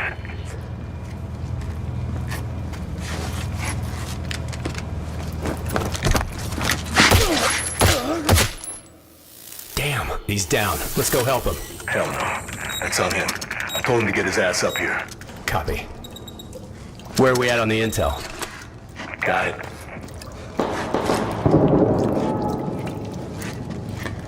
Alright, let's find that HVT. On you. Overwatch to actual. Letting that intel compromise your location. Enemies are alerted to your position. Shit. Yeah, you know we're here.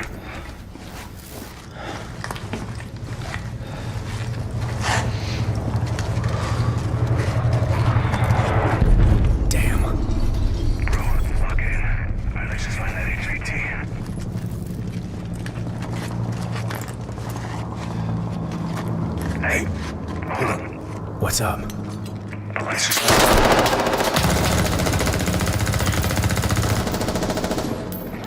Hey, you good, man? Fuck. Yeah, you're all right.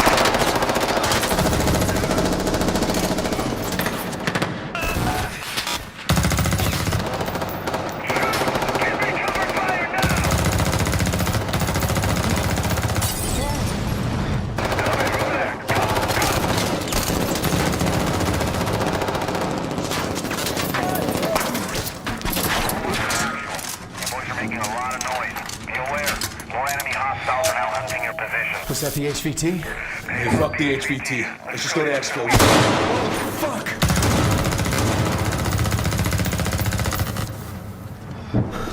I got you, man.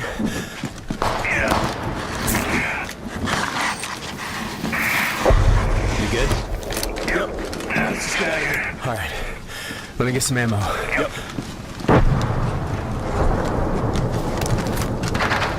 Oh, hell yeah. All right, let's move. Overwatch to Astral. Look for any building with green smoke. I said again, green smoke. Freeze, you got eyes? Yeah, I got it.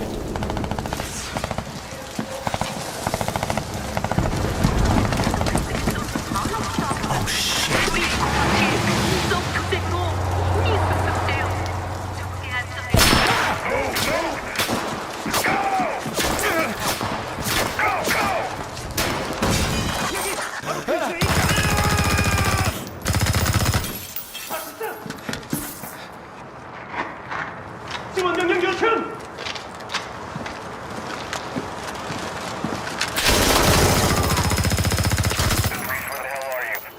I'm inside.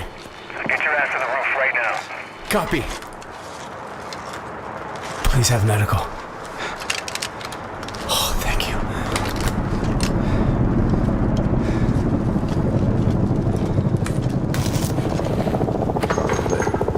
Hey, Locker, you downstairs? Negative. I'm headed up the ladder. Going up to the roof. Oh, shit!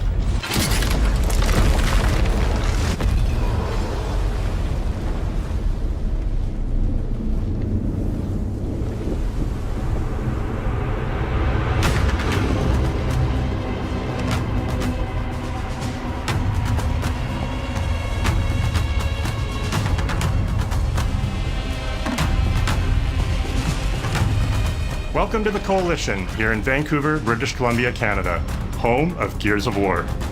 When Gears debuted in 2006, it instantly redefined the genre.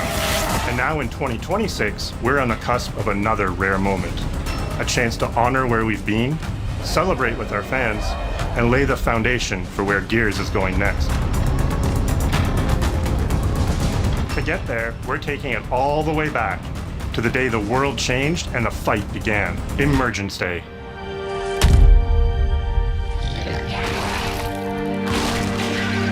It's a day of unimaginable loss that sits at the heart of our universe. And today, for the first time, we're ready to take you inside the studio and show you all the ways to play with our new movements, weapons, and modes that will make E-Day the most brutally satisfying Gears yet. Is that all you got? Before we talk about what this game is, I think it's important to share why we chose E-Day. When we started this project, we were moving to Unreal Engine 5. There's a new foundation with a blank slate. So we took a moment to reflect on what makes Gears so special to us and to our fans. We realized that all of the things that make this world feel so unique, brotherhood, brutality, that melancholy beauty, and over-the-top spectacle, they're all perfectly set up in this one moment in time, E-Day. The moment the Locust ripped through the ground and changed the history of Seraph forever. And to tell that story, we wanted to build an experience that evoked the vibes of the original Gears game. So we started with this one still from the Mad World trailer. It's Marcus facing down the Locust, defiantly firing into the darkness against overwhelming odds, and we said this is the emotional core of Gears. This is the tone and feeling that we wanted to build our next game around. This is our most ambitious game yet. E-Day is a story we haven't been able to tell before because we didn't have the technology to do it. We finally have the tools to reimagine the Gears world at a new, unprecedented level of detail. We're pushing Gears to new heights with the densest, most detailed world we've ever created. With seamless, large-scale environments. It's even worse from up here. Fully dynamic ray trace lighting. And richer real-time destruction. Starting with an empty hard drive, we literally rebuilt everything from scratch. Characters, enemies, weapons, animation, sound, the world itself. And then we tear it apart in front of you. Watch out! Coming down! You'll fight against bigger and more brutal enemies with new and craftier weapons, and navigate the battlefield with more natural character movement so that every moment of emergence plays smoother and hits harder. This is a game that feels like Gears, but plays like new. Now, we're inside. It's a return to the feelings that we had when we played the original games, but now reimagined, evolved, and enhanced with the power of a new engine.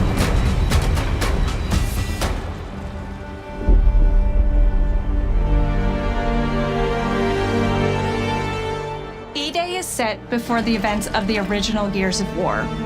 After decades of conflict, peace has finally been declared on Serra, and the Gears have returned home.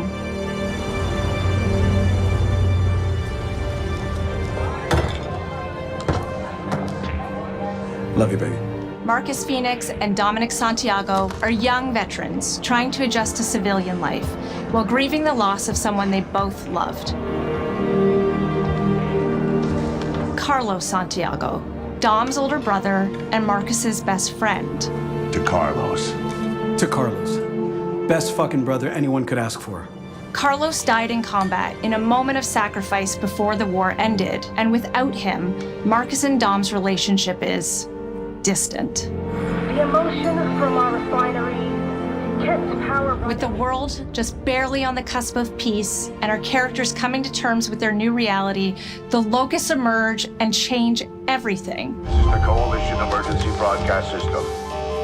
There are reports of multiple tremors causing minor damage across Kelowna. Strap these up. E-Day tells not one, but two origin stories. The start of this world falling apart and a brotherhood coming together. And over the course of 3 intense days, you'll see how loss reshapes this world and our characters, beginning with a night of desperate survival in a brand new city.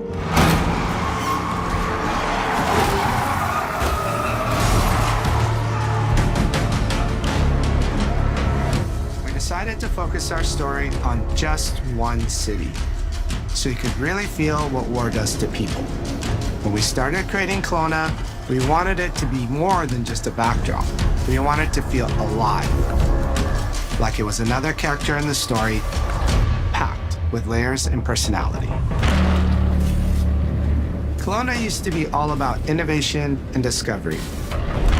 But years of industrialization for the Cog War effort totally reshaped it.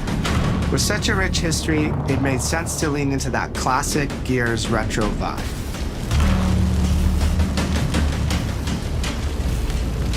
Towering architecture,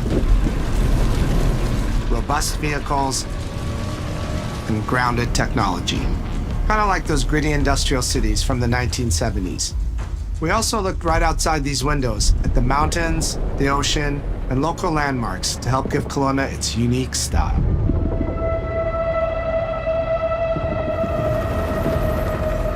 As you play the campaign, the city reveals itself through the main districts. The historic center, with its classic Gears architecture in stone and steel. The downtown core, more modern, reshaped by decades of industrial growth. The military airfield, set at the forest edge with shipyards nearby, the refineries, and supporting working-class neighborhoods, built around constant emulsion production. Gears plays best in a city, and Kelowna is the ultimate battlefield. Kelowna's density, tight streets, mixed with open spaces, let us rethink how a gear moves through the world, and it created the perfect stage for greater scale and verticality in combat. Our soldiers are basically giant tanks in armor. They slam into cars, weaving through hails of bullets. And we wanted to keep that heaviness, but add more fluidity to how you move through the battlefield. Cover is life in Gears.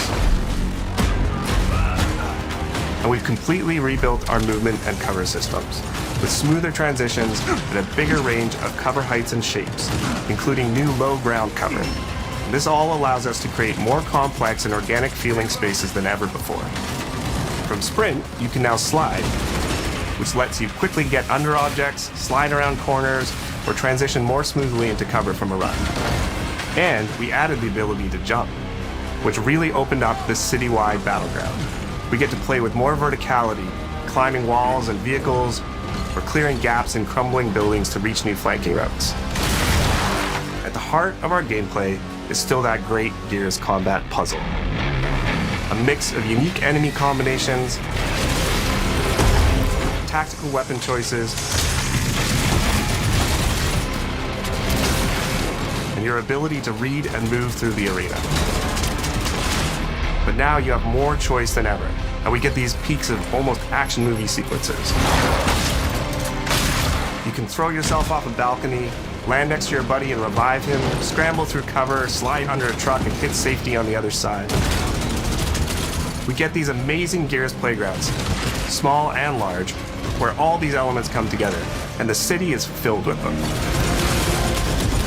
Our missions move across the city, from linear fights in narrow streets and alleys to more open districts, where you have access to entire neighborhoods. Now you have strategic choices. Do you take the enemy head on? Do you flank them from a side entrance? Or do you climb up to the balcony across the street and take them all out with your long shot? It's up to you. And if you're playing co-op with your friends, well, then you can try all three at the same time. Taking your own path reveals small stories from the city. Survivors trapped in an apartment. There's a civilian in that building, 4th floor. A raven crashed in the distance. A group of Gears readying an ambush. You still have your orders, but it's up to you to decide where you offer to help or how much of the city you choose to explore. And that city is fully realized. To create a city of this scale and detail, we needed to invest in an entire suite of tools. Tools for roads, intersections, sidewalks, e-holes, buildings, rooftops, and pipes. We have a procedural content generation toolset for scattering millions of pieces of trash and debris across the ground to make Kelowna feel lived in. This is the largest, most complex location you've ever seen in a Gears game. But the port control is connected to an older antenna. I can reconfigure their radios to reach Afira. Do it. The remaining Gears will hold the fort. In other Gears games, the world's basically already dead. There are very few human survivors left. But in E-Day, you're watching a live city get ripped apart in front of you. People who once went to work, sporting events, and celebrated the possibility of peacetime are now stopped in their tracks. They abandon their cars and run for survival, attempting to find refuge in subways or stores. A glimpse of a child's toy or dinner left uneaten are reminders of what's been lost and the horror of what the locusts have unleashed.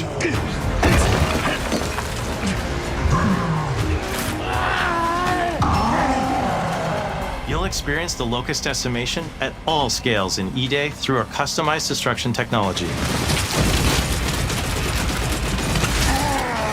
E-holes are back, unleashing waves of enemies from under your feet at any moment. As a game design element, getting to use E-holes again as a spawn mechanic is brilliant. Locusts can come out of the ground anywhere, you can toss a grenade in to close them up, just adds this great tactical layer to encounters. But but you'll also encounter massive sinkholes that'll pull down vehicles and entire buildings. And no amount of detail is too small, as micro-destruction goes beyond what we've ever done before with chippable cover across a range of materials. Your impact is real, visceral, and leaves a mark on the world. Destroyed Beauty has long been a visual pillar of Gears of War, and we finally get to show the before, making the after hit that much harder. You'll recognize a neighborhood that was once intact is now completely destroyed. You'll walk through city streets filled with smoke and fire, and it feels completely different from how you first experienced it. You start getting this real feeling of the city's a character, and it's really under attack. It's the fall of Kelowna.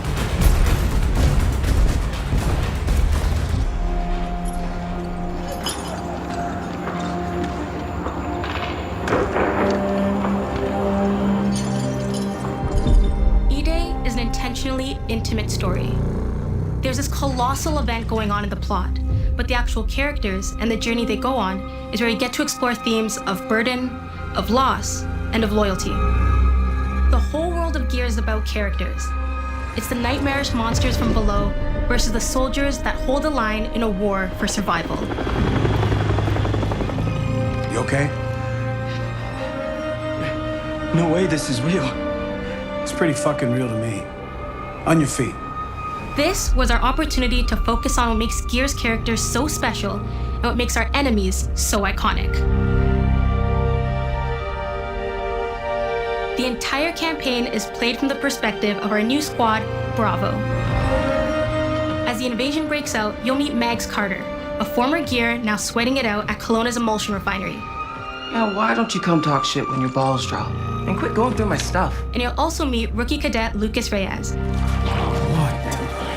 A sharp comms officer who never made it to the front lines despite his dreams of military glory. Holy fucking shit.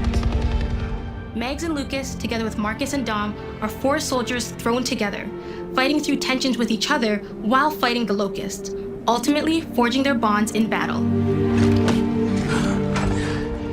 We follow Bravo Squad with our cinematic cameras, just like the intense war movies we love. The shots are intentionally gritty and a bit shaky, and leaning into these rough edges is what makes you feel like you're right in the middle of the action. Bravo's story also intertwines with others called to defend the city, including returning characters like warrior philosopher Ty Caliso. Our roads converge again. Marcus Phoenix. Ty.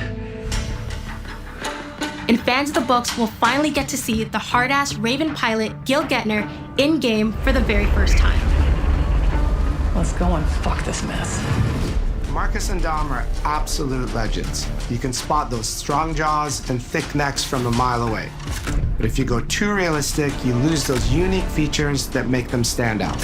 Honestly, Marcus just isn't Marcus if you take away his classic perma-scowl. So instead of chasing perfect realism, we focused on making them believable and memorable, respecting the details that really make them who they are. Material and character fidelity in Gears of War E-Day far surpasses anything we've been able to achieve before. Our facial animation systems have been completely upgraded for E-Day, with 3 times more joints and over 350 facial shapes sculpted for each head alone to really represent the emotion in our characters. Marcus has more detail in his eyelashes than his entire character model did in the original Gears of War on Xbox 360. Phoenix. Marcus. Sergeant, 26 RTI C Company. Next to kin, Adam Phoenix. With the amount of layers we have, we've never had fidelity at this scale. Combined with a much more sophisticated animation rig, this allows us to have way more expressive characters with a huge range. From a small smirk to yells on the battlefield. Come and get some, you goddamn grubs! Your experience takes on a new intensity We're pushing the graphical limit with 4K Ultra HD resolution, native HDR10 rendering, hardware ray tracing at 60 frames per second in campaign, and up to 120 frames per second in multiplayer. When it comes to the Locusts, to make them more believable, we made them scarier. The drones are wild and vicious. The boomers are even bigger this time around. Like living battering rams smashing through doorways onto the battlefield. The wretches scream so loud it disorients you before they rip you apart. And the Reavers, they crawl up buildings and rain fire from above. Basically, the whole Locust army, whether new or old, are more intense than ever before.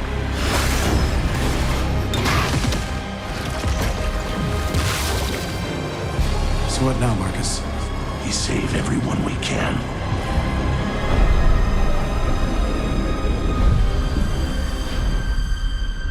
Gears of War has never been a horror game, but the world has always felt horrifying.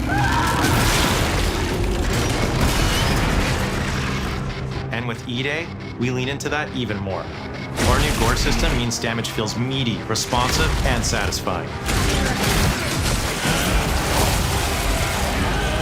That was satisfying. Muscle and cloth deforms in response to your attacks, and blood and bone damage adds to the intensity of combat. Gore is localized as well. Shoot a locust in the armor leg, and you'll see the bullet take a chunk out of it. Or land a heavy shot on a limb, and our dismemberment system will rip it clean off in glorious detail. The Nasha is going to get you the most satisfying shots, covering you in blood, or pop heads from afar with the long shot.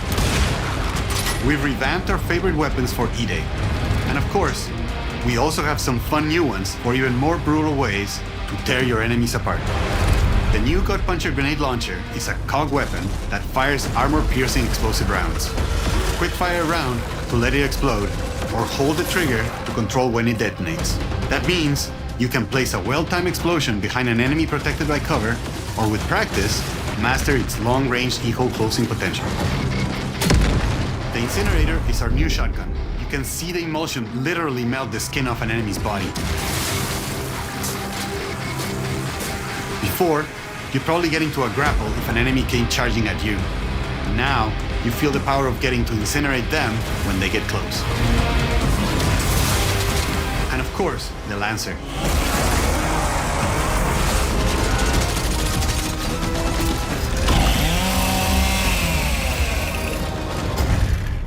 Nice. The creation of the Chainsaw Lancer is another origin story from lore that we wanted to show in E-Day.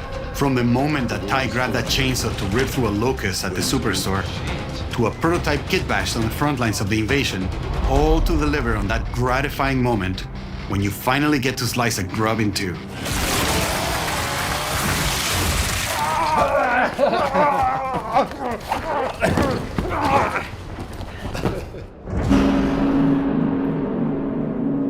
Gears music has always been about tension, escalation, and release. When a fight kicks off, the music hits hard. It tightens as things get more dangerous. And when you've dropped the last enemy, you hear that familiar big ringing chord. For E-Day, we kept that structure, but made the sound harsher. Together with our composer, Adam Lastica, we built the score to match a world on the verge of collapse. The electric guitar returns alongside classical instruments, but both are pushed into uncomfortable territory.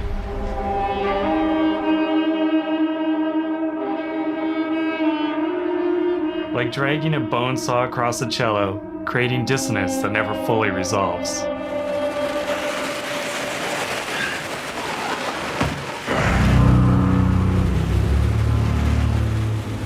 Where the hell are we?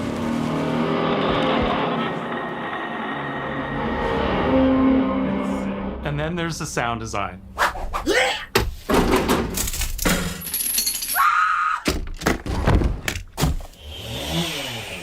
All chainsaws have voices. When it came to the sound for our Proto Lancer, it was important to us to track down the exact make and model that was recorded back in 2006. and rebuild it from the ground up using our new sound effects system.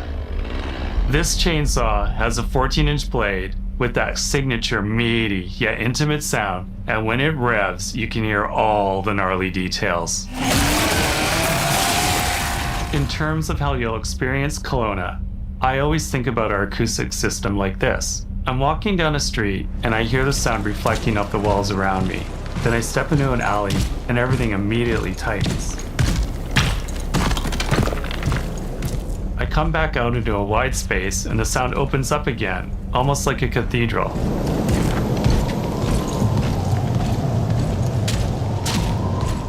And it's not just those spaces, it's the transitions between them where the magic really happens. That's where things feel alive. That's acoustics in real time. It's a heavy world. And what better way to experience its dread and tension than through the music and sound that surrounds you? No other game does the squad like Gears does. Our themes, our gameplay, and our modes, they all revolve around this core element. But it's not just about the brotherhood that you experience in the stories. It's also about the bonds you create with your friends. Co-op has always been a part of our DNA. And like every great Gears game, you can bring your own squad to this fight. In campaign, all 4 characters are playable from the start. And we support 4-player online co-op and 2-player split screen on console. In Versus, our sweaty squad-based PvP is back, with a collection of 4v4 modes and all new maps set in locations in and around the war-torn city of Kelowna. We've combined classic Gears' symmetrical PvP map design with new traversal opportunities. You'll put your skill to the test alongside a seasonal roadmap of killer content, almost all of which you can just earn by playing the game, completing in-game challenges, events, and achievements. And today, we're excited to announce a dynamic new evolution of Gears' iconic PvE mode, Horde Siege. It's a 12-player mode where all 3 squads fight alongside each other to battle the Locust Invasion and defend Kelowna across a range of city-based maps. We'll have more to share soon, and we hope you join us for our open beta weekends later this summer. We good? Sergeant Phoenix?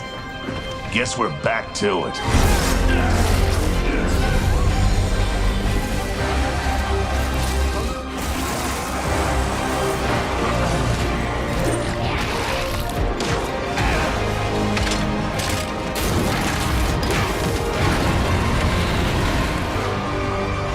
We can't outrun the past. But as long as we're still breathing, we're the ones that keep fighting. 20 years of Gears is such a milestone. It is such an honor and also a huge responsibility to make sure we deliver on the story of Gears. It always comes back to the squad. It always comes back to this theme of getting through the absolute shittiest of times with somebody else who constantly has your back. And that's Marcus and Dom's story. The story of the original trilogy. The story of E-Day. And the story I think we can all relate to. Thanks for pushing through. Couldn't have done it alone. You got it, man. Having the opportunity to have E-Day come out in the same year as the 20th anniversary of Gears, the quarter-century anniversary of Xbox, it's almost like a homecoming. It's like returning back to our roots and saying, fuck yeah, we're back. And we have so many more stories to tell. It's an incredible honor and one that we want to make sure that we do right.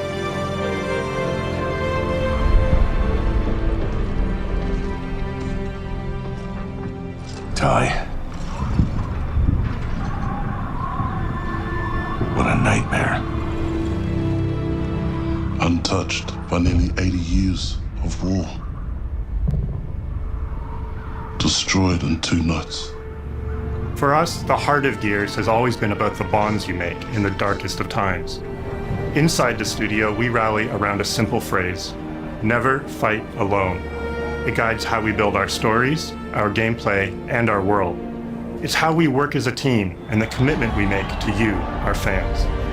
Everything comes back to that important idea of sharing life's experiences, the highs and lows, together.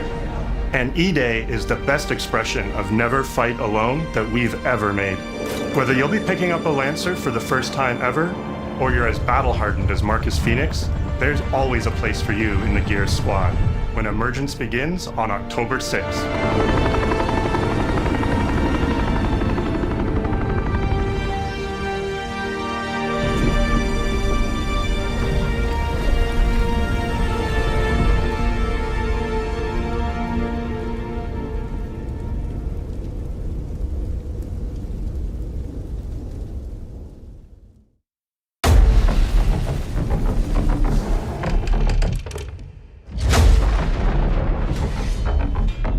I know why you're here.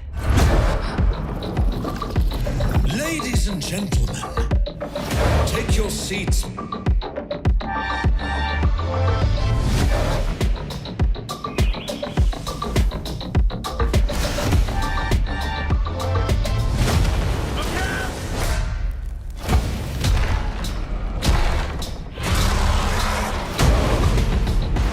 The council has chosen. Now you ready to get to it?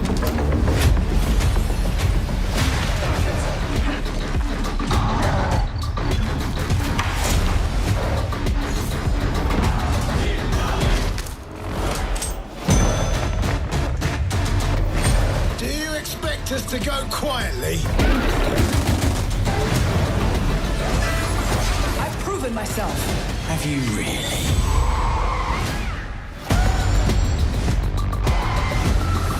I have come here to destroy you. Welcome to the surface.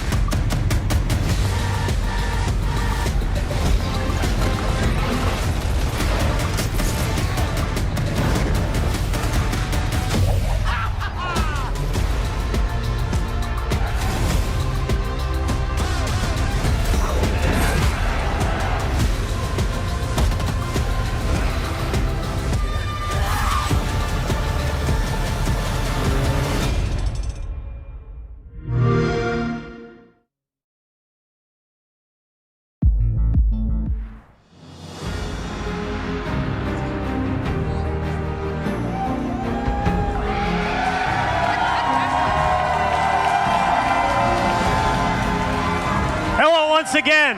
I'm Ryan McCaffrey, host of IGN's weekly Xbox show, Podcast Unlocked, and joining me now to break down everything revealed during the Xbox Game Showcase, Miranda Sanchez, Michael Hyam, and Destin Legary. Love the energy from the IGN Live crowd right now. So quick impressions. First of all, just what did we think of the conference? Miranda, I will start with you. Well, no one can say that Xbox doesn't have games. That is true. So many games. A lot of updates, which is what we were asking for. It's like, let's get release dates, get timelines for a lot of these things, because, you know, as we were saying, the pre-show, when are things coming out? And we got a lot of that, which is good. But also, I know me and my team are going to be very busy in September and February. February, yeah. So I guess I won't be sleeping for a while, but it's best when I'm not sleeping because I'm playing a lot of video games. Michael, how was this conference for you? Great showcase, and it had the two things that I cared about most. No clown makeup today, man. I was right. We had P4, we had P6. I'm going to talk all about that later. We'll get to that. They had the things I wanted, and there's so much around that. Just that sizzle reel at the end with all the logos of all the games they're showing. It's like Miranda said, I'm with you on that. Can't say Xbox don't got games no more. Destin, top-level thoughts. What'd you think of the Xbox showcase? I really liked it, and I really loved seeing Xbox console exclusive on a lot of those trailers. That's smart. Perfect pivot. So there were two games that were deemed Xbox console exclusives, no PS5, and that is Gears of War E-Day and, Miranda's #1 game of the fall, certainly. And then Clockwork Revolution, a new steampunk RPG, which we've seen before, but now they're confirming that one as an Xbox console exclusive. Let's start with Gears. I mean, that was the star of the show today. I'm so happy. I have to start with Miranda. So we learned a lot between, of course, the release date at the very beginning of the show, October 6th, same day as Star Wars Galactic Racer, so make your choice. It's obvious. On that one. But then we learned a lot more in the Gears Direct that immediately followed. We've got a 12-player Horde mode in multiplayer. We've got a full-fledged campaign, Unreal Engine 5. So, Miranda, you have high expectations for this series. You and me both. We've been playing it since the beginning. What'd you think of what you saw from Gears of War E-Day? I feel like we've only scratched the surface of what this game is going to be, because they really emphasize that you are going to be in one city. You're not going outside of city limits probably, or maybe just barely. Like, you're going to be in this one focal area. And it seems a lot less, not necessarily not linear, like there will probably move you from chapter to chapter, but there's like maybe more to play with. And Gears hasn't been open world, it has open sandbox spaces. Right, from 5. Yeah, and that kind of seems what they sort of hinted at, like pretty heavily for this one as well. I could see like maybe you finish a mission, they dump you back out, you have a choice to go to an area, go help some civilians get rescued, and then go back and report in and see what's up. So I'm really curious to see how they're going to build that out and keep it interesting. We kind of knew this was going to be taking place over like just a few days, and they confirmed like, yes, it's going to be 3 days of this new team together. I was also excited. Okay, I'm gonna rein it in, because I could just talk about this for like the next hour, which, you know, we got a lot to talk about. But I'm also really excited that they showed us Bravo Squad, which is the squad focus for this one. So we get 2 new characters, Max Carter and Lucas Reyes. We also get to see people like Ty, who we love. They noted that some of the characters from books and comics are coming into this for the first time in the games, which is really cool. So I'm curious to see how much they're going to deviate from what has already been laid out in the books and comics, and make this their own. But also, like, the really cool scene with Ty in the first trailer we got at the end where he saves Marcus, like, that's straight out from what has already been published. And it's so cool to see that brought to life in like such a beautifully gruesome way. I love their tech when they were just like, look at how we do dismemberment. Look at all this gore. And I was like, yeah. We've got some jumping now. Jumping? At points you can actually jump. The like lifting yourself up on top of vehicles and other higher cover. And then the cover. the higher mantle.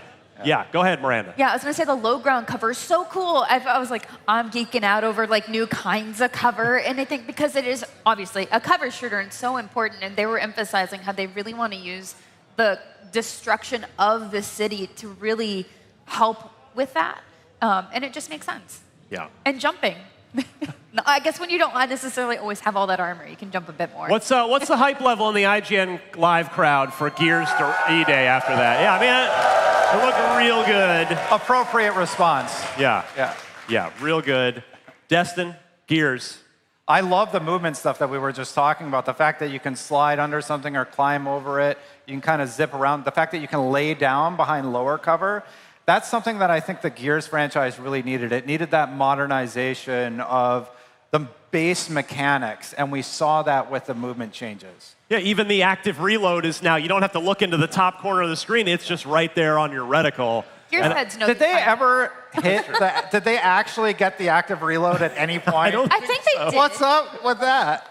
Come on, Collision. Yeah. Michael Hyam, let's talk a game that you and I are both looking forward to, probably more than anything else in the Xbox lineup. We talked about it in the pre-show, and we got it. Fable. So we not only got to see Fable, we got a release date. Yeah, we got a release date of February 23rd. So my manager, Michael, who's upstairs right now, I might have a little something on February 23rd. I might not be able to make it into work that day. Michael, what do you think of what you saw from Fable today? If you watched the pre-show, I said that Fable needs to establish what that game is actually about. Show us a little bit of story. They did exactly that. They showed exactly what I wanted from it. And like, we know Fable to be sort of, tends to be a goofy game. It's a bit lighthearted. It does have its dark moments and all that. But this trailer has struck that tone I'm looking for, where it takes itself seriously and still has a little bit of the goofs on the side. But I think a game can be very powerful if it has that comedic element to balance out how serious it gets. And it makes both sides better. And not to keep talking about the games that I love, like the Yakuza franchise, but that kind of is the balance that they're so good at striking. And I think that's an opportunity for Fable to do a similar approach, too. Let's see here. The next... the protagonist, real quick, Isabel in Fable. Yeah. Very excited about her. Loved her performance.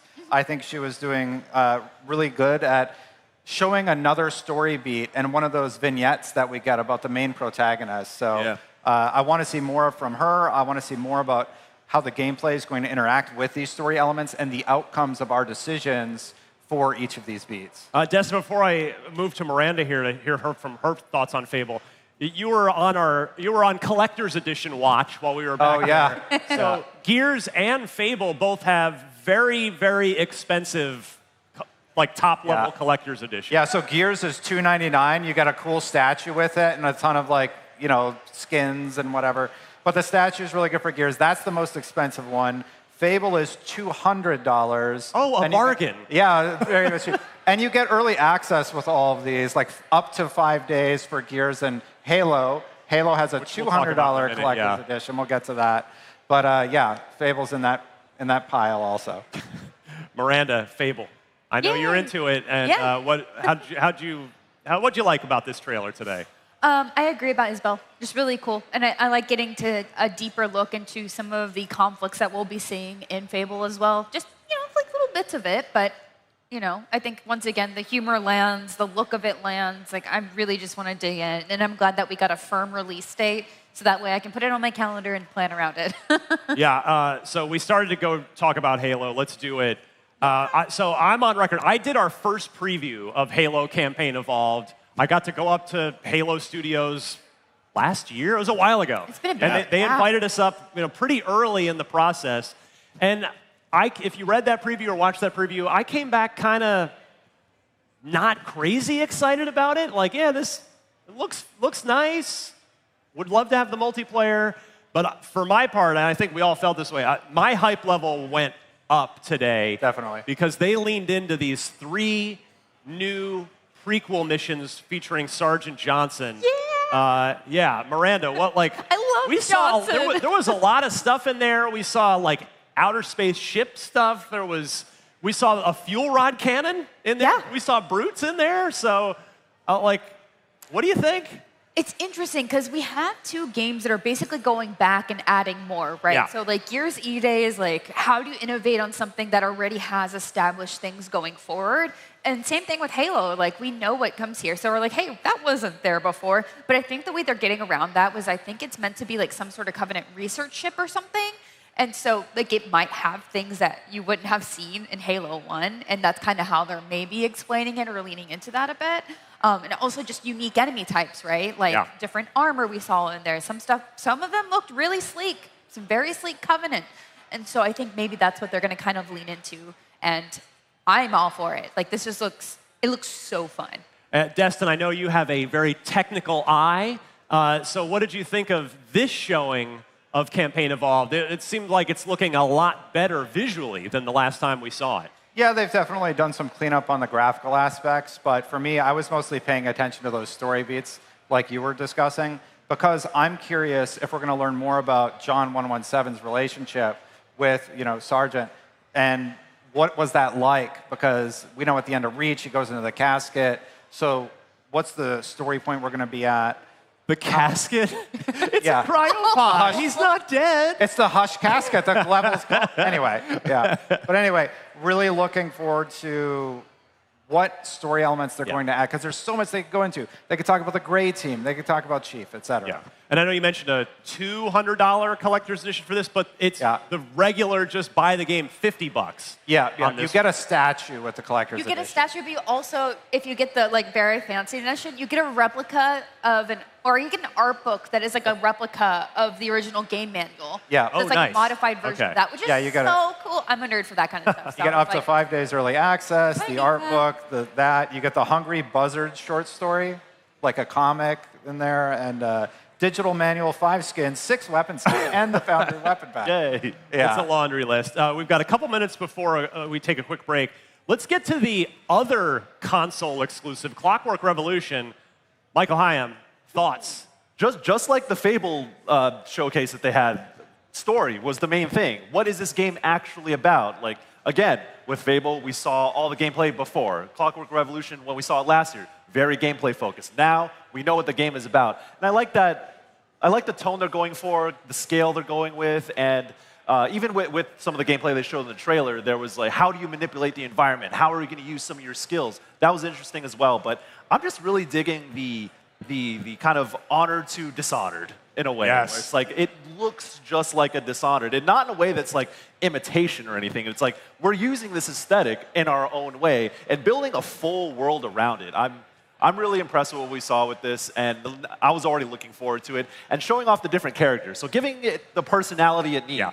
It is kind of goofy in a way, but I just like how they're playing with the tone because it matches the style, it's aesthetic, and I think that another thing too is choices, who you're going to be interacting with, what those environments are going to say about the story as well. I love what I'm seeing from it. There was another game we'll talk about a little later that had a bit of a Dishonored-y vibe too, so stay tuned for that. But Miranda, what were your thoughts on Clockwork Revolution?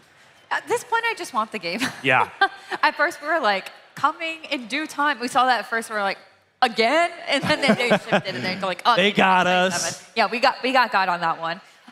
But it's just like, yeah, I think we've seen so much at this point. It's like, you don't need to sell me more on this. I want to play it.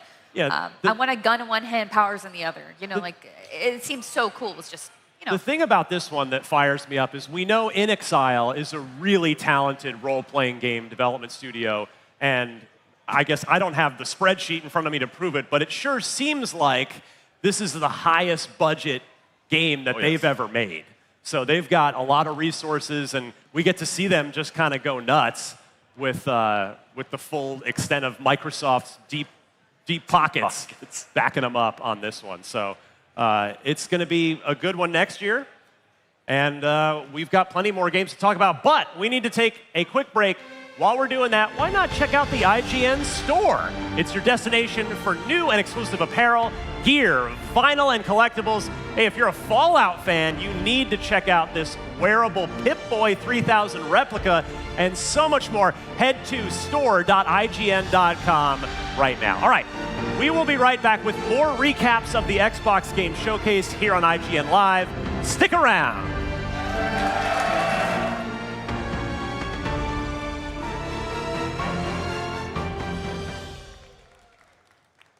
IGN Live is presented by Fanta. Special edition Fanta and Xbox 25 cans are available now only for a limited time.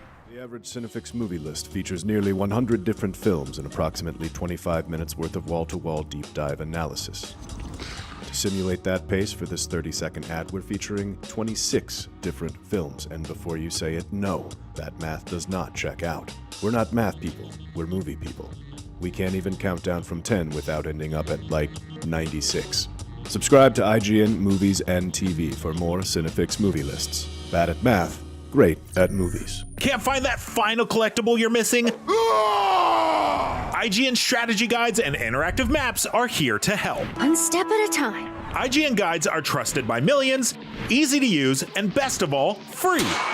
IGN has the very best, most complete, and accurate guides for Shadow of the Erdtree, Baldur's Gate 3, Tears of the Kingdom, and so much more. See?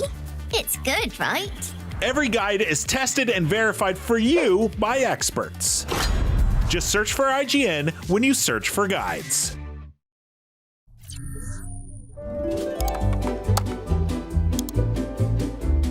IGN Plus is where your adventure begins. What are you selling? Plus is the place to get unlimited access to all the tools you need to beat your games. Here's what you need to know for bringing down Gloomspawn. Plus, awesome exclusive discounts on IGN Store.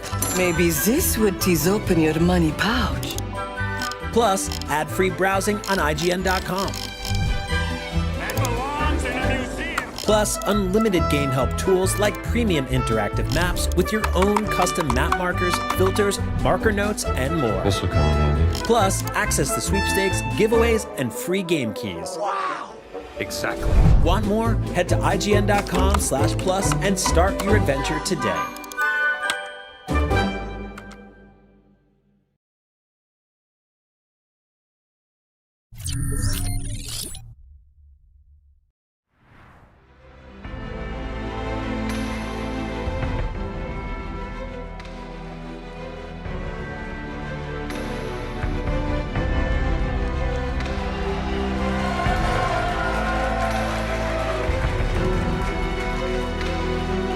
You're watching IGN Live. Welcome back. This is Unlock's post-show breakdown of the Xbox Game Showcase, which was absolutely massive, as always. All right, let's talk about next year. I counted and this may not be an accurate count, but I counted 12 games that were labeled 2027 in this thing, as if this year wasn't already busy enough. It's only June, and we already have a dozen games announced by Xbox coming next year. Among those is a game we talked about in the pre-show that we've been waiting to see for a long time, State of Decay 3. Destin, we finally got like a real good look at gameplay here. What'd you think? I want to play it. That's what I think. I want to go out there. I want to fight the zombies and save people or sacrifice them. Well, that's the People thing. have to get left behind, you know? It's all about managing those relationships with the survivors. Michael, did that State of Decay showing live up to what you'd hoped for? It did exactly what I think it needed to do. Was like show that it's real, show some gameplay, and I kind of like the tone they're going for. Again, it seems like it's a little bit more serious. You know, State of Decay 1 and 2 weren't like story games necessarily, True. but you know, there was like maybe a little bit of a cartoonish element to it because it was so gameplay focused. And, like, it's aesthetic, but I feel like this one, the State of Decay 3, it feels a little bit more grounded in what it's trying to do, and at least we got to see like at this scale, with this aesthetic, I think it's looking polished. I hope that's the case. I hope this is indicative of it being polished. And I really like what they're doing with scale, the environments, and again, like Destin, I kind of just want to play it. Yeah. At this point, you don't need to tell me much more about what State of Decay does. Miranda, I know we've all signed up. There are alpha play tests that you can sign up for. We don't know if you know you're not guaranteed to get chosen, but we're going to play some State of Decay 3, right? Absolutely. Yes, I think that's echoing Michael. I just want to play it. Again, a known quantity sort of thing. But I love seeing the environment, woodlands, very dark, of course. Spooky. We have like it looks like some sort of power plant or something. Like there's just so many different environments they're showcasing. I think what again we really want to get into is like the updates to some of the really cool mechanics they have specifically in here. What kind of people are we going to meet? Who are we going to sacrifice? Who will we actually save? I know I've seen some people I've just turned around. So I'm like, you don't need to come with me. It's okay. My resources are limited. So You'll be fine. More vehicles and like some cool traps for zombies. So I think the strategy part of it too is really interesting, and I'm looking forward to seeing more of that. Especially, I think we'll hear more about that around the playtest. Yeah. We've got a ton of games to get through, so I don't want to linger too long on any one in particular. And there are more first-party games, more Xbox Game Studios games, but I don't want to make Michael Hyam wait any longer. All right. Persona. Oh, you got pretty excited. P6. Yeah. And we got P4. I want to start with talking about Persona 4 Revival. Again, like I said in the pre-show, they gave me exactly what I was looking for. Show me how the game looks. Let me show me some new mechanics. Show me what you're doing differently this time. And there's a lot to get into, but I want to highlight the song that plays. It's a brand new song for Persona 4 Revival. I'm not going to lie. I don't know if you noticed this, Miranda, but I was tearing up when I was watching this, man. Like, this game means a lot to me. This game means something, and it means a lot to so many other people, too. I think... Yeah, for me, the big part was that they showed Marie. So that's the big question because of what they did with P3. It's like, are you guys going to do the same thing with P4 and strip back from like what we got with the remakes? And like Persona 4 Golden is like the definitive story edition of this, and I was so worried. But Marie's there. Yeah. I'm so relieved. I'm so excited. As you said, like this is like a foundational game for many people, myself included. So I'm so stoked. Yeah, I was tearing up a little bit. It's nice to see that world with its new aesthetic. It is drawing a lot from how Persona 3 Reload looked in terms of in-engine, character models, aesthetic, and like in battle when they're doing the all-out attacks, all the camera angles and the cuts and how they're redoing the cutscenes. I mean, like P4 is kind of a known quantity because it's been out for so long, but these are the kinds of things that I want that's going to give it new life and make it feel like it has a lot more like motion, a lot more momentum to that, and feel modern in that way. I actually really like what I'm seeing from P4. P6. Very dark teaser, literally and tonally. Yeah, Persona 6, it almost felt like they're leaning more into Shin Megami Tensei, which is the more demonic RPG that, you know, is playing with a lot more darker themes and death and heaven and hell and all these other things. But Persona 6, again, they didn't show much. It was just static and tombstones, and then it glows red or glows green, and then Persona 6, and that's it. We got the logo, at least. But what this is telling me is that they're doing something that's a bit more serious, a little bit darker, again, pulling from SMT. And I think that Persona is a series Don't get me wrong. Like I said, I love it to death, but I think it needs to make a jump to something a little bit more mature, and I hope this new trailer or this reveal is indicative of that. I think even with you saying it more mature, I think also age-wise for the characters, because that has been a problem that we've talked about in the past, especially with P5. Like there are some things that were really kind of uncomfortable.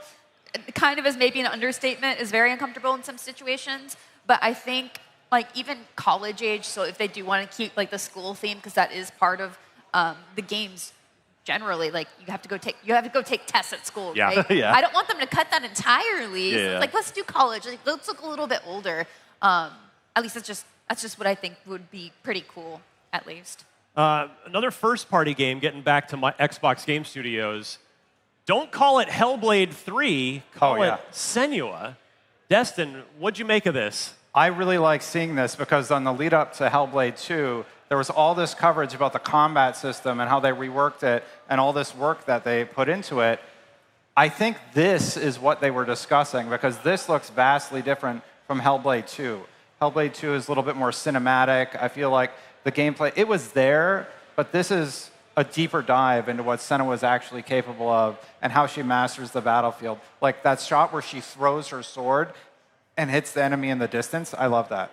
Yeah, Miranda, we talked on Unlocked when Hellblade 2 came out that it's probably the most, at the time, most technically beautiful Series X game, and it was the first Series X game technically ever announced, but it was pretty light on gameplay, and this reveal seemed to want to communicate that, hey, there's a lot more gameplay this time around. Right, you even emphasize it's like, oh, they're really leaning into like, look how she's like fighting things. Look at like the activity you're doing here, which is, I think, them course correcting a bit, which they kind of need a message to get people interested in this, you know? Yeah, and hopefully we still get the great story, but get some awesome gameplay with it. So that's coming out in 2027. Also, so let me go to one of the surprises, one of the new reveals, third-party game, but it impressed the heck out of all four of us as we were sitting back there watching it. Magicians, the Devil's Deal. Yeah, did you guys like this one? Kind of cool. This one seemed really cool. So, Michael, this is the one I was hinting at before. A little bit of a Dishonored vibe here, artistically and maybe even gameplay-wise a little bit too. This might be the new wave. Everyone's trying to make their Dishonored likes or their BioShock likes. You know, with this being like about magicians, like you can do a lot of interesting things with manipulation of the environment.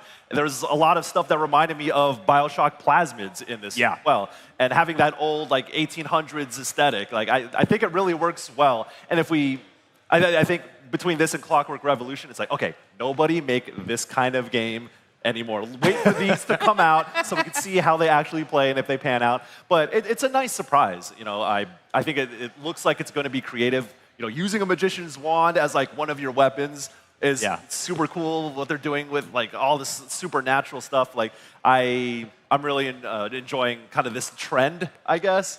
And yeah, it was at first we were looking at this and we're like, oh, is it just like a CGI trailer that kind of imitates? Yeah, it was definitely fake at first, and then they showed some real stuff. Yeah, and then they actually showed us what it looks like in motion, and yeah, I'm super into it. I'm not going to say no to this. It looks like mechanically, gameplay-wise, aesthetic. Again, I think they're hitting the right notes. Miranda, did this work for you as well? Oh, absolutely. Like it is just captivating. I was like, do we know who's making this? Because it did look so familiar. Speaking of Dishonored and like the like the art style of it. But this is from Uppercut Games. They've done City of Brass, Epic, I think the first and second, and Submerged.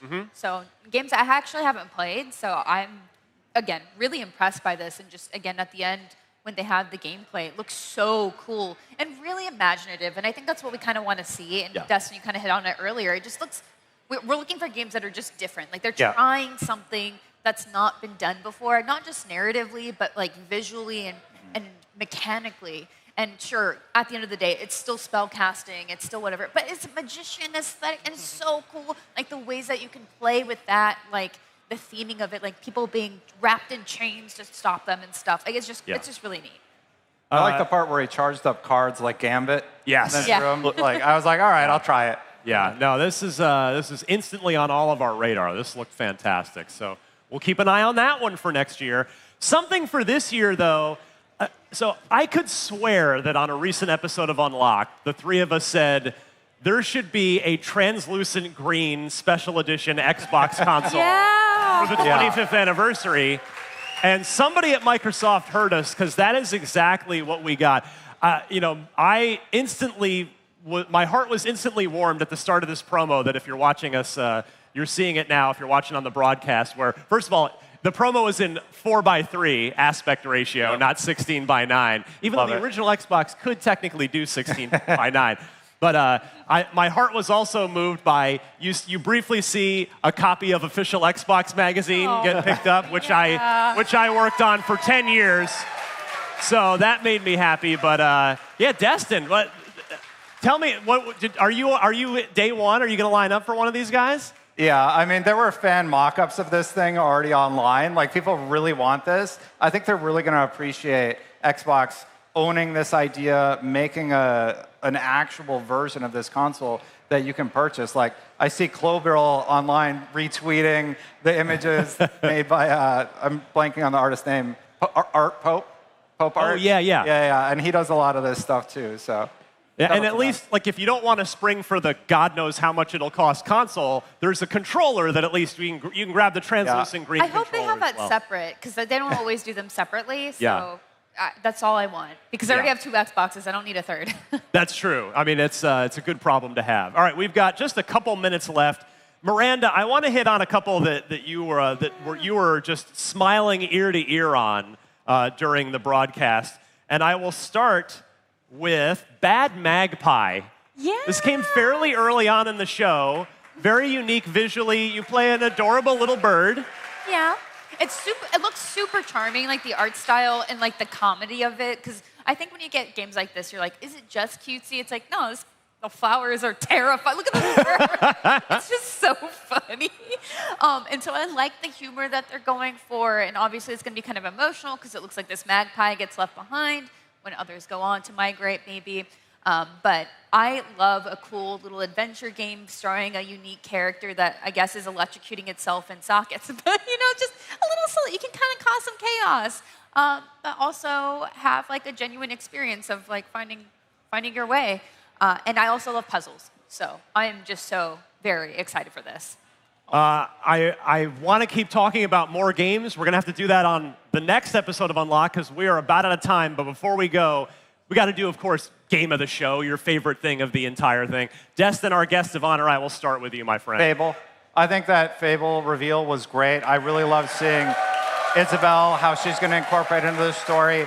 That's the one I'm most interested in seeing more of. Yeah, we're gonna see how if the crowd agrees with each of us. So we got a pretty good response on Fable right there. Again, out in February. How about Michael? I think I know what you're gonna say, but go ahead and say it. Yeah. We didn't see much of it. We just got a logo reveal, but Persona 6, baby. It's real. Makes sense.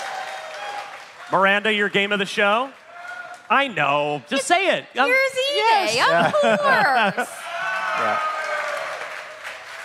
I want to say something that someone hasn't already said, but it's Fable. I said it at the top, and it's still the one for me. It is just Playground Games they don't make 9 out of 10 video games. They make 10 out of 10 video games, and this is certainly going to be their biggest challenge yet because this is a genre they've not done anything like this before, but everything they've been showing us so far has just been absolutely phenomenal. So many great games in the Xbox Showcase, and we invite you to come back and join us next week on Podcast Unlocked. We'll be getting into more of this, but for now, this about does it for this IGN Live edition of Unlocked, talking all things Xbox Game Showcase. If you like what you saw, you can catch new episodes of Unlocked every week on IGN, YouTube, Spotify, or wherever you get your podcasts. Now, coming up later today on IGN Live, we'll be checking out Call of Duty Modern Warfare 4, plus the upcoming Tomb Raider remake, Legacy of Atlantis, all that and tons more right here. So stick around, there's more.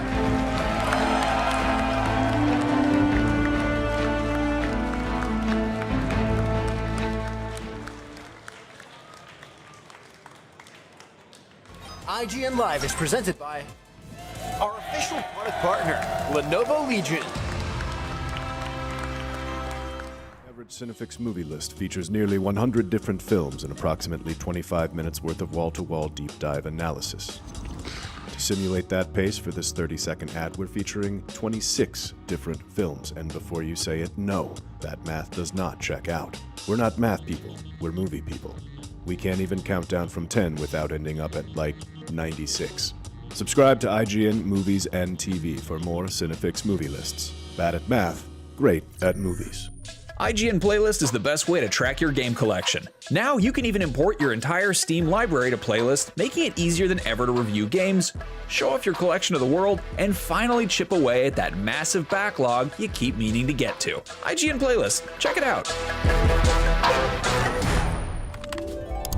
IGN Store has everything you need to level up your life. Red 6 standing by. Refresh your wardrobe with official gear you won't find anywhere else. Treat yourself to the coolest collectibles like an adorable SKA plush, your very own Assassin's Creed Hidden Blade, and a fully functional Pip-Boy 3000. Head to store.ign.com and start shopping today. Do you want to be the very best like no one ever was? Streamline your journey to becoming a master trainer with Planet Pokemon. Choose your Pokemon, filtering by type, stats, or game availability. Then use the full team builder to assemble an unbeatable lineup. Plan out the optimal set of moves, items, and abilities. Play to your strengths by analyzing your team's resistances and offensive coverage. Or really maximize your Poke potential by digging into the stats by adjusting EVs and IVs. And save multiple team builds for different strategies in different games. Plan your dream team today at planetpokemon.com.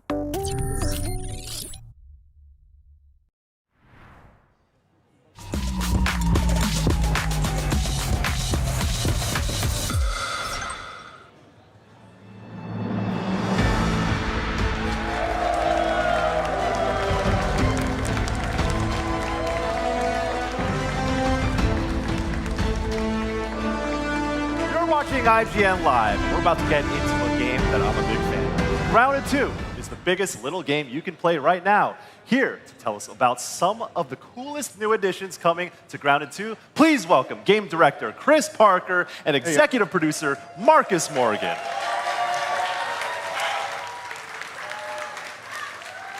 Now, we have so many questions for them, but before we get into those questions, I believe you have an extended version of your recent trailer that was in the summer update, so we're going to take a look at that first.